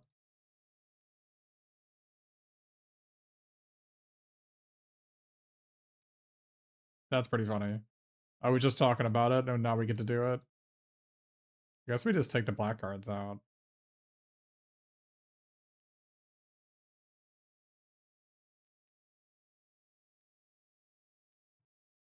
Although I do like the Pain 101, but we have Mona Lisa plus Chrome Dome and Guac Marshmallow Pizza. It's infinite life, infinite power, infinite mana. So our goal is to assemble the combo in this draft, in this sealed rather.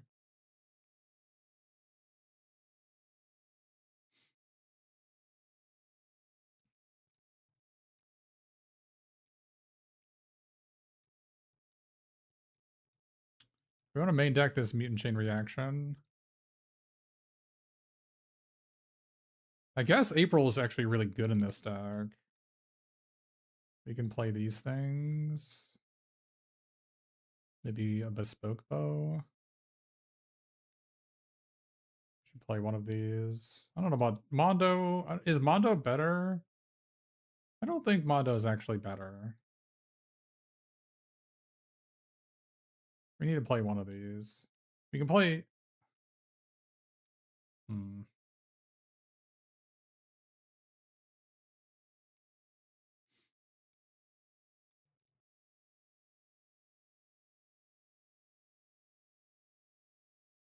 Rock Soldiers aren't bad either.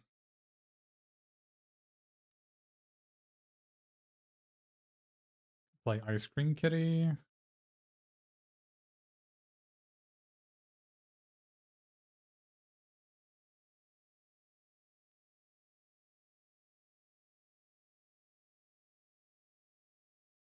Play Ice Cream Kitty over one of these.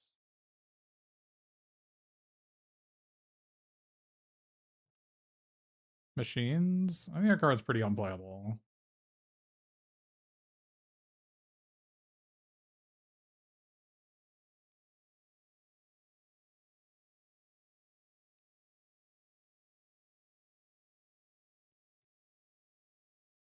How about this thing?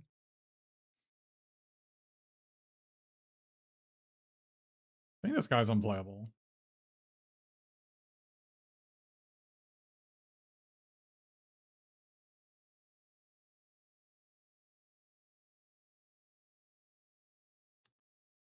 My instinct is that I should be playing this guy, but maybe just sideboard it.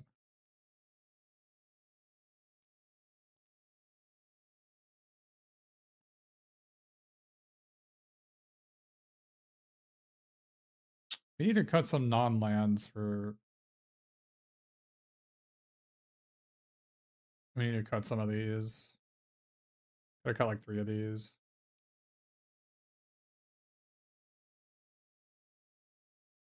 I guess the question is, are we going to be able to use this Omni Cheese Pizza?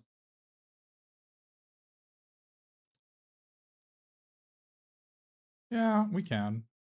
It's not that hard to use.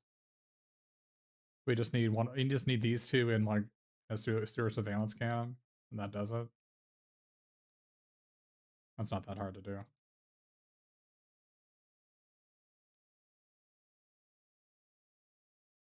Guess Cowabunga's garbage.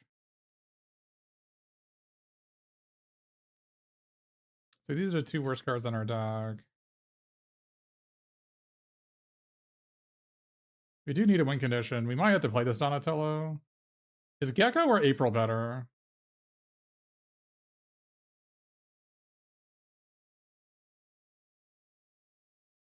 I mean, this guy's hard to cast.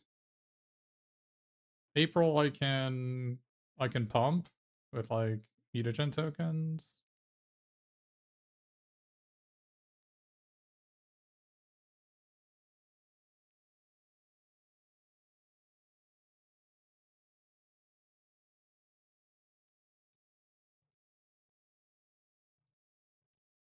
I mean, we could play both. Not against playing both.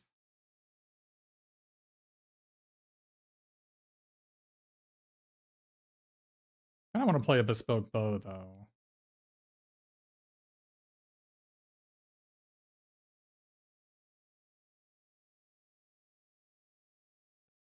Kind of need a bounce effect.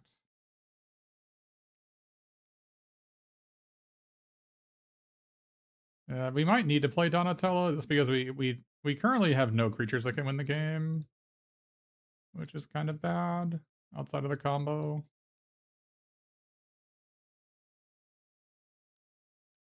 If we play this guy, he'll be our only win condition.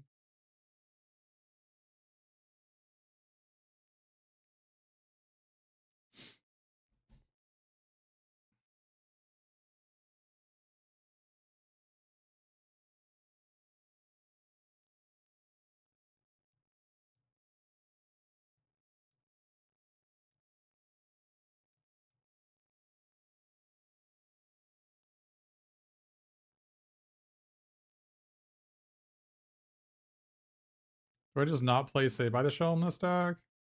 I don't really have anything to protect other than Mona Lisa.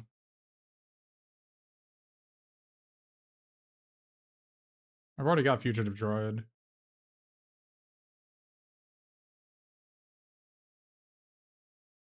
Like I need to cut non-creatures for creatures, so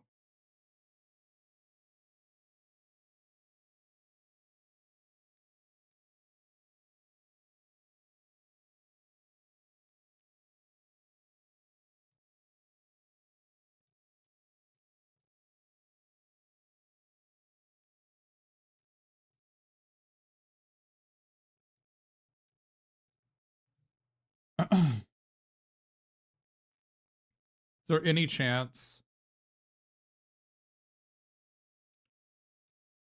we run a Return to the Sewers as instead of the 17th land because we have everything pizza? If we had Frog Butler, I would definitely do that. The other option is instead of Zoo Escapees, we can play the O3.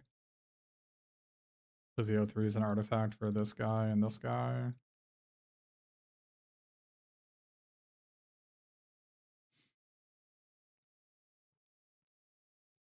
And putting a mutagen token on Gecko or April will force my opponent to force my opponent to do something they don't want to do. Mutagen token is also necessary for Krang and Shredder to function.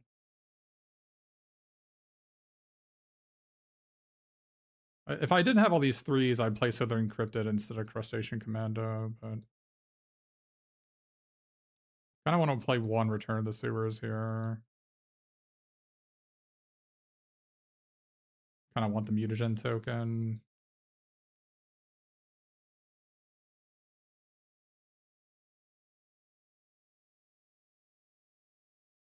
We could cut Rocksteady, but if we cut Rocksteady, the deck it's even harder for this deck to win. I'd basically need to get a card from our opponent.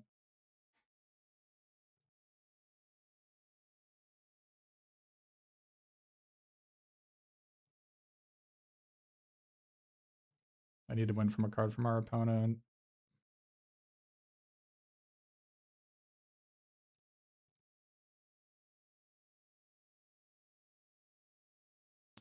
I mean, I guess we have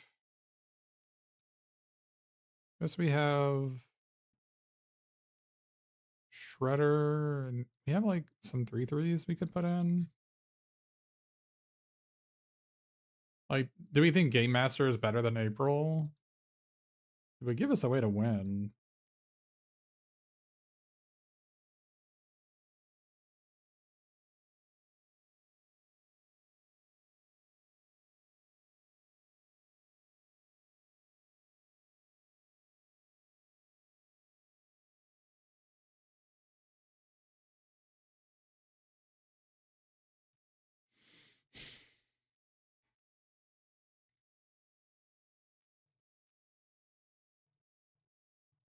I'm really against Return of the Sewers. But it has a lot of synergy in this deck. Like, it has synergy with this thing, and pushing these guys through, and it's an artifact for this thing. And maybe that's just what we needed.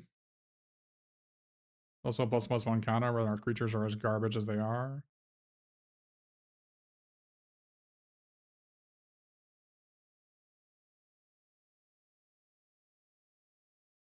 I'm really concerned about how little removal we have in our deck. Like, I really actually want to play the Stomp by the Foot and black. Like, I almost want to play Stomp by the Foot and Shredder.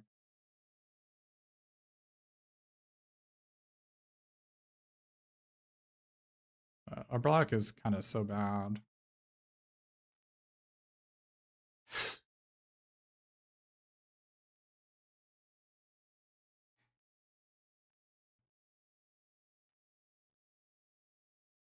Donatello is like really not that really. How many artifacts do we even have?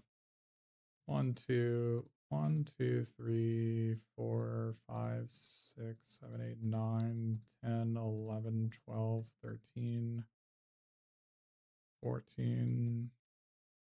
14 artifacts? That's probably enough for it. I didn't think it was that many.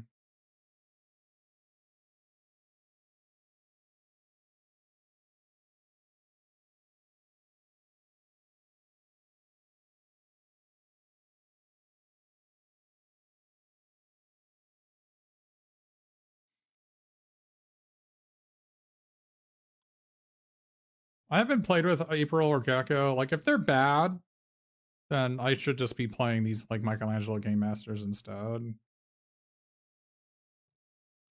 Or splashing black for Lord Dreg. I guess Lord Dreg is decent when I've got 3 fetch lands. Total Blimp is bad, right? Oh, apparently not.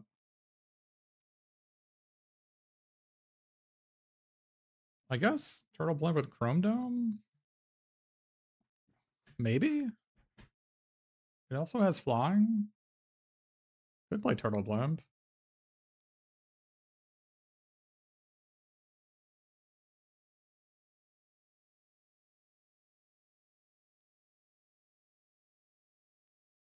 Do we need to like play Ice Cream Kitty to draw our deck?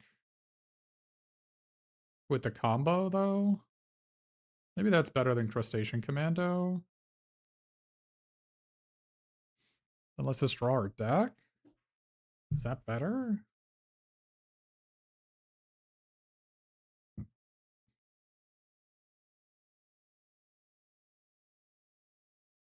I don't think we need to draw our deck.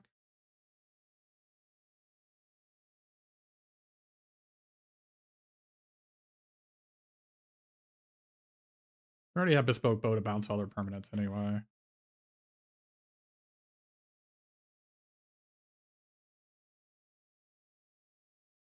Maybe we need to play the shell card to protect our combo.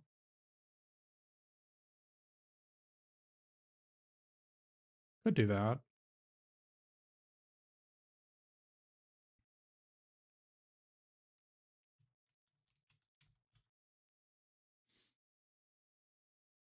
We can play this.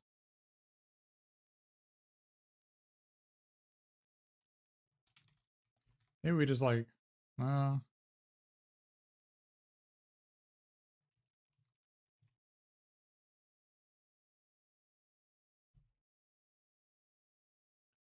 we're not gonna play this guy. We don't need another 3.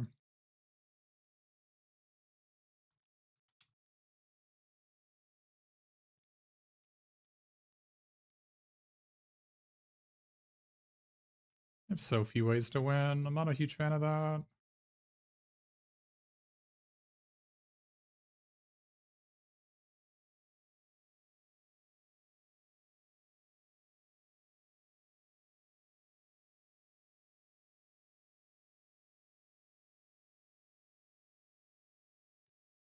I guess we're gonna be tapping out on turn 3. Maybe we'd maybe instead of Bespoke Bow, we just do this.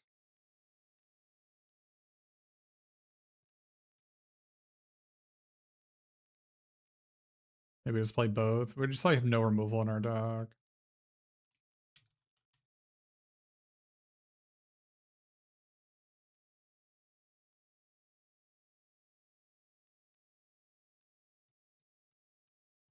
I think maybe this is fine. 16 lands and an Omni-Chi and an Everything Pizza and a Rocksteady. Good to got the Crustacean Commando, though. I just got this guy.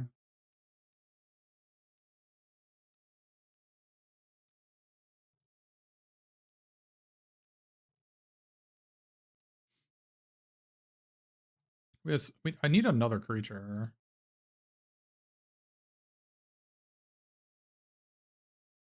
Blimp?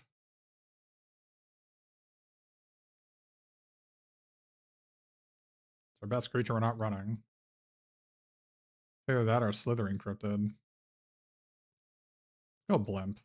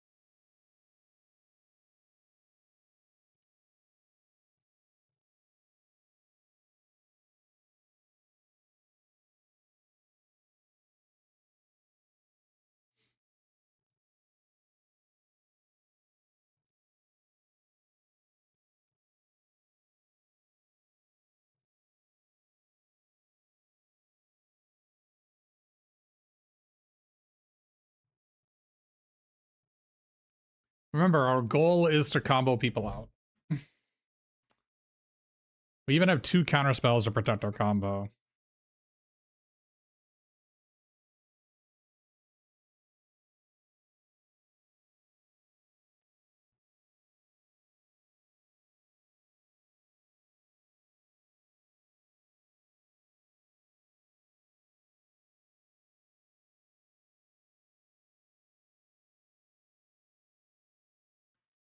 Yeah, I guess we're not that low on win conditions. We have 11 creatures and Brilliance Unleashed, which is going to make a 3/3 flyer, and Turtle Blimp, which is a 3/4 flyer, makes a 2/2. Plus, we have a combo kill that doesn't matter.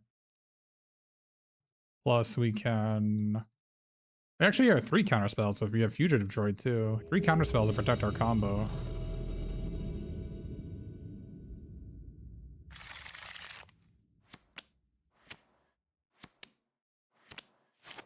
I guess we keep this. I mean, if we draw a forest, we're looking really good, actually, if we draw a forest.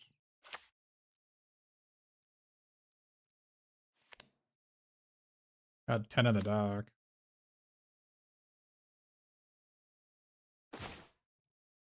Yeah, if you don't draw a forest, you might still be okay, depending on when we draw the forest.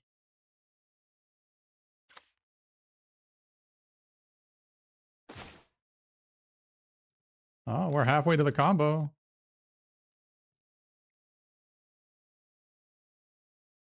It's gonna draw the marshmallow pizza in a forest and they're dead.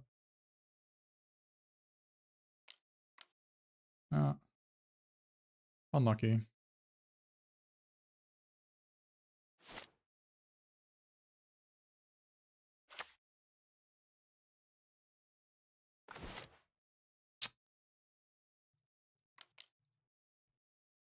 Unlucky. The second Return to the Sewers I'm playing over a hand, although it's not necessarily a forest I'm playing it over.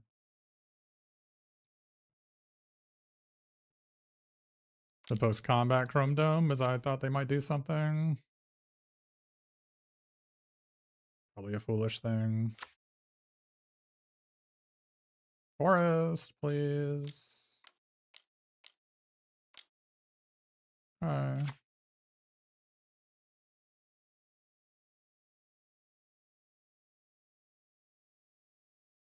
Not tap land. God effing damn it. Oh, bro.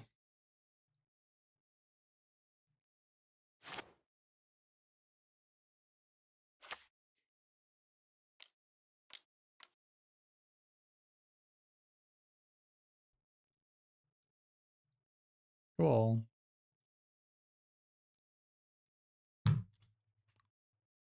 Very fun.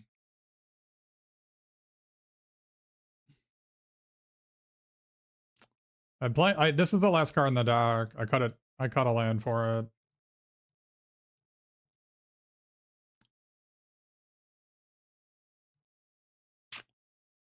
I don't know.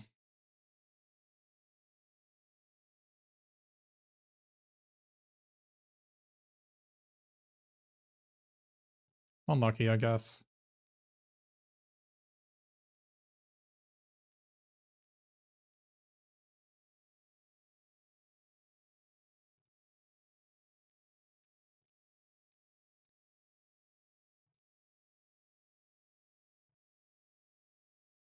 I mean, none of the other cards we had, I would have a land over them, so. Just unlucky, I guess.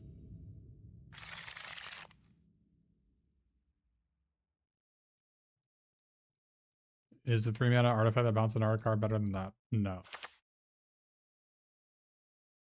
Hey, Yellow Hat. Thanks for the raid. We're over here trying to get our 3rd trophy. I got 2 trophies here. Something to copy with drone. That is not a reason to play the card. We don't need reasons. We don't need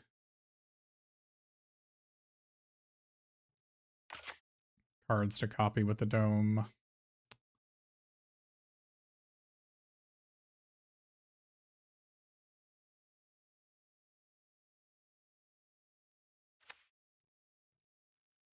Yeah, thanks for the raid. We're over here. We have Splinter Twin. If you're not familiar, there's Splinter Twin in this format. And we have it.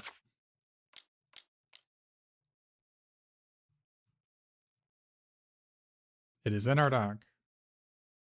Chrome Dome and Mona Lisa and Marshmallow Pizza. Infinite life, infinite mana, infinite power, and all your creatures.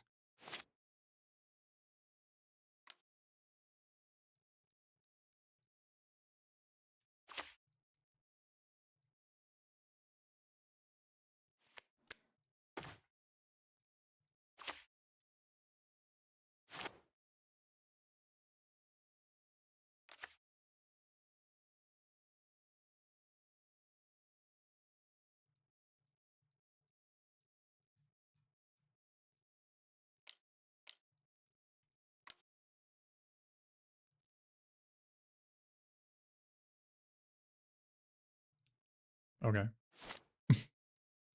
Wasn't expecting that.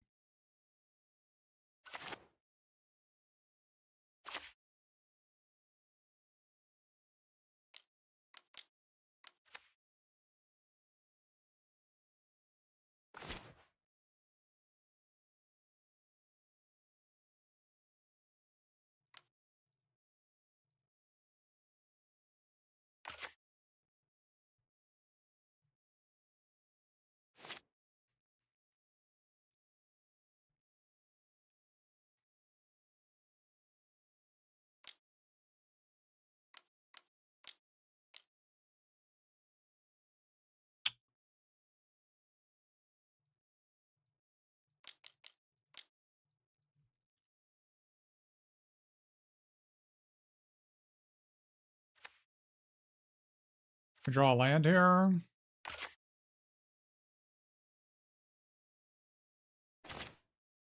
Nope.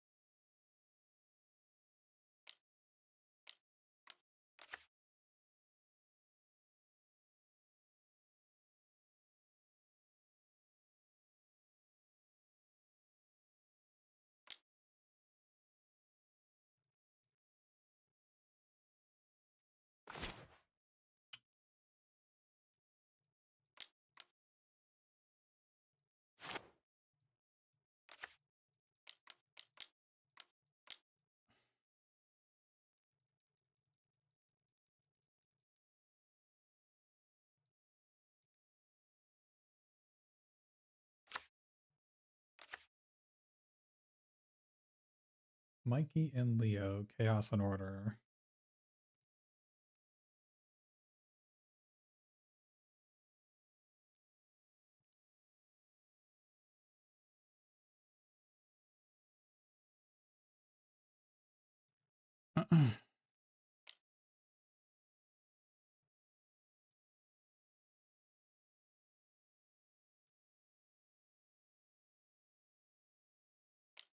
Oh, why did I attack with my guy? No, I don't. Didn't leave open blue mana, chat. Oh my god. Oh no, this guy's a turtle. It's fine. We're geniuses.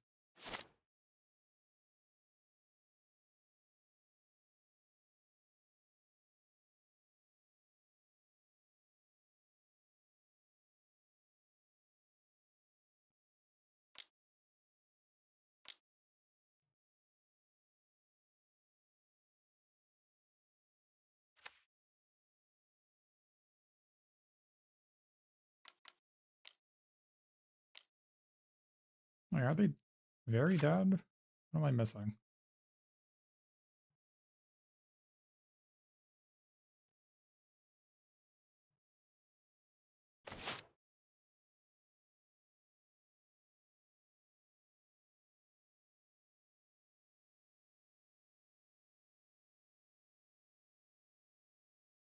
What happens here? So I can return to the sewers for 4, use 2 mutagens. This is unblockable. Swing with the flyer and this. So this is 4 damage. They double block this. So they take 1. Oh, I can actually attack with the 2/2 as well. So they chump here, put this here. And then I get this trample. So they take 4.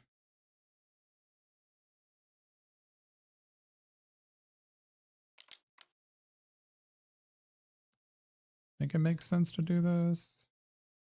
I think they're dead.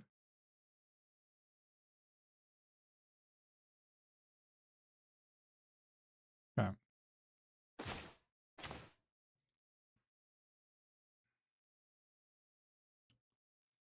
Well, they have Sally Pride, which is a problem.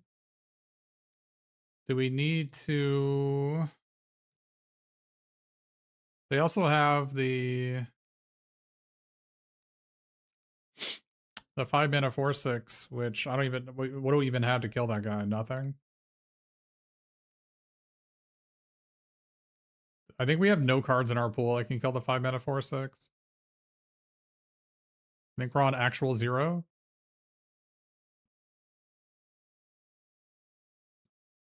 Looks like actual 0. Well, we can have Janika's Technique to kill the mutants from that 5-drop.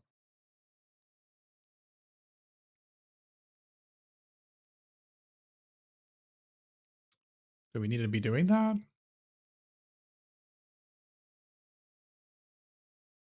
We have Mutant Chain Reaction to kill neutrinos. But I can't believe we're actually on a 0 outer to a 5 mana 4/6.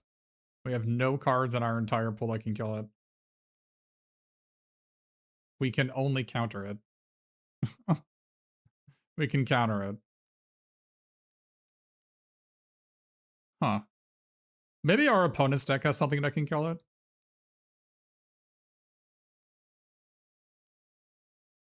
Do we need to put in Janika's Technique here?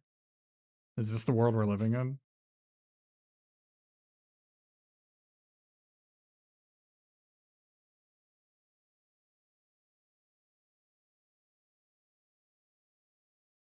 Is this the world we're living in? It actually might be. Alright. I don't think we want both. I think we're all in on the combo with this deck.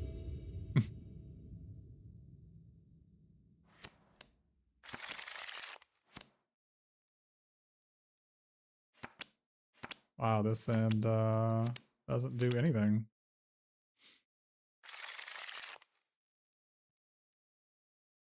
Okay, well, we need to draw a land. If we draw a land, we're looking okay, though. No? We mulliganed an unplayable hand into another unplayable hand that needed to draw a land to function, and we are not going to draw a land, are we?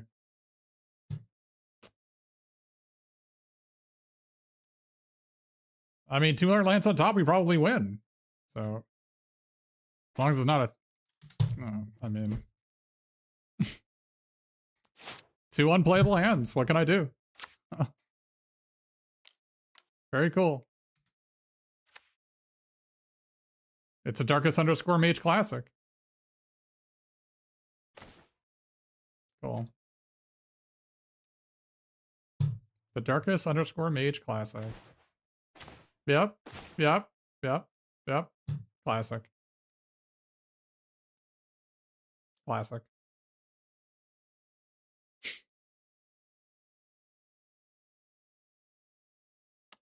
It is a classic. It's what people tune into my stream for.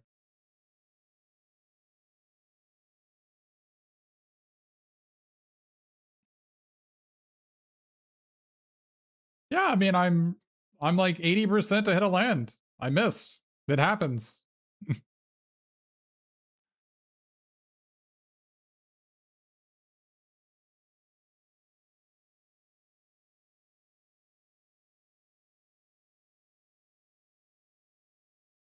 Unlucky.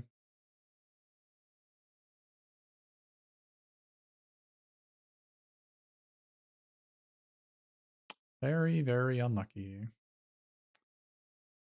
What's Splinter Twin? Chrome Dome and Mona Lisa. Guac and Marshmallow Pizza. Chrome Dome and Mona Lisa. These 3 cards. Infinite life, infinite mana, infinite power. You can do it on turn 4. You can just play Mona Lisa, untap, and they're dead.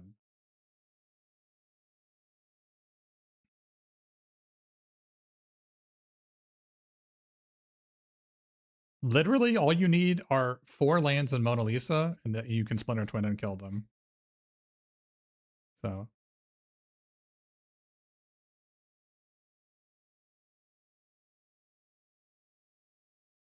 You go turn 3 Mona Lisa, turn 4 untap, play Chrome Dome, tap Mona Lisa for 1. You have 2 mana still, 2 lands, and tap Mona Lisa, Guac and Marshmallow Pizza her, tap her for 3, use 5 mana on Chrome Dome to copy Guac and Marshmallow Pizza, untap Mona Lisa, tap for 5, do it again, she taps for 7, but she has 7 power. You then have infinite mana, infinite power, and infinite life. You can attack and kill him, or you can just play all the cards in your hand and attack and kill them.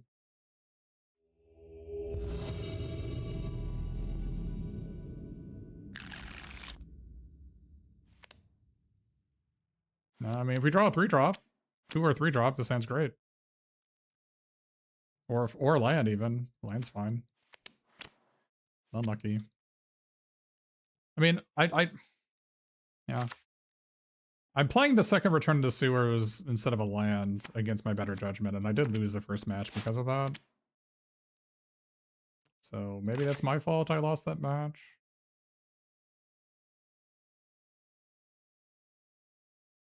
I don't know. We're just not going to draw. I mean, is this going to be 2 games in a row where we redraw both Return to the Sewers, and if one of them had been a land, we would have easily won? It wouldn't surprise me if that's what happens.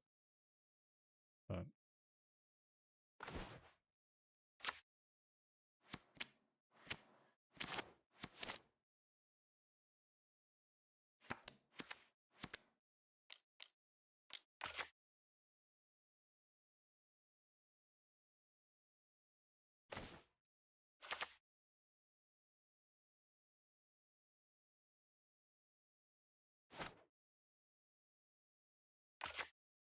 is enemy the type of person who would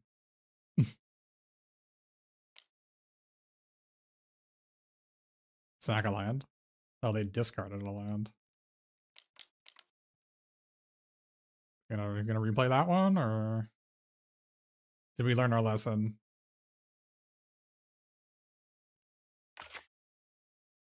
They put it on top of their deck. All right.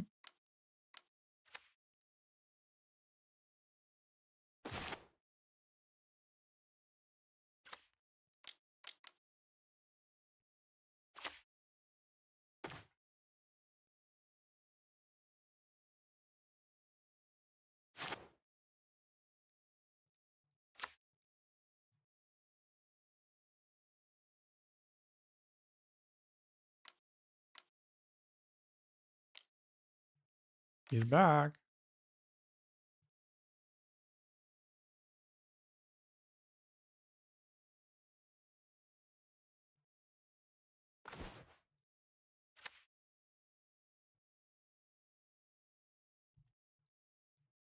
Did we learn our lesson? What do you think on the second time they play it? Do you think they're going to put it on top of their deck again?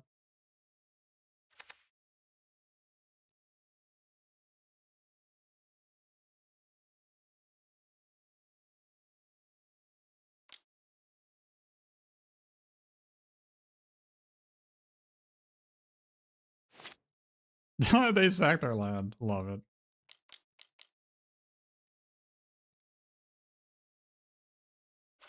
They put it on the bottom of the library. They've had enough. They're not buying what he's selling. That is totally understandable. I agree.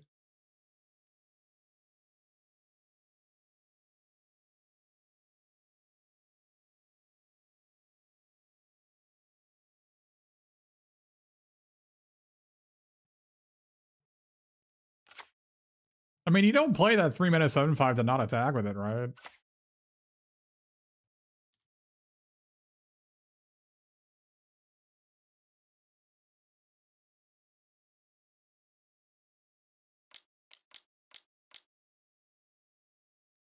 Keep up shell for what? Why do I care about any of these creatures?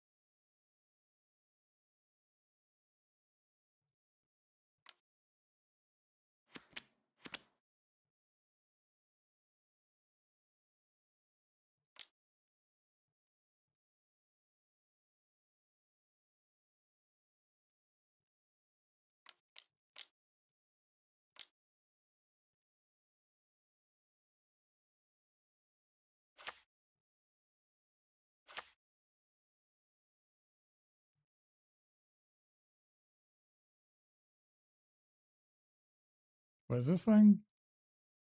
Novel Nunchaku.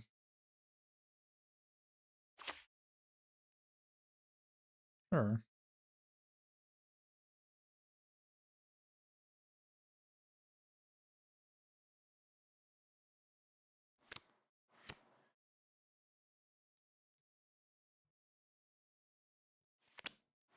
We're getting death touched? Yeah.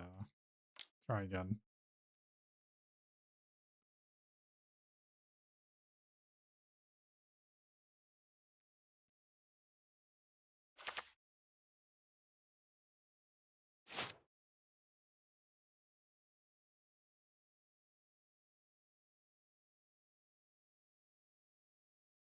I actually like this card a lot.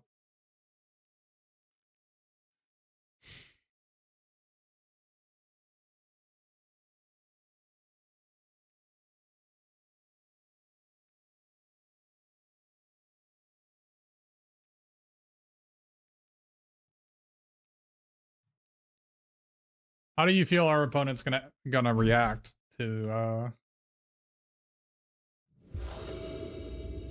playing that 3-mana 7/5 on turn 3 again? Do you think they've had enough?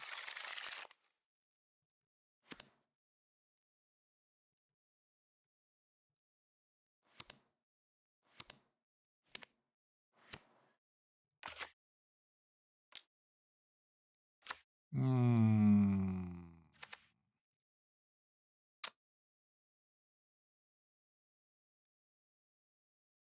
I can mill my opponent out with my combo now. Guess we need to bring in our disenchant.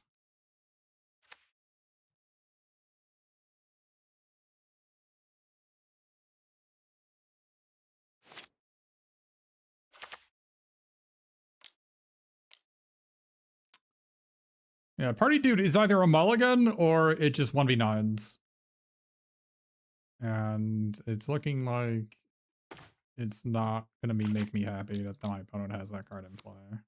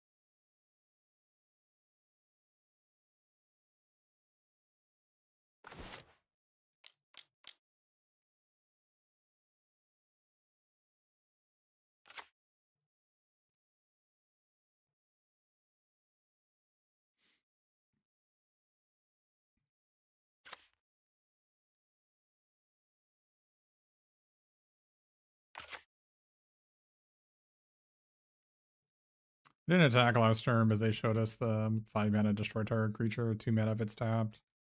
I didn't want them to kill my guy draw a card last turn. Rather they black hole 2 mana for... Oh, he's back.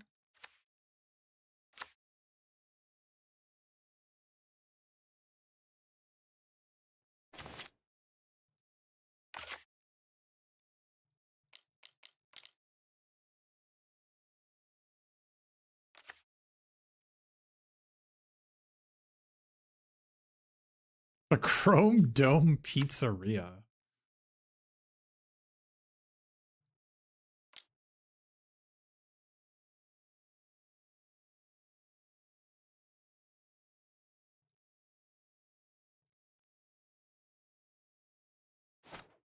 Serving up slices piping hot.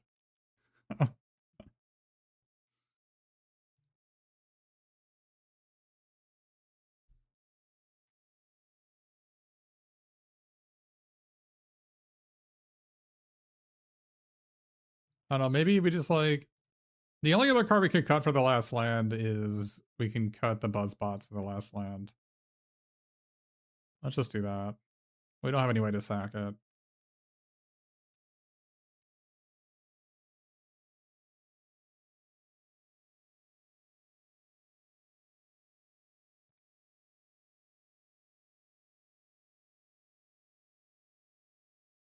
We did lose our matches earlier because we redrew that guy instead of a land, so...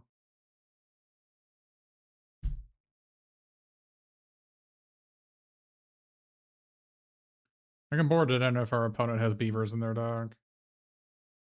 Or if they have the 3/1 ninja.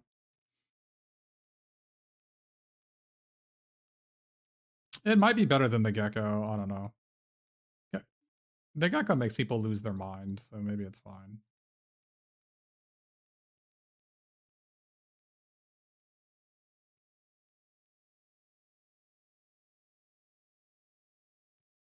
I wish I had an off-color duel to play that's not like a red-white land. Red-white land would have been really good in this deck.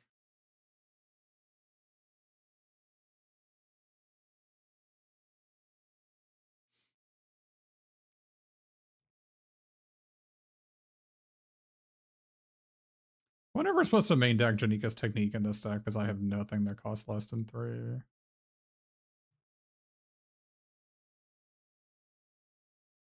I still think more of a sideboard card. I guess I have Zoo Escapees I can play. I don't hate that card. So I really have anything I want to cut for it. I mean, ideally, 16 lands should be enough. But I guess I could cut Rocksteady for it. But seems weird to not run any 6 drops when you have Transdimensional Bovine in your deck.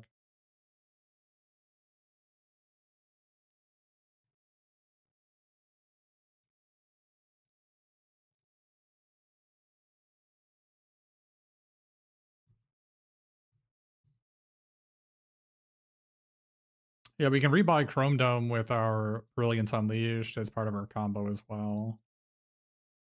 Or we can rebuy Guac and Marshmallow Pizza, but I don't know why that would ever die unless I put it there.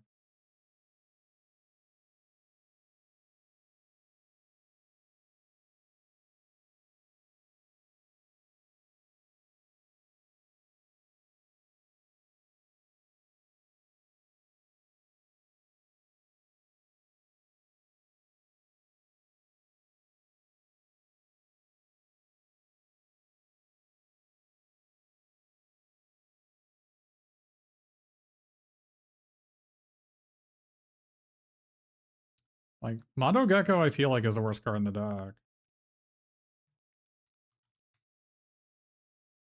I don't know.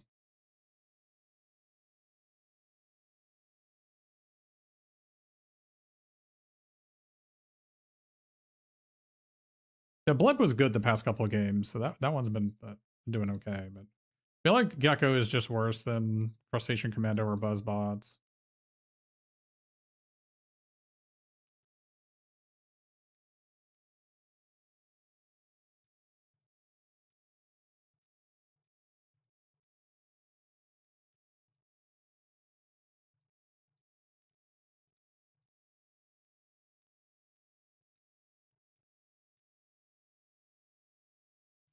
We can use our Everything Pizza if we have one of these Mona Lisa or Transdimensional Bovine, and we can use Surveillance Cam to untap it to get black and white mana. The Bovine only taps for one color, but you can untap it and get a different color.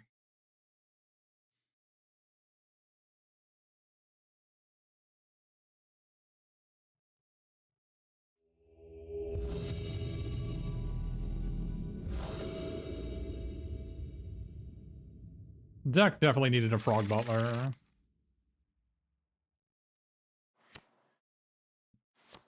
I mean, are we going to draw a land? Is this another classic 2-lander on the play?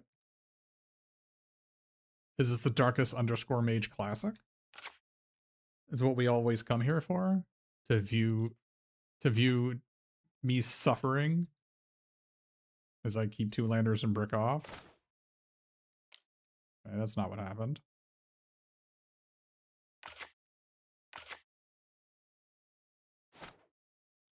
Do we Gecko turn 3 or do we Bovine? I think when we have Surveillance Cam, we actually just Gecko on turn 3. Give them the goddamn business.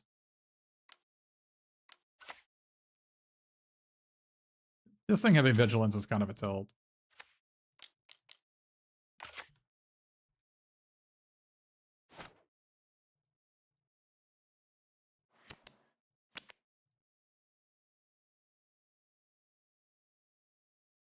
Do we play this to cycle it with Mondo Gecko? Like, do we Surveillance Cam to tap their guy? And then attack with both?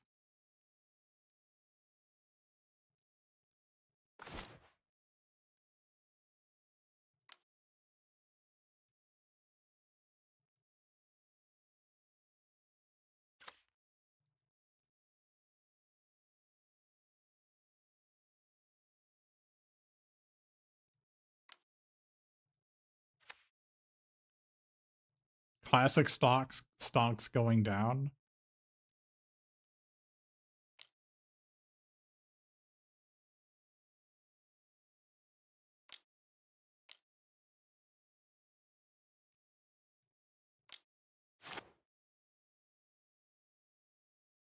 I mean, I guess we just cycle this, right?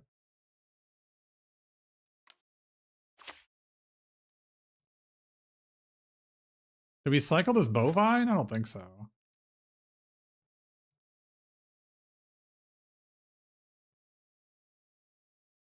Well, that was not as exciting as I thought it would be.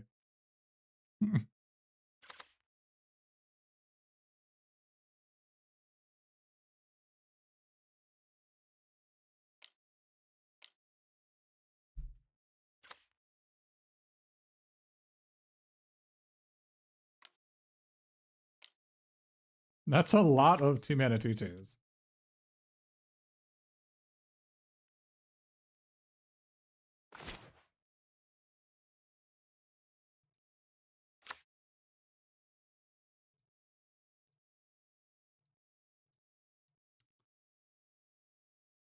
Maybe we just take the one.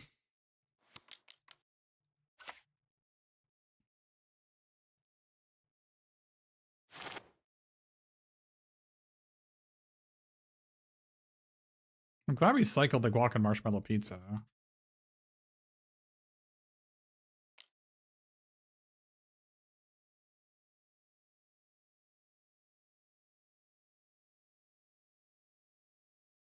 I mean, what can they even have here?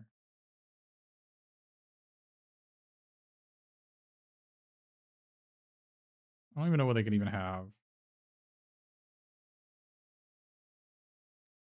You can have foot by the foot, I guess.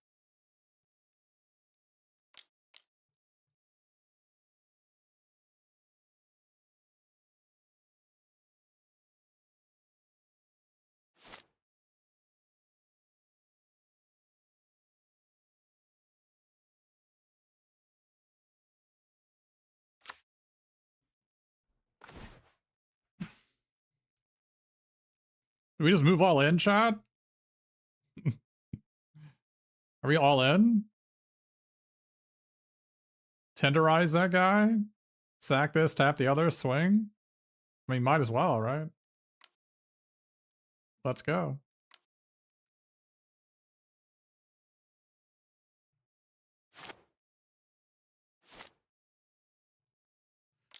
It's time to move on over. I'll take action.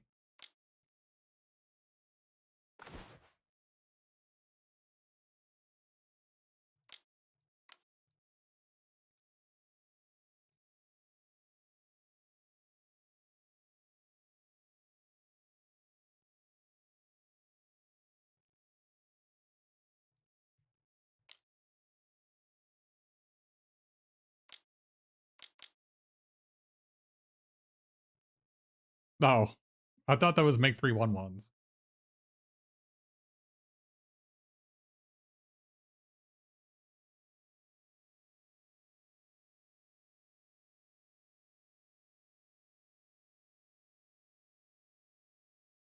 Wait.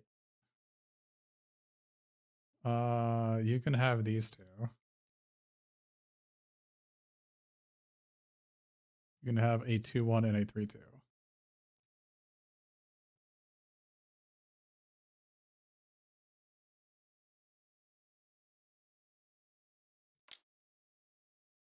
Oh, I guess discarding a card. It doesn't say in addition, right? So discarding a card would just make me discard a card. All right.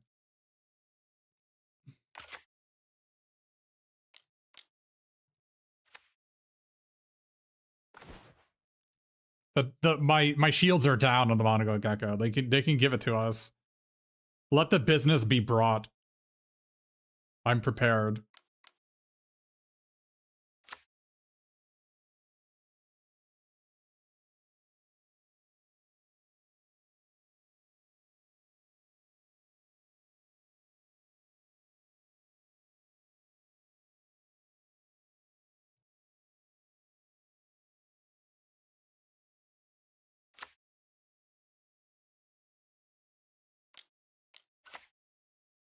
That is a 3/2. They have a 1. They have a 2/1. Oh my god, they have the combo.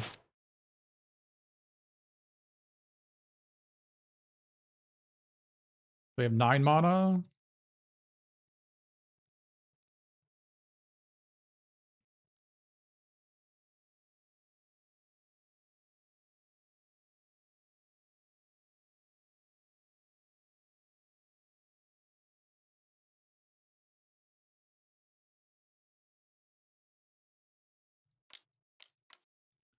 Guess we just play this thing. We play this thing.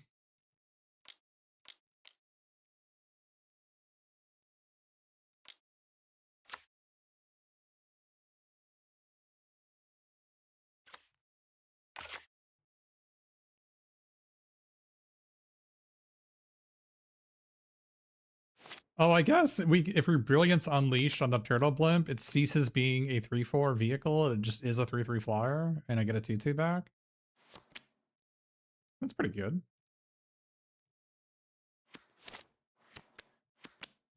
One might say that would be a brilliant plan. I wouldn't say that, but one might say that. Nobody would say that.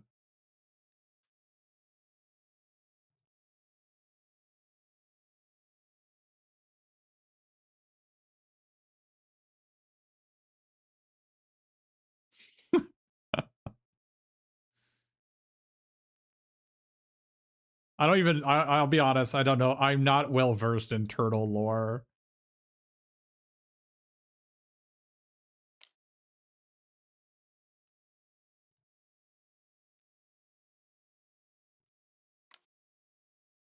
I'm like pretty sure they had the death touch card here, but I don't care. So like if that's the way they want to do things, I'm okay with that. Did it give me a desire to read turtle comics? No. I didn't even know there were turtle comics.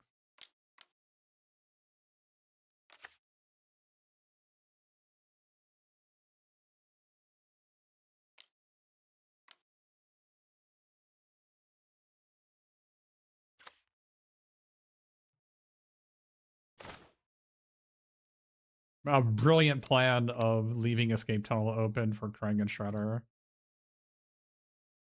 This guy may be in an uneasy alliance, but they didn't take away his license.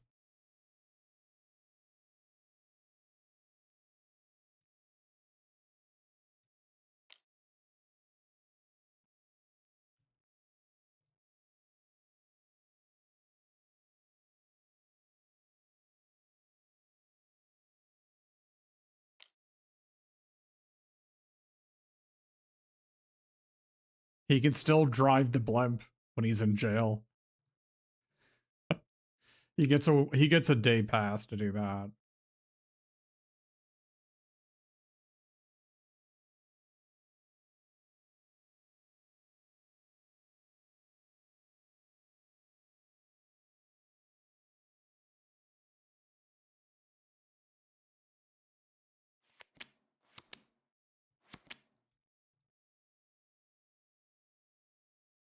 What kind of spicy meatball are we gonna get off our Krang and Shredder?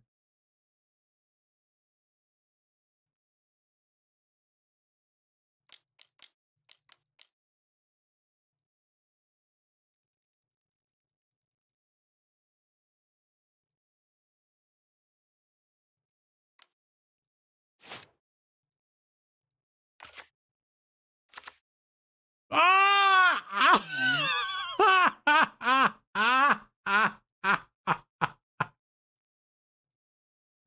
Ah!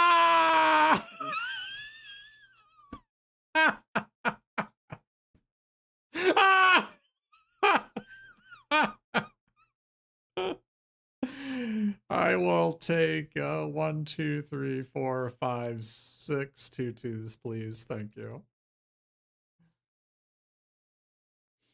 Please and thank you.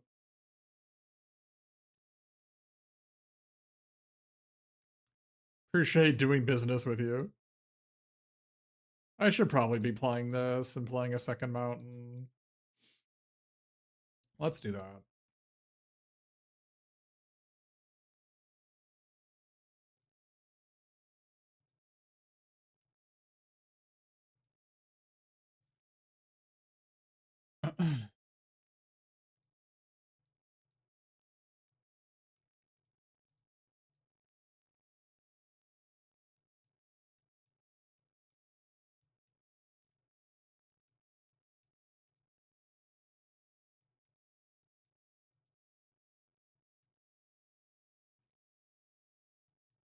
Kind of want mutant chain reaction here, but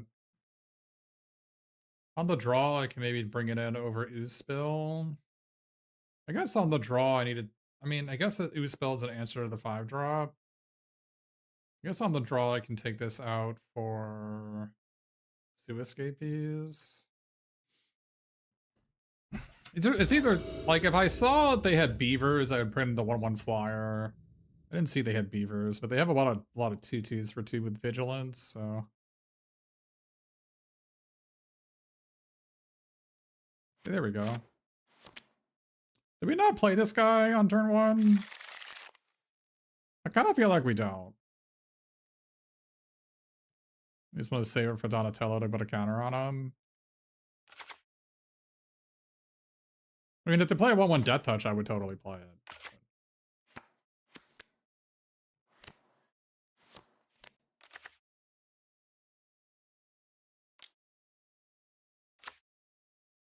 Not quite what I was expecting. Is there any way we get them here?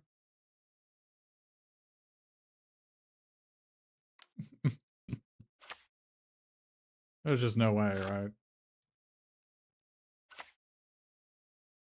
There's no way we get them here.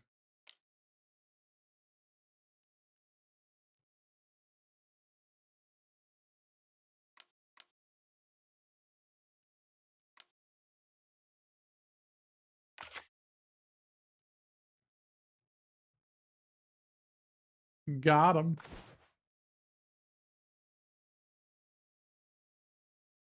I think we play this guy here and then play our island and attack for 1. We want to leave open Fugitive Droid and Sewer Surveillance Cam for Donatello. There's no reason to throw this guy into the gutter. He's like one of the few things we have going on here. Okay, well, we can just do that instead. Sounds way better.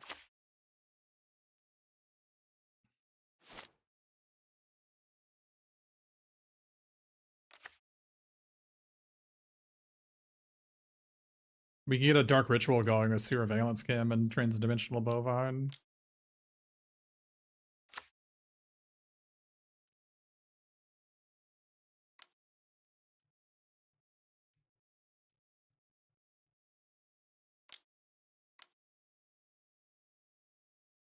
Okay.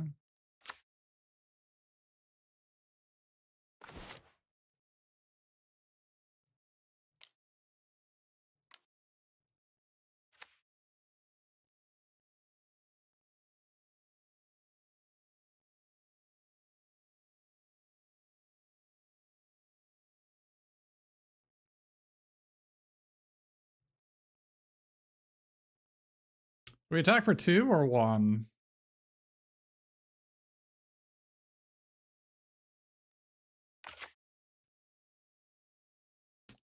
Do we attack for 1, 2, or 3?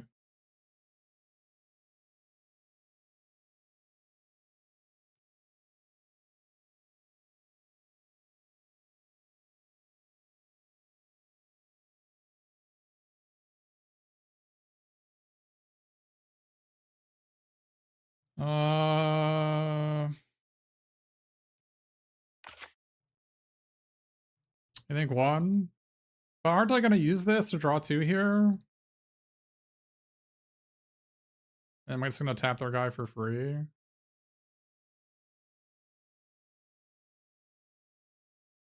Maybe I'm not.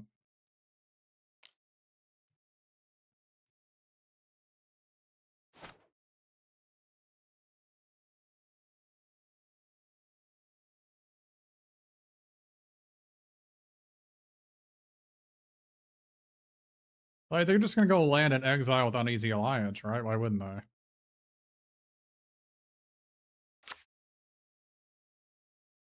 If they're going to do that, I might as well just attack for 3.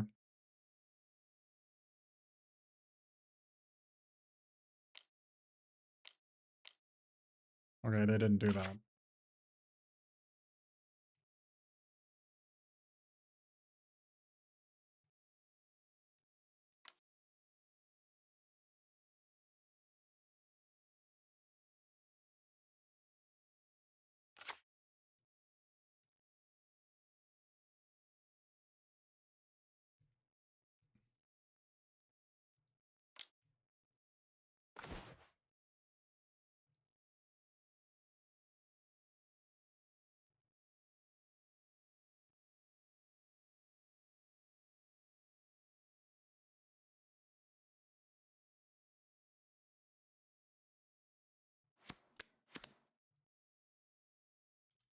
But I think the top card of my deck is King and Shredder. I should crack this now and untap myself.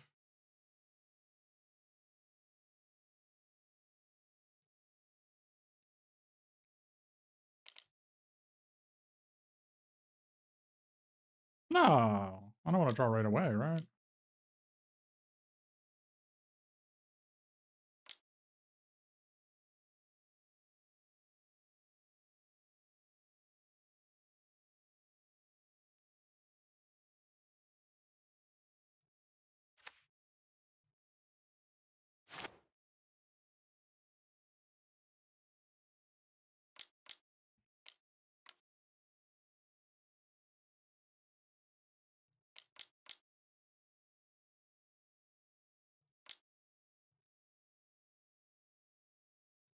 I'm gonna draw the counterspell here. I just know it.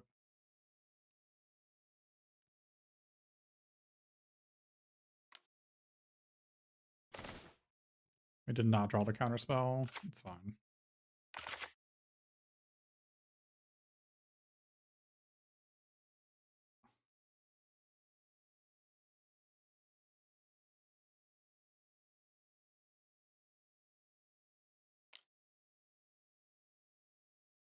Are they dead?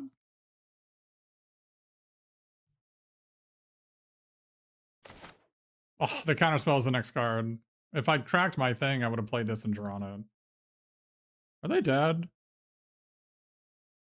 This brings us up to 3.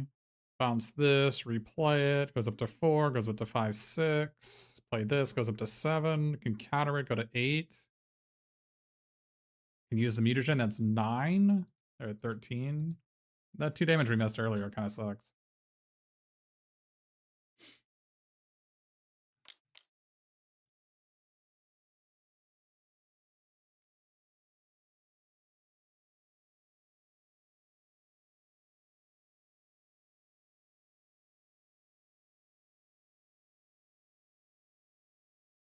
Can we 2-shot them?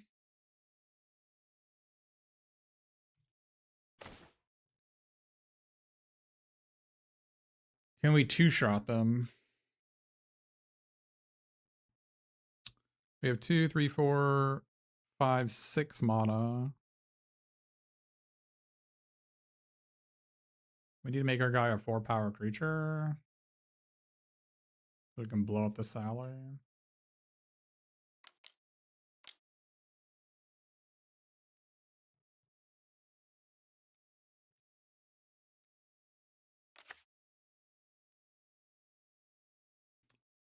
We put it, bounce the guac, or we bounce the Omni Cheese here?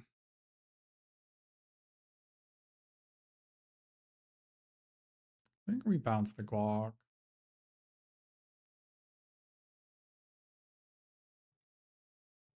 If Chrome Dome was on top, we can play this and kill them next turn.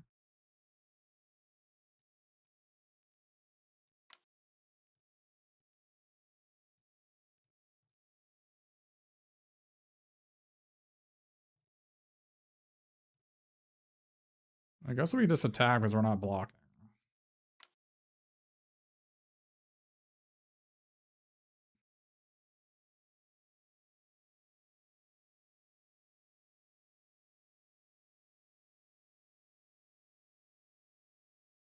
I mean, do we just do this now to get the damage in?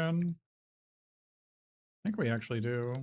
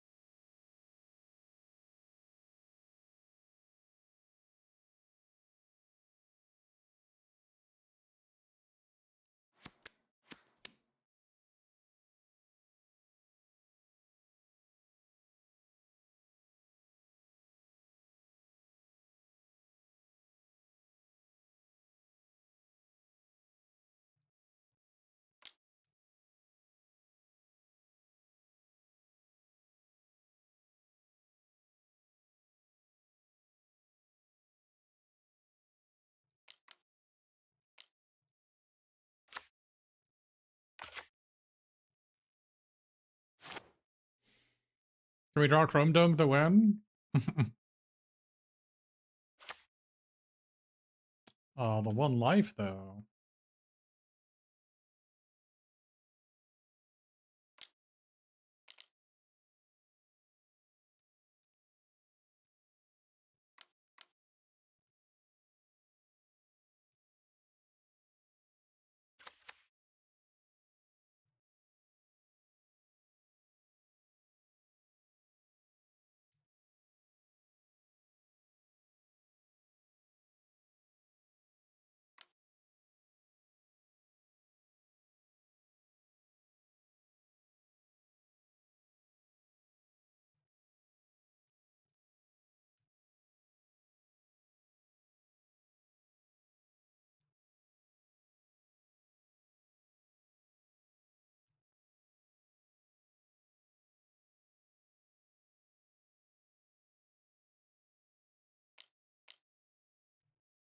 Sewer Valence Cam wins it for us.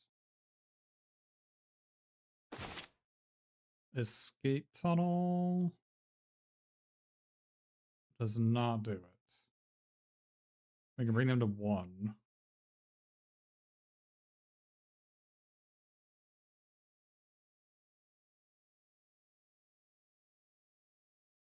Still pretty good though.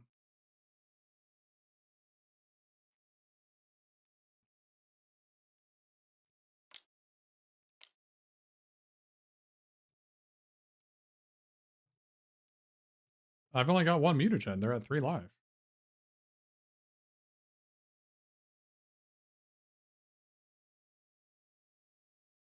Chat, this what are you talking about? This chat, please.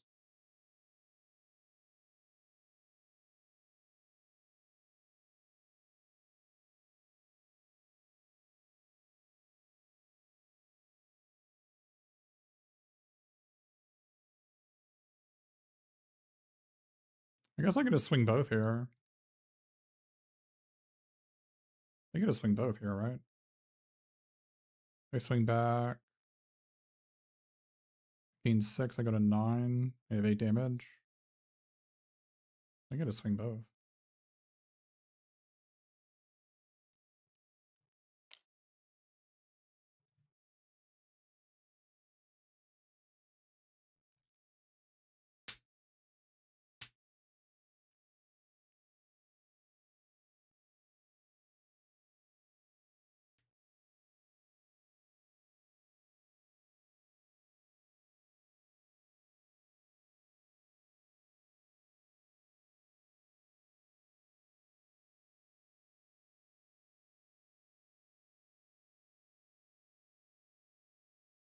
That 1 life from the land, can't believe it. Unlucky.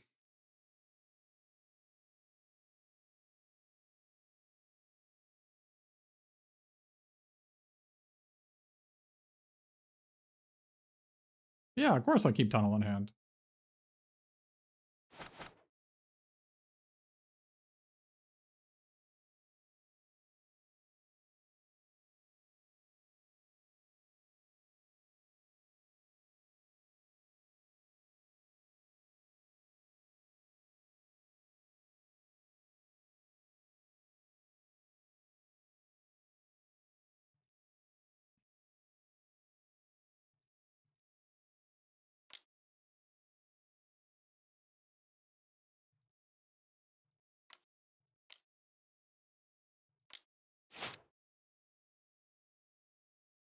I can't draw the twin anymore, but I have to sack my food token to live.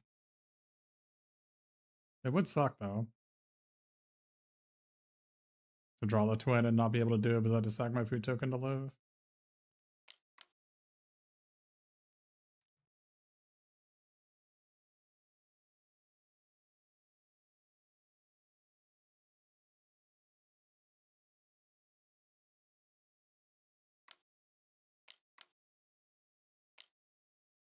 Am I getting shredded? That doesn't do anything.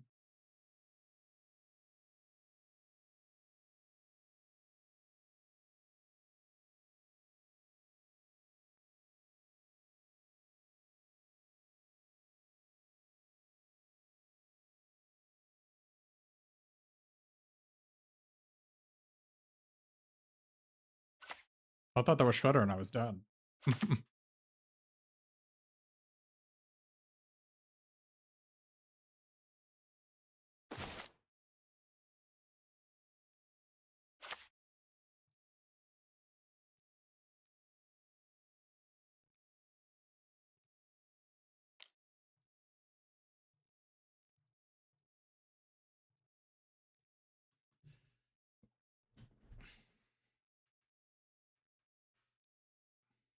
I mean, if they had that, they could have not blocked and then killed me, right?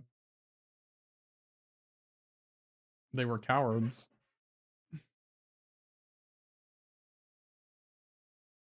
I was at 2 life. They chump blocked with a 2/2. How do they go from 3 to 2? Their Shredder on hit makes them lose 1 life.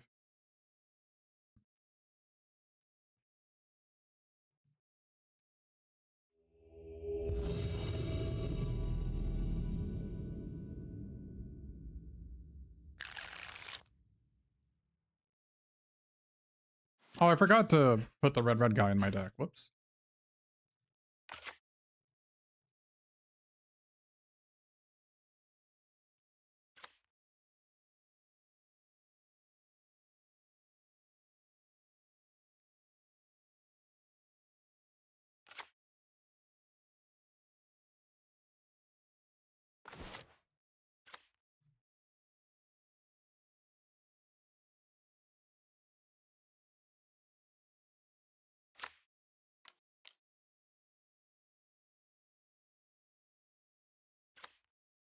No, thank you.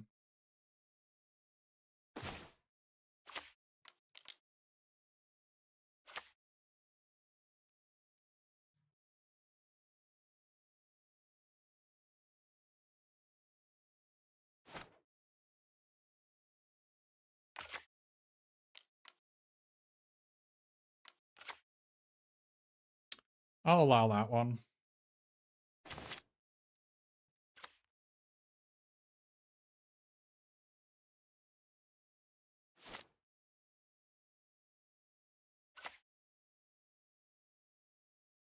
We're gonna play an entire league and never draw the thing.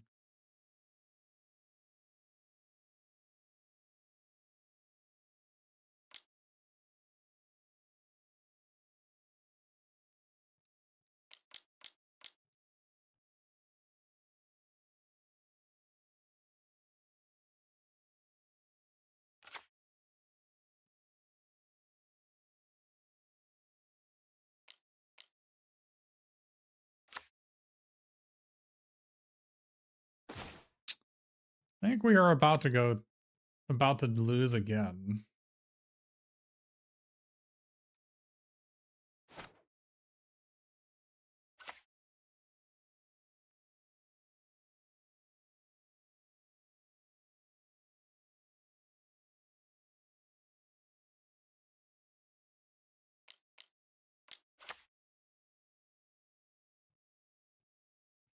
Well, we also just don't draw spells. Drawing spells would be nice. That's probably the best spell I could have drawn.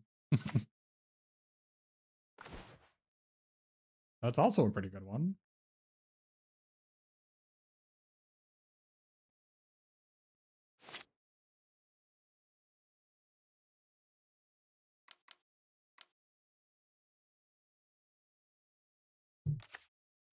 I swear to God, if they have Stomped by the Foot.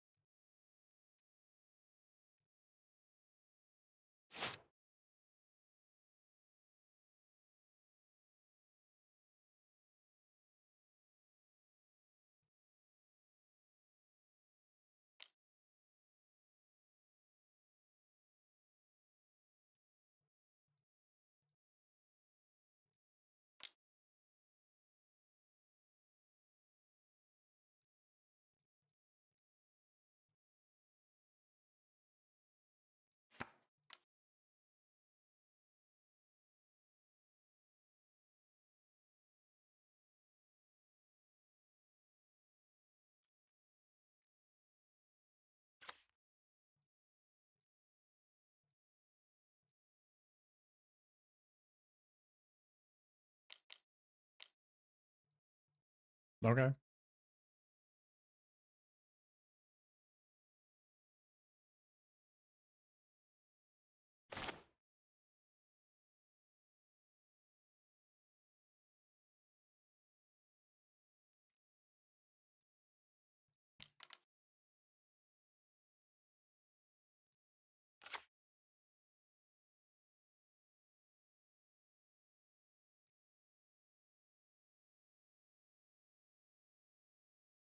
I probably should have put the counter on Donatello here and attacked. That was a mistake.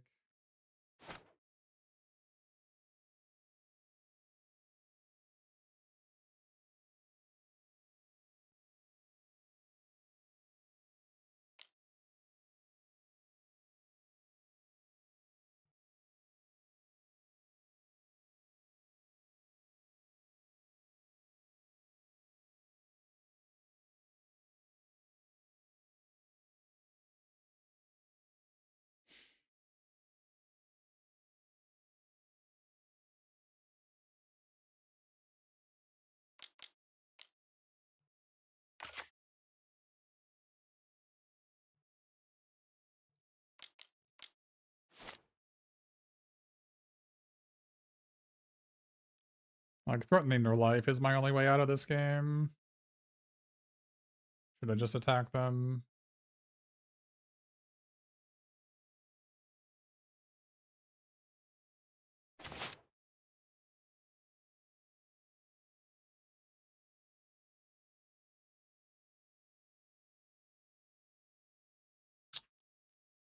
Oh.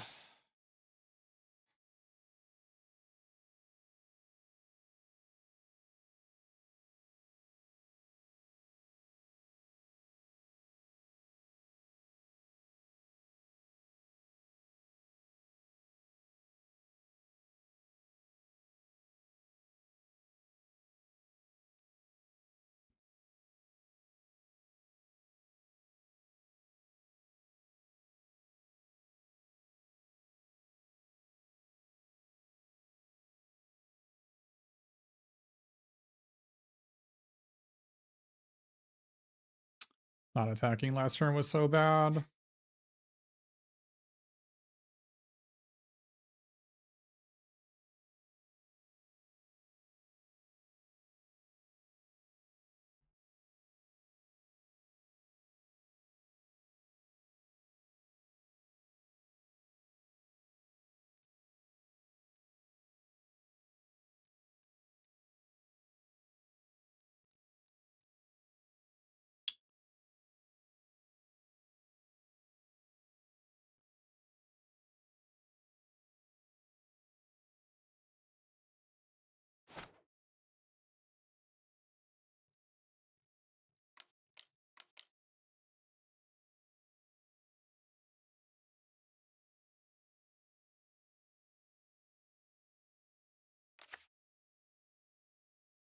Did it during their draw step so they don't draw it this turn.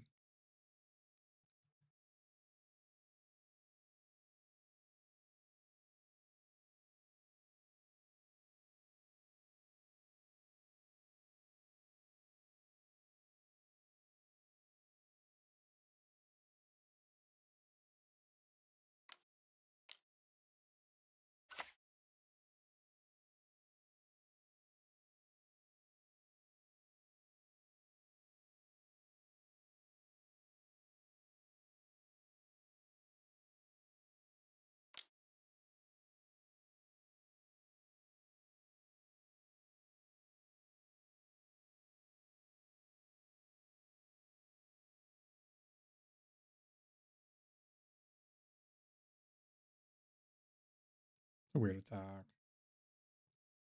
They're just putting the 2/4 in the graveyard.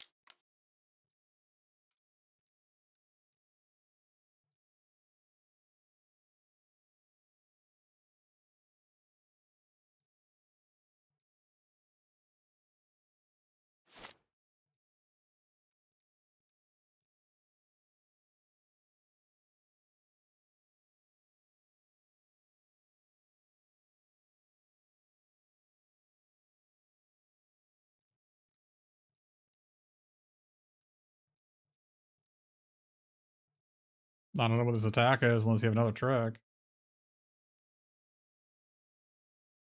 That is a horrific attack.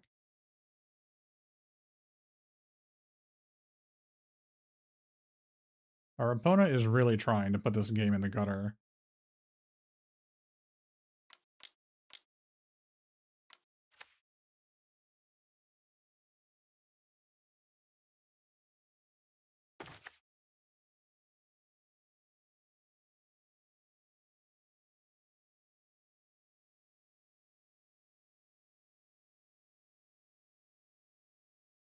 And just draw 2 here. I can escape tunnel this and draw 2. Hey, are they blocking? I guess we could draw Krang here. That'd be good.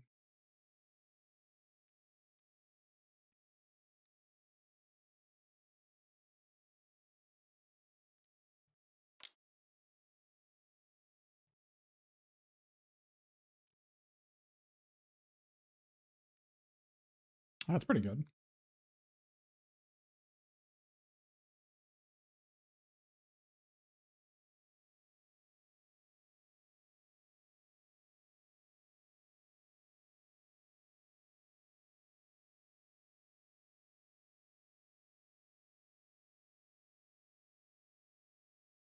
I think we hold on to the mutagen token for Krang.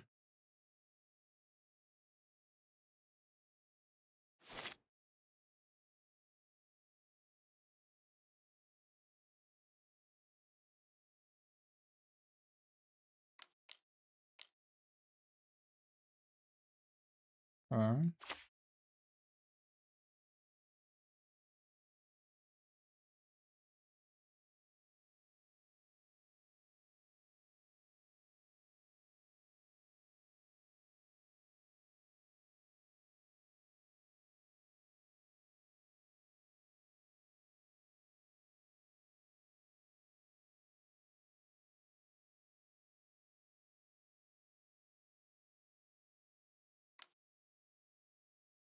What are we doing here?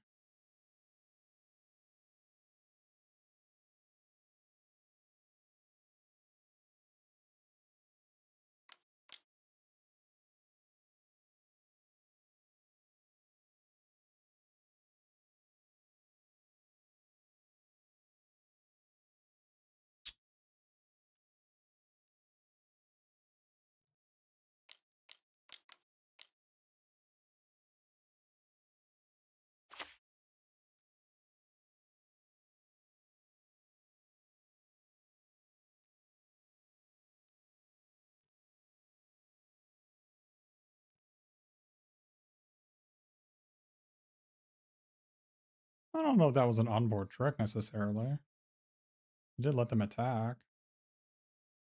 Let them attack for 4. I don't think that's terrible.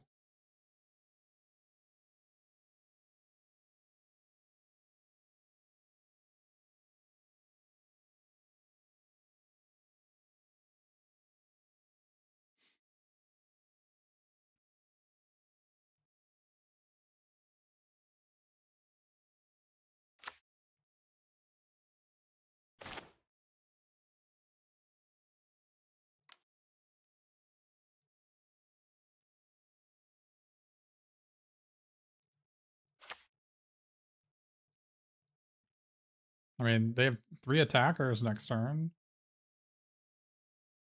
Seems like they're in a reasonable spot.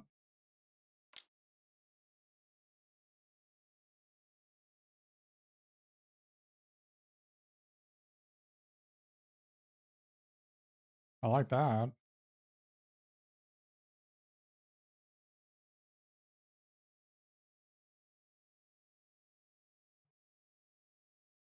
I mean, like, them letting me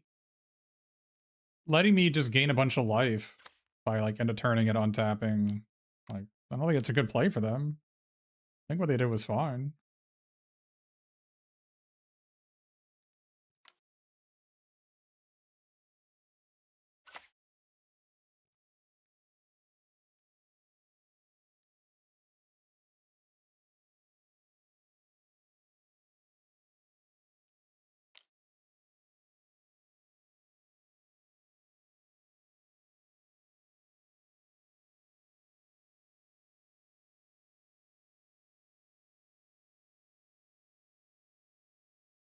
Do I make a copy of Sewer Valence Cam, or do I make a copy of Guac and Marshmallow Pizza?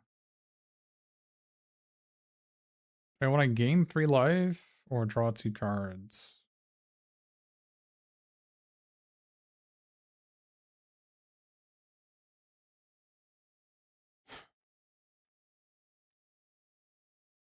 I mean, the thing is, when Gecko hits them, I guess I actually draw 4 cards, right?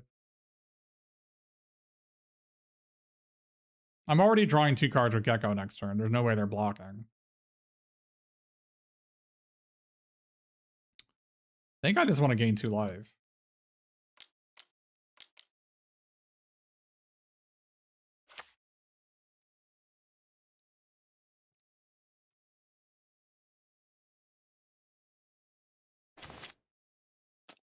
Well, that is pretty good.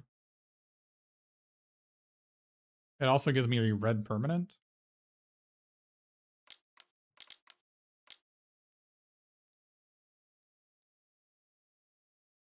I don't think our made a mistake. Oh, I almost chose oatmeal pizza and killed myself. Holy crap. That was a misplay. I should have played my land first. I almost killed myself. Yikes.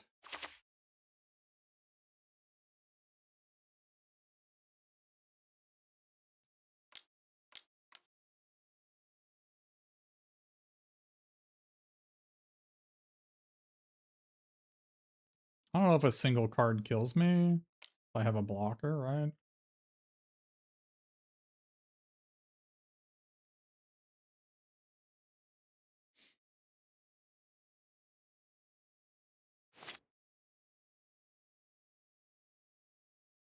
Okay, I didn't think about it, but the Gecko is actually insane in this deck when I have 3 escape tunnels, huh? I don't think it's enough that I play the April I have.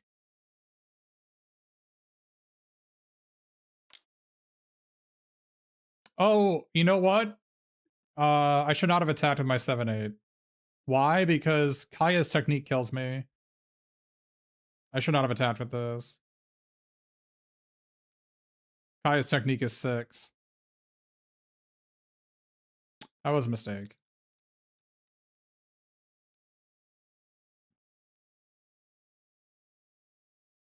Yeah, that was a bad mistake.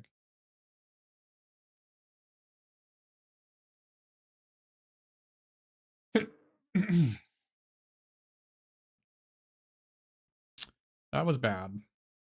Oh, dude, this is a freaking sorcery? Bro, what?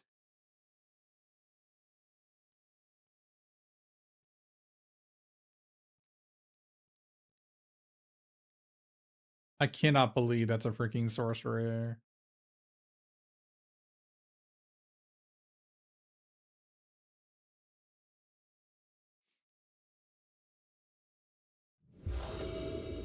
Oh, I should have brought in the red guy. What am I doing?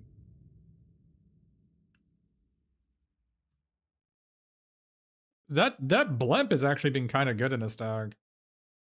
We kind of just needed an artifact creature and a red permanent. And like a kind of a quasi 2-for-1, so. Yeah, so there's a 3-mana sorcery in white black that's +3/+3 to one creature and -3/-3 to another creature. And I don't think I could accrued my blimp to make it a 3/4. I don't think that's how it works.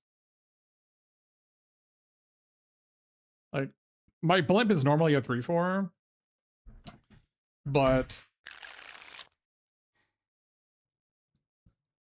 the Brilliance Unleashed animated it into a 3/3, and I don't think like crewing it makes it into a 3/4 again. I'm pretty sure that's not how vehicles work.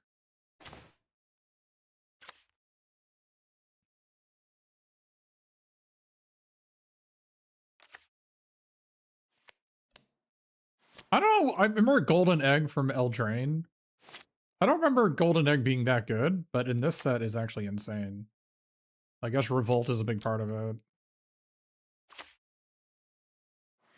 Maybe I need to bring in the 3-mana 2/3 here in this matchup.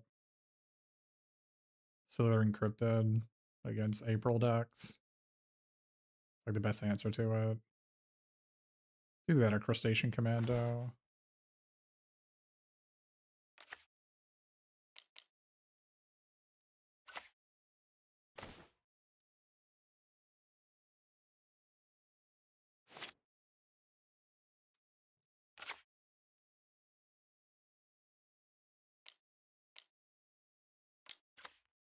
Wait, really? Wait, really?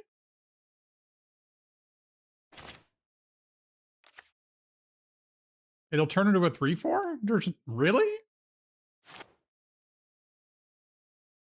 Oh no, no. Okay, you're saying the opposite. Okay.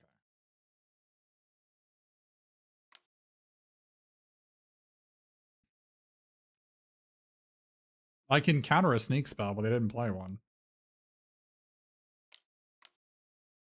All right, I'm gonna counter whatever you play.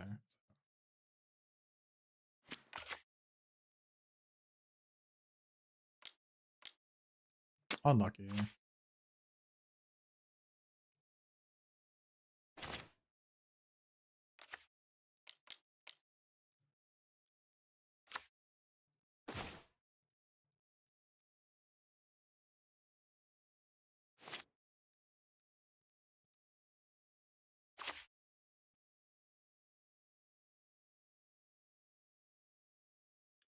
Being on the draw.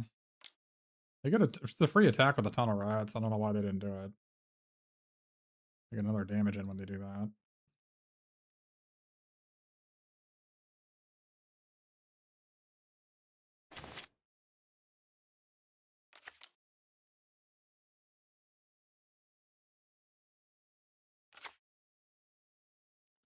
Zoo Escapees, the anti-April technology. All right, so here what we're gonna do is surveillance cam the foot elite here.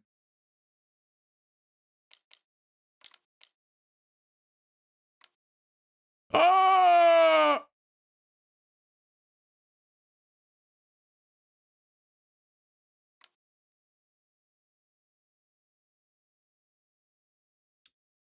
I guess I actually tap foot elite and I tap April and I blow up April here.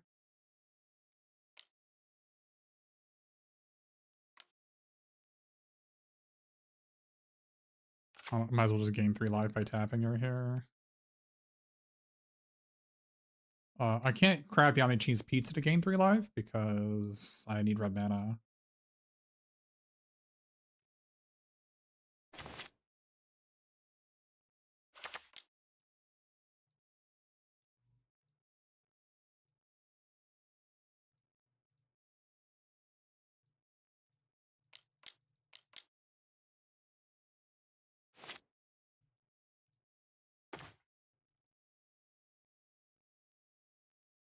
Casual 3/3 flying FTK draw a card, gain 3 life. Casual. Very casual.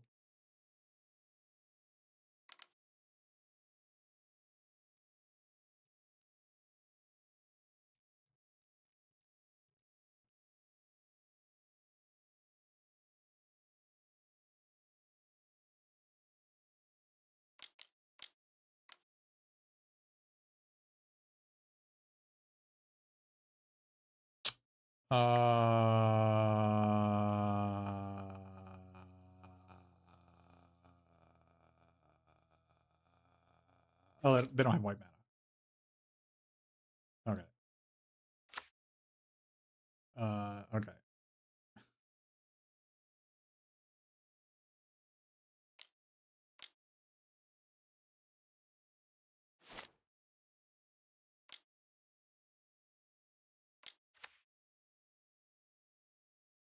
That was almost a disaster.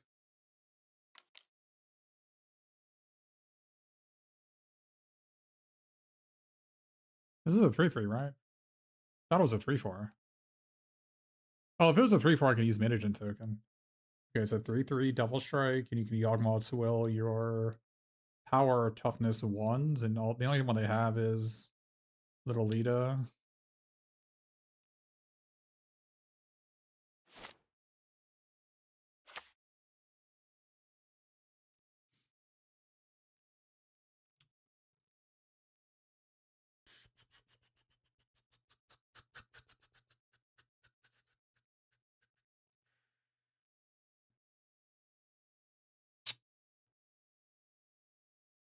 I mean, there's no way they have. Well, I was gonna draw 2 and tap their guy, right?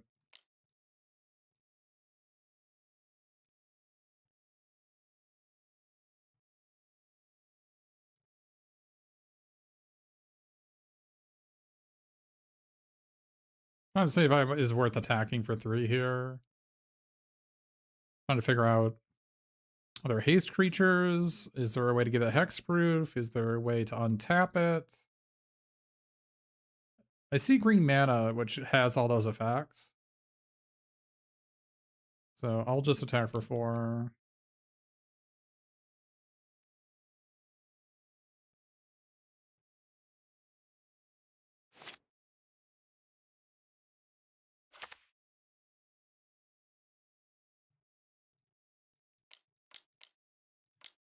I don't I don't pretend to understand what goes into the mind of my opponents. Like, it seems like it's something that I think 3 damage is a pretty low cost to play around such an effect, and seems like it's not that bad for me, even if I'm wrong, right? Like, missing 3 damage is whatever. I don't think this game is gonna come down to a race.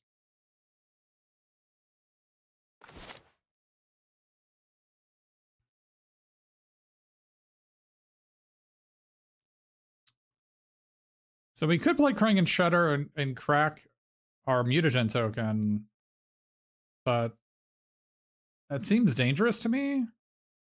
They could like have a stomped and kill my flyer and then play like that leader enchantment and I'm dead. So I would really rather not do that.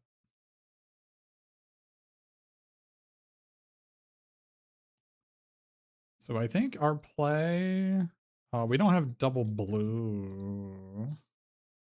Or we don't have quad blue. We need quad blue.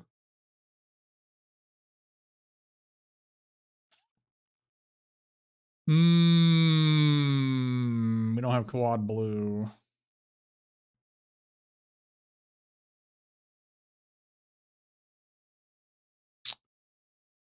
I mean, I guess we could sack our cheese pizza, get a quad blue, but I'm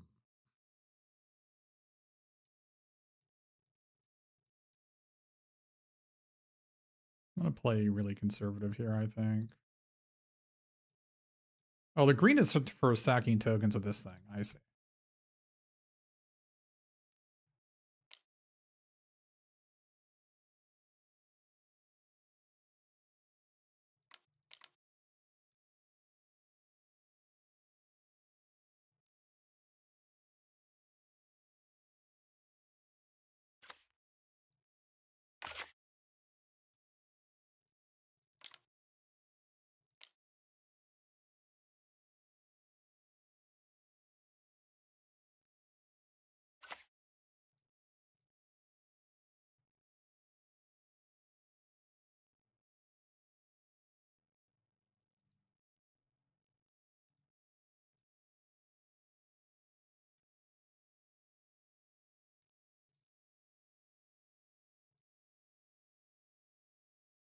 Oh, I guess I could have untapped my pizza in retrospect. Yeah, I should have attacked for 3. I could have untapped my pizza.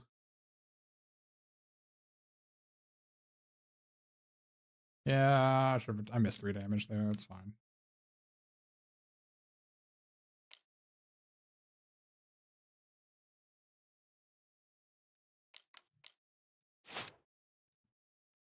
Well, my conservatism really paid off there. I'm glad I didn't attack for 3. If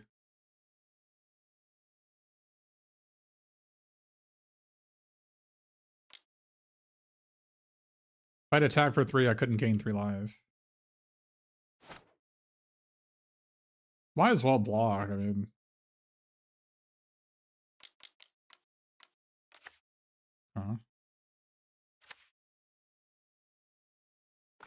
Yeah, Darkest Mage prevented disaster there, I think. This guy doesn't have trample, right? This guy is so trash. Man, that guy's bad.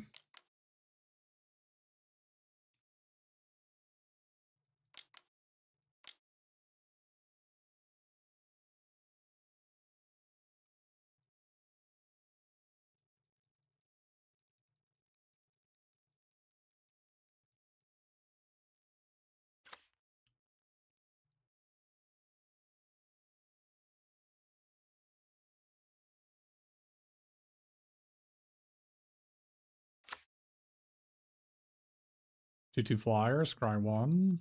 Don't get to scry 1 here, though. Do like a 2/2 flyer.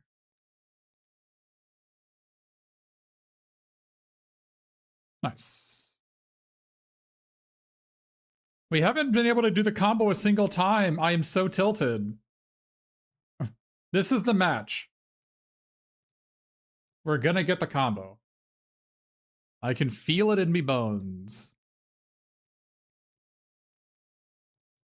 I think we should probably be playing, this thing.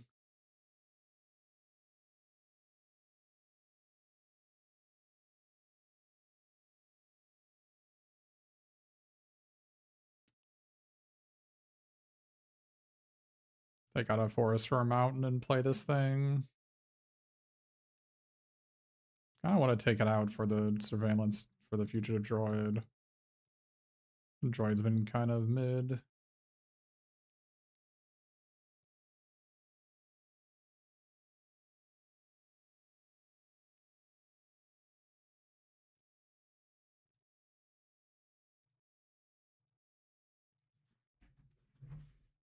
Three escape tunnels with a gecko, yeah. Yeah. The gecko was really good with it for sure.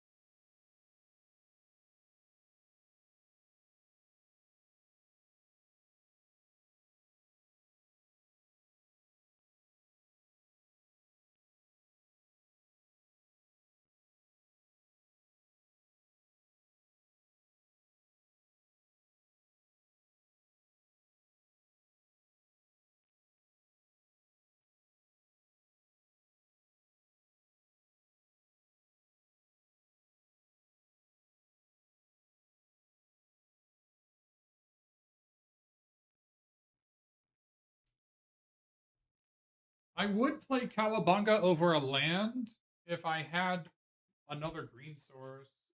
Like, basically, if I had Frog Butler, it would make sense. But I think the fact that I don't have Frog Butler makes it just too bad.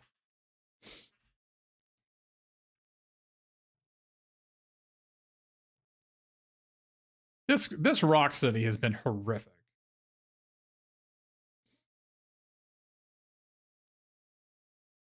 Like, actual horrific.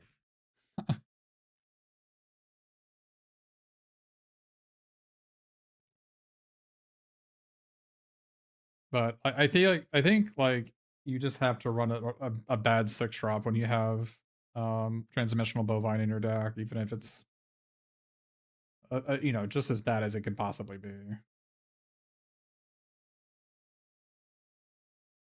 The deck also is like a little bit lacking in win conditions, although I just added one, so.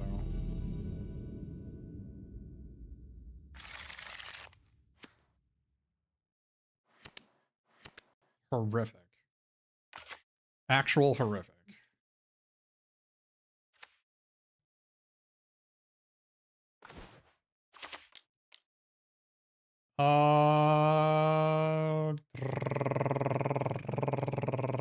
I think we're pizzaing.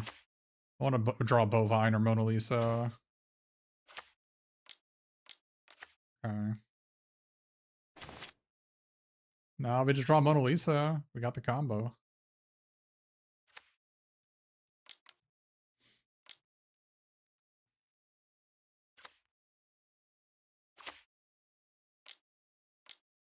Mm-hmm.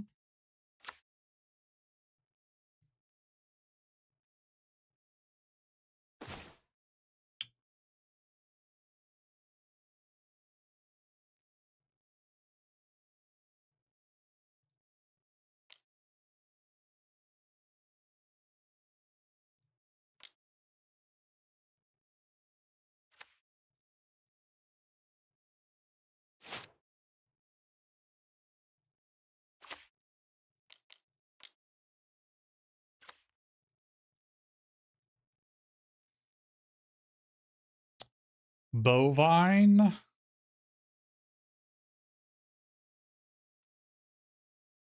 Yeah, Bovine's good here. Because we can cash in our Escape Tunnel for 3 cards now. We can just play Bovine, make this unblockable attack, draw 3.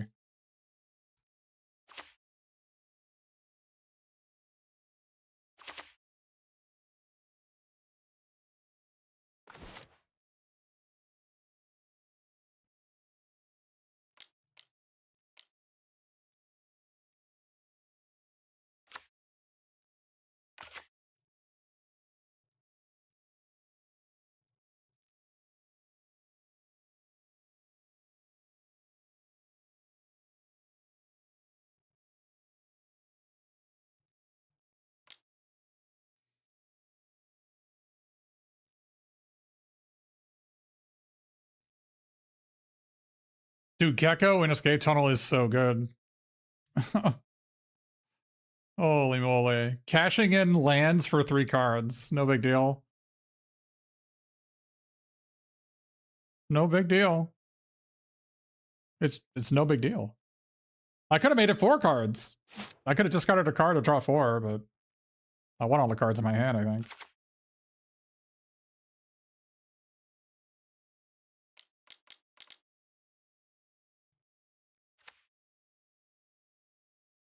Where's that guy going?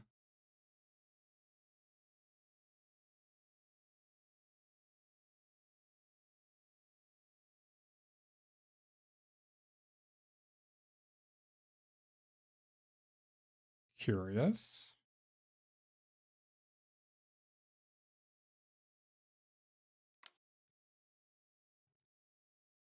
That is a curious line.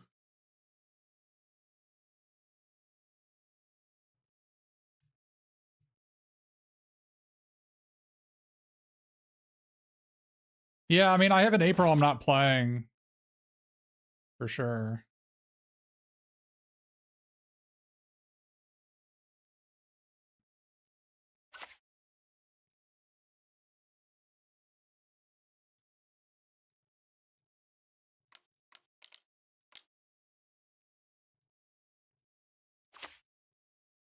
Finally, Rocksteady is here.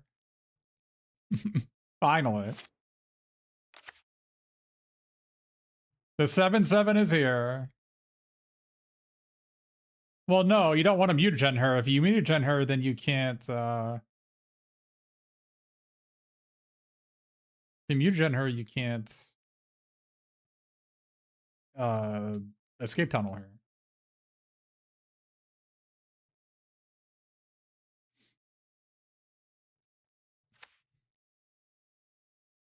I really underestimated Gecko.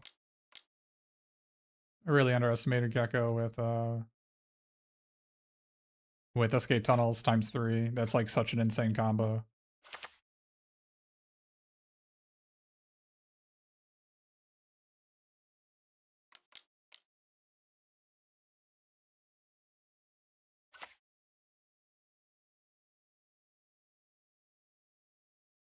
What are we doing, opponent? We've been down this road. The Gecko has done permanent psychic damage. When I escape tunneled the Gecko, they lost their goddamn mind.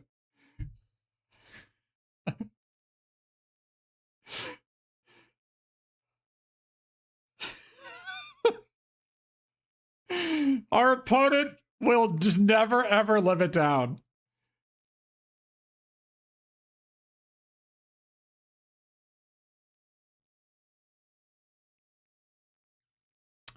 So I think I need to bring in either Mauser or Escapees on the draw here.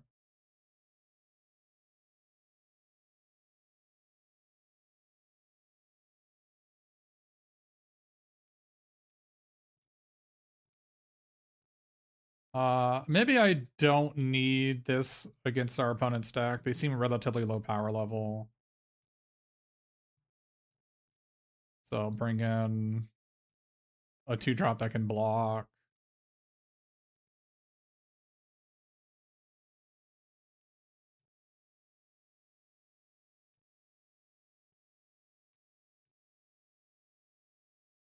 Please let us get the combo here. Please please let us get the combo. Please. I can't believe I opened a Splitter Twin Seal deck and I'm not going to do it a single time.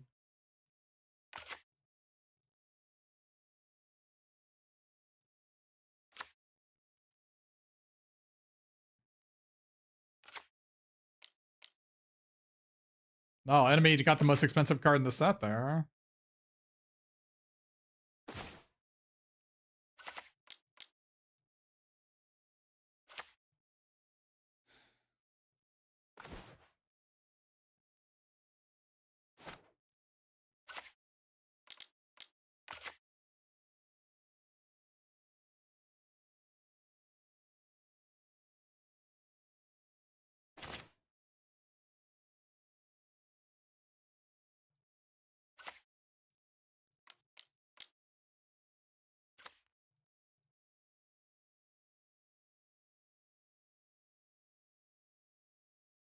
I guess we keep this.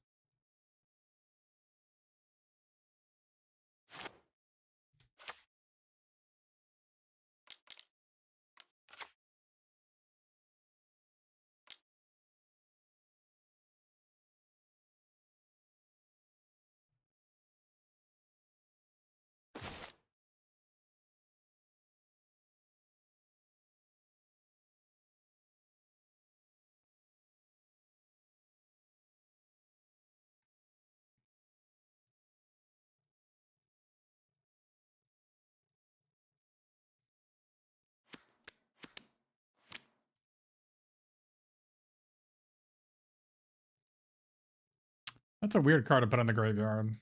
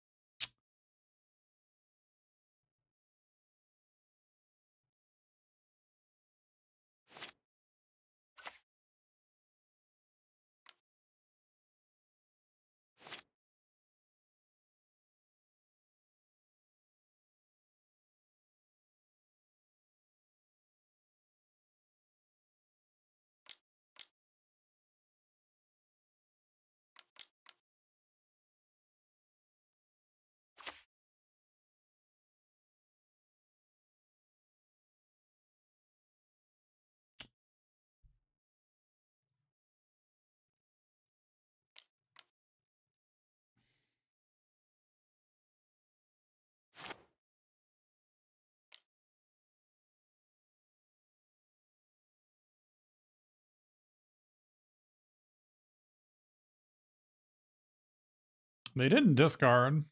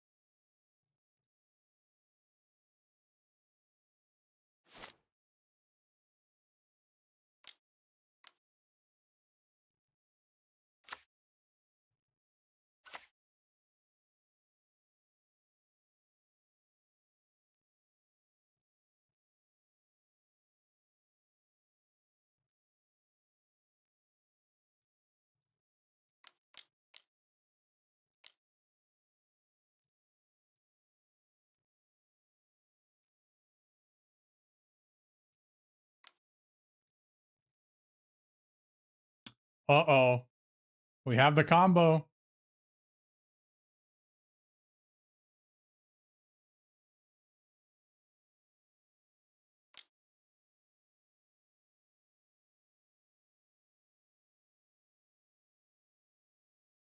We just gotta live one more turn.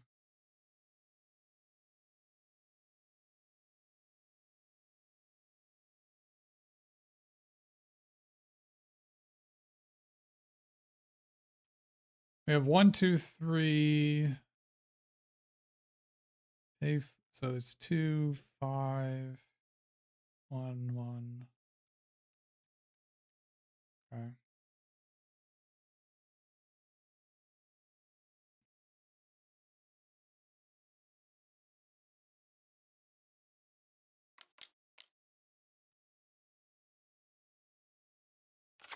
God damn it. We have the combo, but we're on the draw, so we can't win. We can draw a sewer surveillance cam here.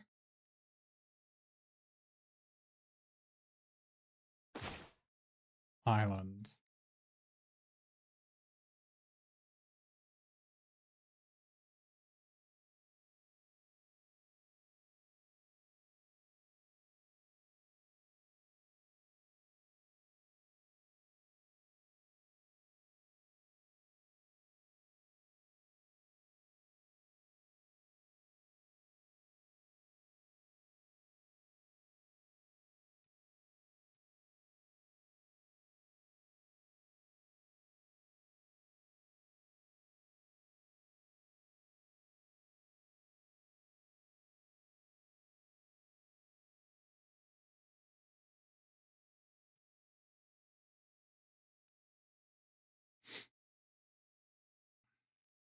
I go to 8.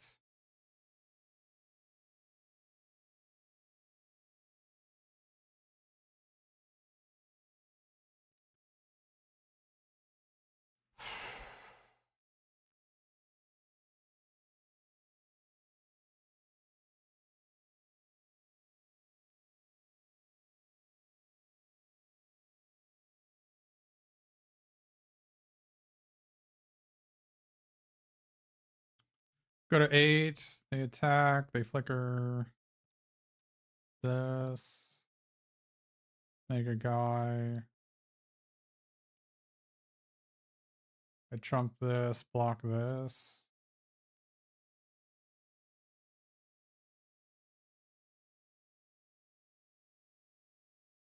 Four, 5, 6, 7, 8, 9. Doesn't do it.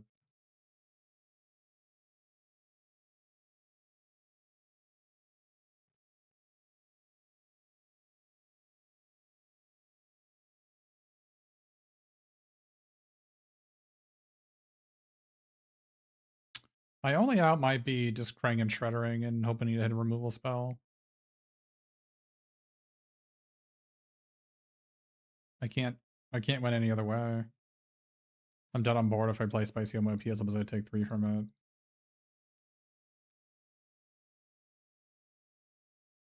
I oatmeal pizza, I kill this, I play Mona Lisa, I pass, they attack, they discard a card, draw a card. Just take 1,000,000 damage. I just have to hope this hits as a removal spell for the neutrinos.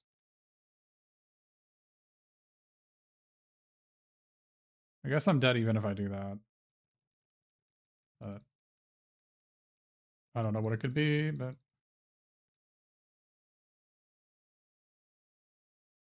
unfortunate that we have the combo, but we were on the draw, and so we lost. I don't think we could have played any different.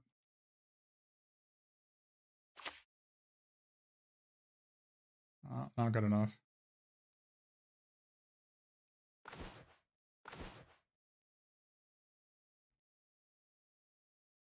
I know, that's what I said, friend. I know they can bullet my guy. Alright, so they have a bunch of cards I need to kill with my guy. Let me put this guy back in on the play.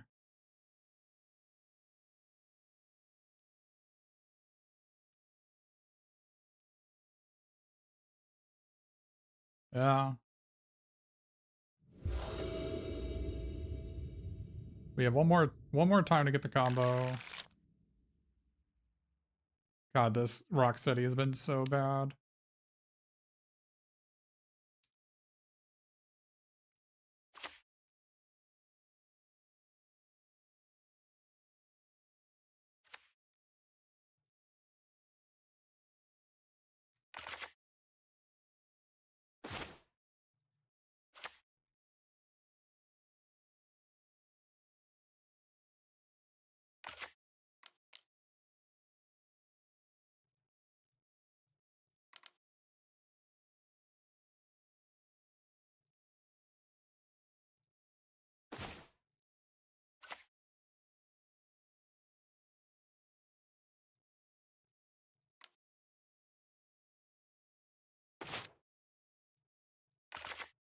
That does not spark joy.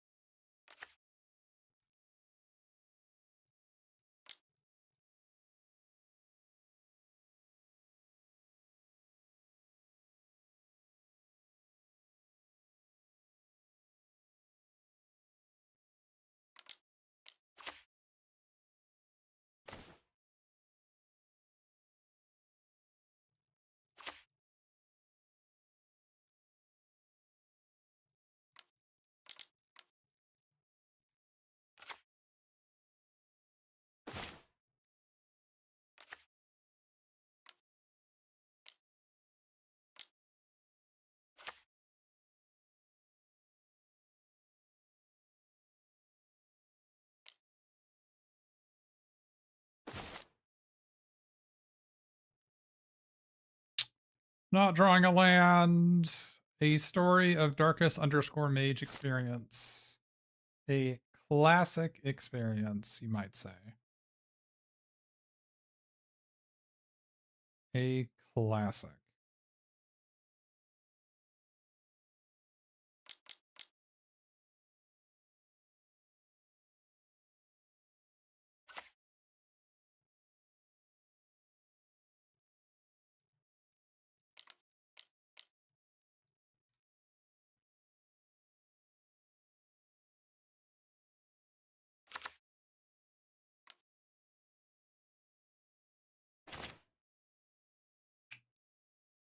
The darkest underscore mage classic experience.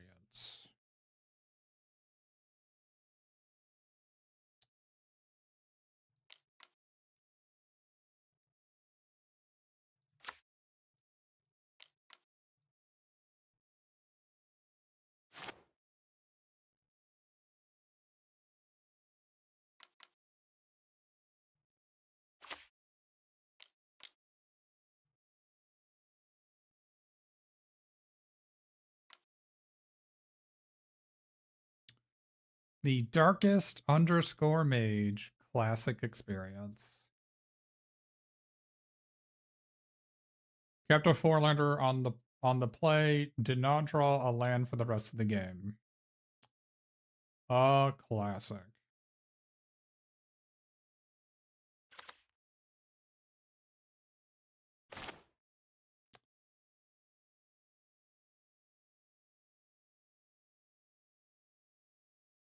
We have the combo though. If we untap, we win.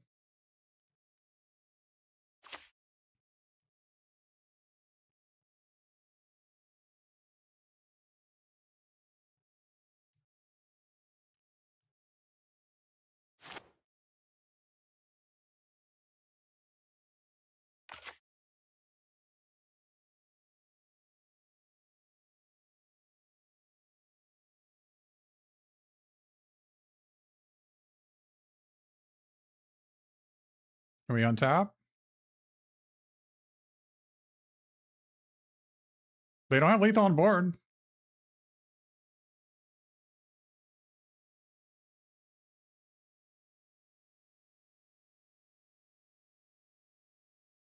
My heart is pumping. Are we finally going to get there?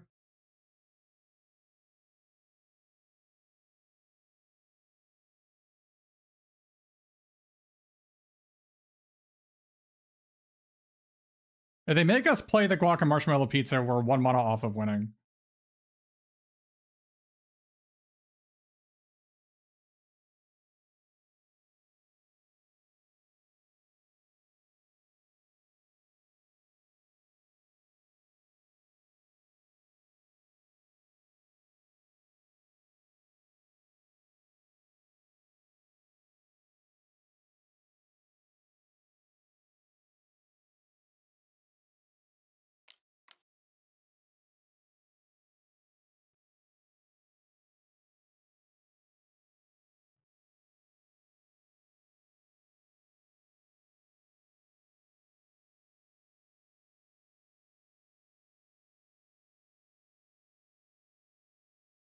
%25 chance of winning here.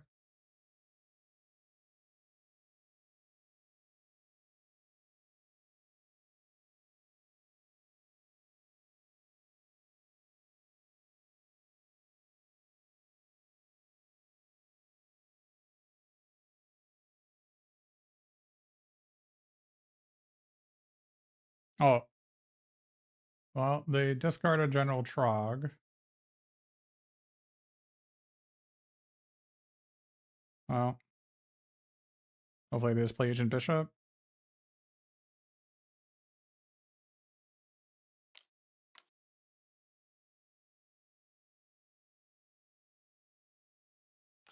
That doesn't do anything.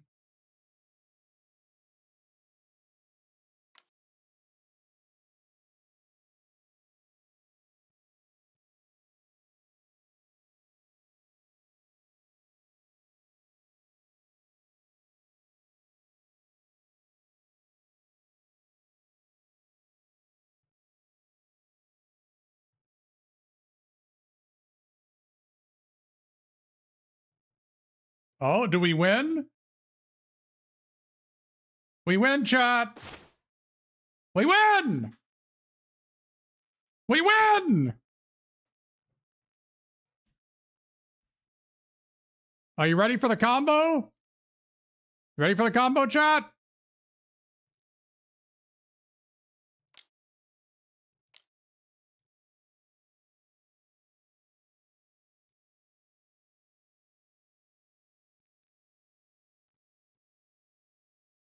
I actually need to draw a land to have counterspell open, but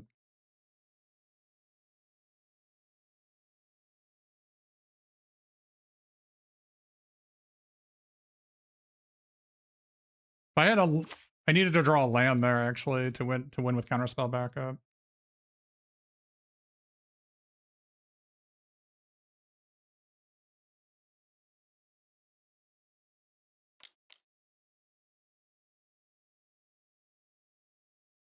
Unbelievable.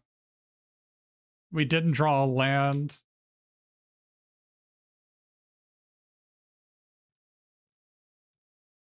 We didn't draw a land to win there.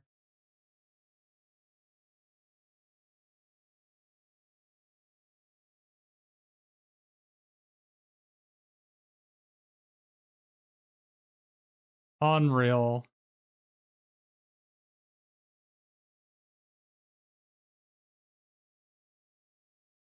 They played so poorly. And it didn't even matter.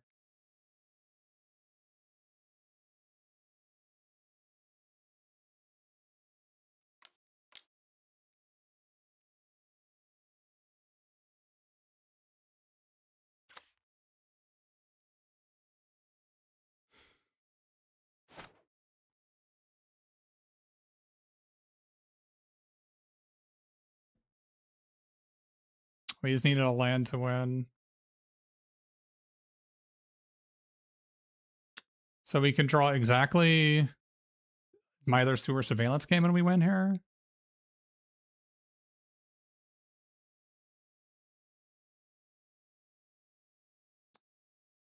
We draw Island Sewer Surveillance game, we win.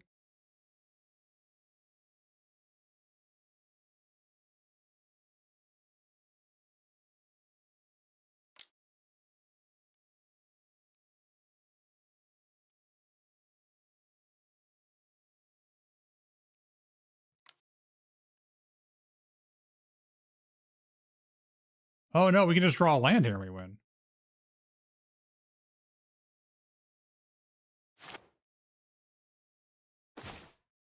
We did it!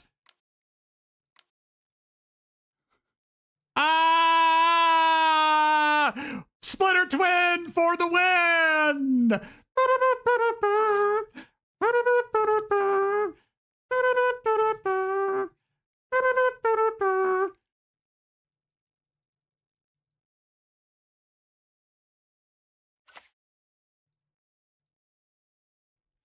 Splitter Twin for the win!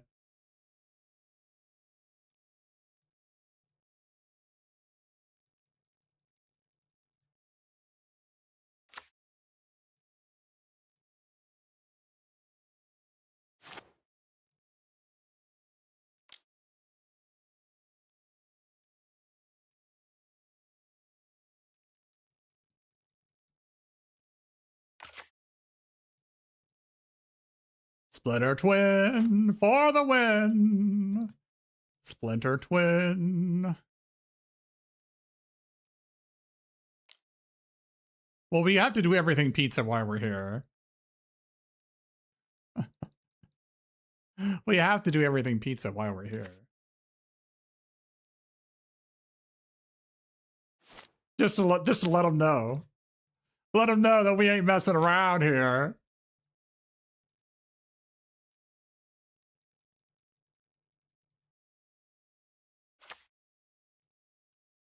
Do, do, do, do, do. We have it all. We can now. We can also give infinite pizza to the face. No! No! Splitter Twin for the win! Yeah!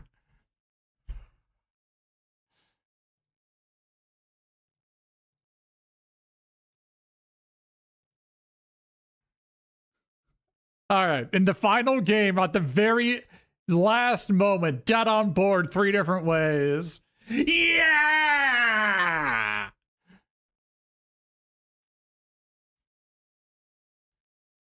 All right, what did we learn? The Splitter Twin combo is amazing.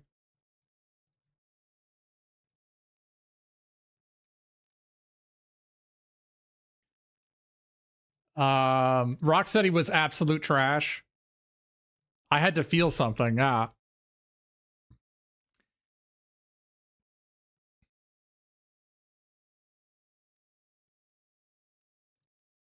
Yeah, this was probably the right build with the general track main deck. We had a lot of trinkets lying around. So combos that we learned about. Mondo Gecko with his 3 escape tunnels is insane.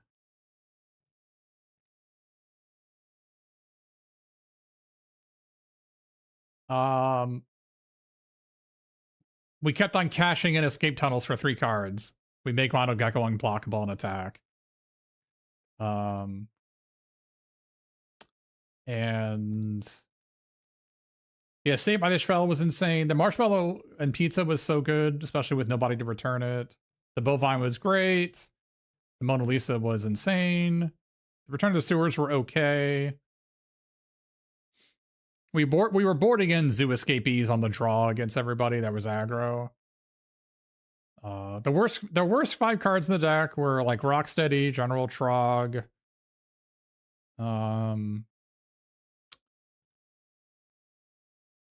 I mean, everything pizza basically was pretty bad. There really wasn't anything other than that. Everything else had a good purpose, but the everything pizza, the General Trog, and the Rocksteady were all the worst cards in the deck. Everything else is good. The Tenderize could have been better. We couldn't, it was hard for this deck to use Tenderize with only 10 creatures, but maybe that was the next worst card. But well, yeah, the Return to the Sewers lets the Gecko get through if they leave 1 blocker back. It also gives you a mutagen token because Gecko with mutagen tokens is pretty awesome. I saw it on social media. Somebody said it.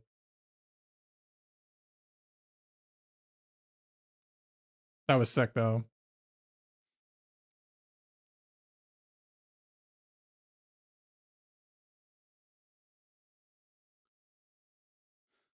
Rock Soldiers is maybe a card we should have main decked. We could have done Rock Soldiers instead of General Trog. That could have been reasonable. I think Rock Soldiers is pretty good to main deck. So being able to destroy foods. And there's a bunch of like artifacts that are worth killing, but yeah, we had counterspell backup. Yeah. And we had Sewer Valence Can to untap it.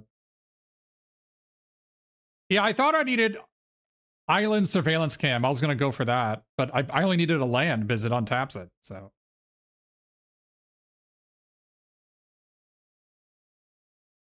Yeah, that was so sick.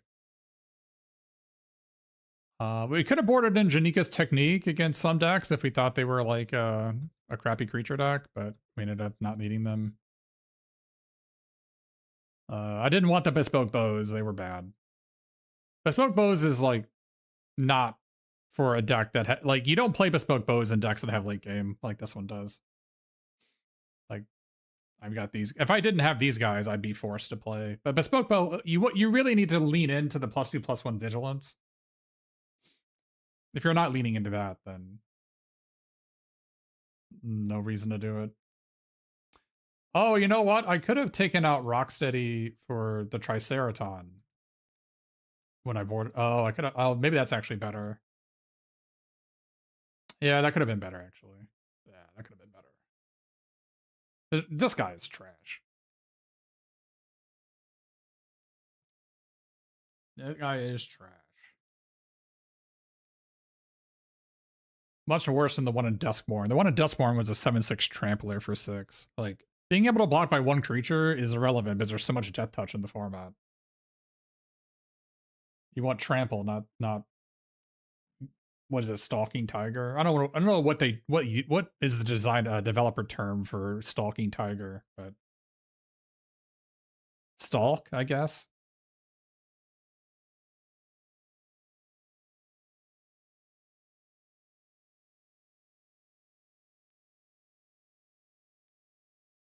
Yeah, but if you're wondering on the combo,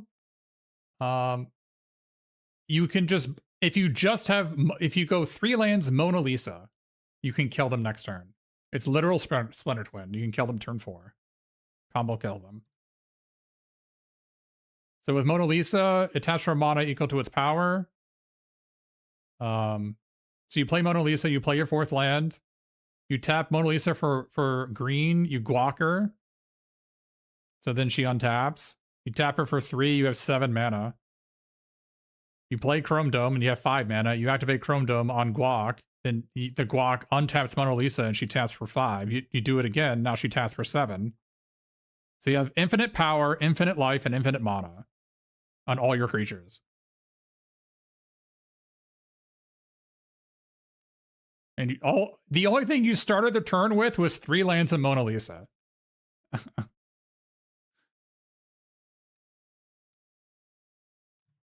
And you can actually get, you can tutor for the guac with the 1 and a green 1/2, right? I don't have it, but you can tutor for the guac, and you can use Cowabunga to find, because Chrome Dome's a ninja. And she's a mutant.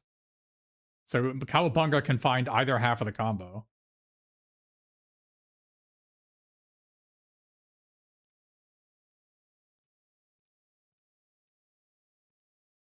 But yeah, sick.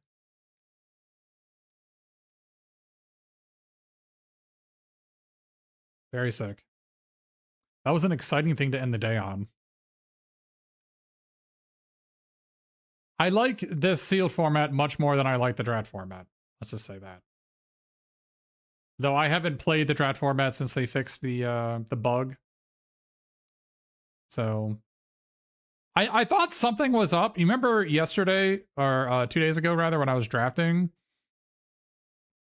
and 5 of my opponents over 2 drafts played Turtles in Time, the 7 mana mythic that bounces all things and shuffles your hand in your deck and draw 7. 5 of my opponents had that card. And I feel like, wait, what is going on? Why do 5 of my opponents have this mythic? Is it a rare? Yeah, it turns out MTG Arena, they messed up. Their QA tester messed up. Whoever is doing the QA should get a sharp reprimand. I did this when I worked at Pokemon. So I think my opponents lost every game they cast Turtles in Time, but it was still fun. Like basically like pack testing. You get like or either that or the design document was bad. One of the two. But that's like, it's a really complex situation to make sure that the packs, like distribution testing on the packs, basically you like simulate opening 10,000 packs and then you have a list of all the cards that were open and you match up the percentages with what the design document says you should have and they should match up. So yep, chocolate pancake, that's what it was. Mythics and rares were like swapped, is my understanding of it.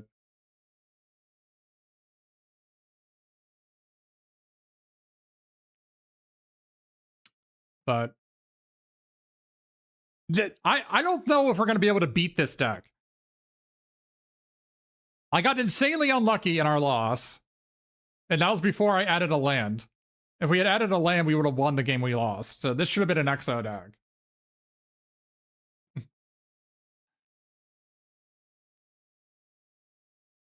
In fact, I think all of our losses were Mana Screw, right? In this. Yeah.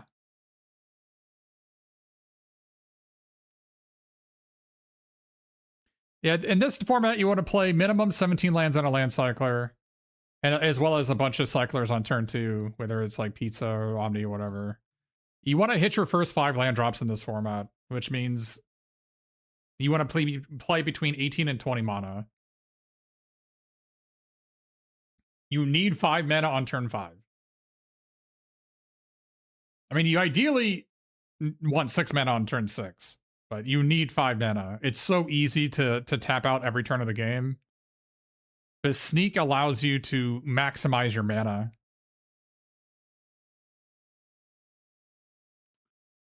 But yeah, this was fun.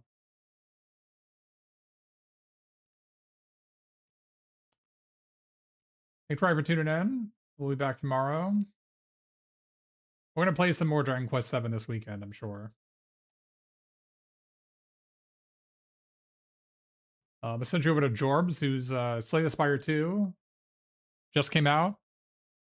And so Jorbs is the most well-known Slay the Spire player, and they're doing that. And I endorse. They are also a Magic player, and they hang out with Caleb D, I guess. I don't know.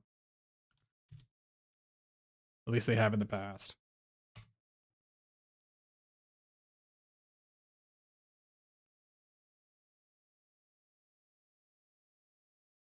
Thanks for tuning in.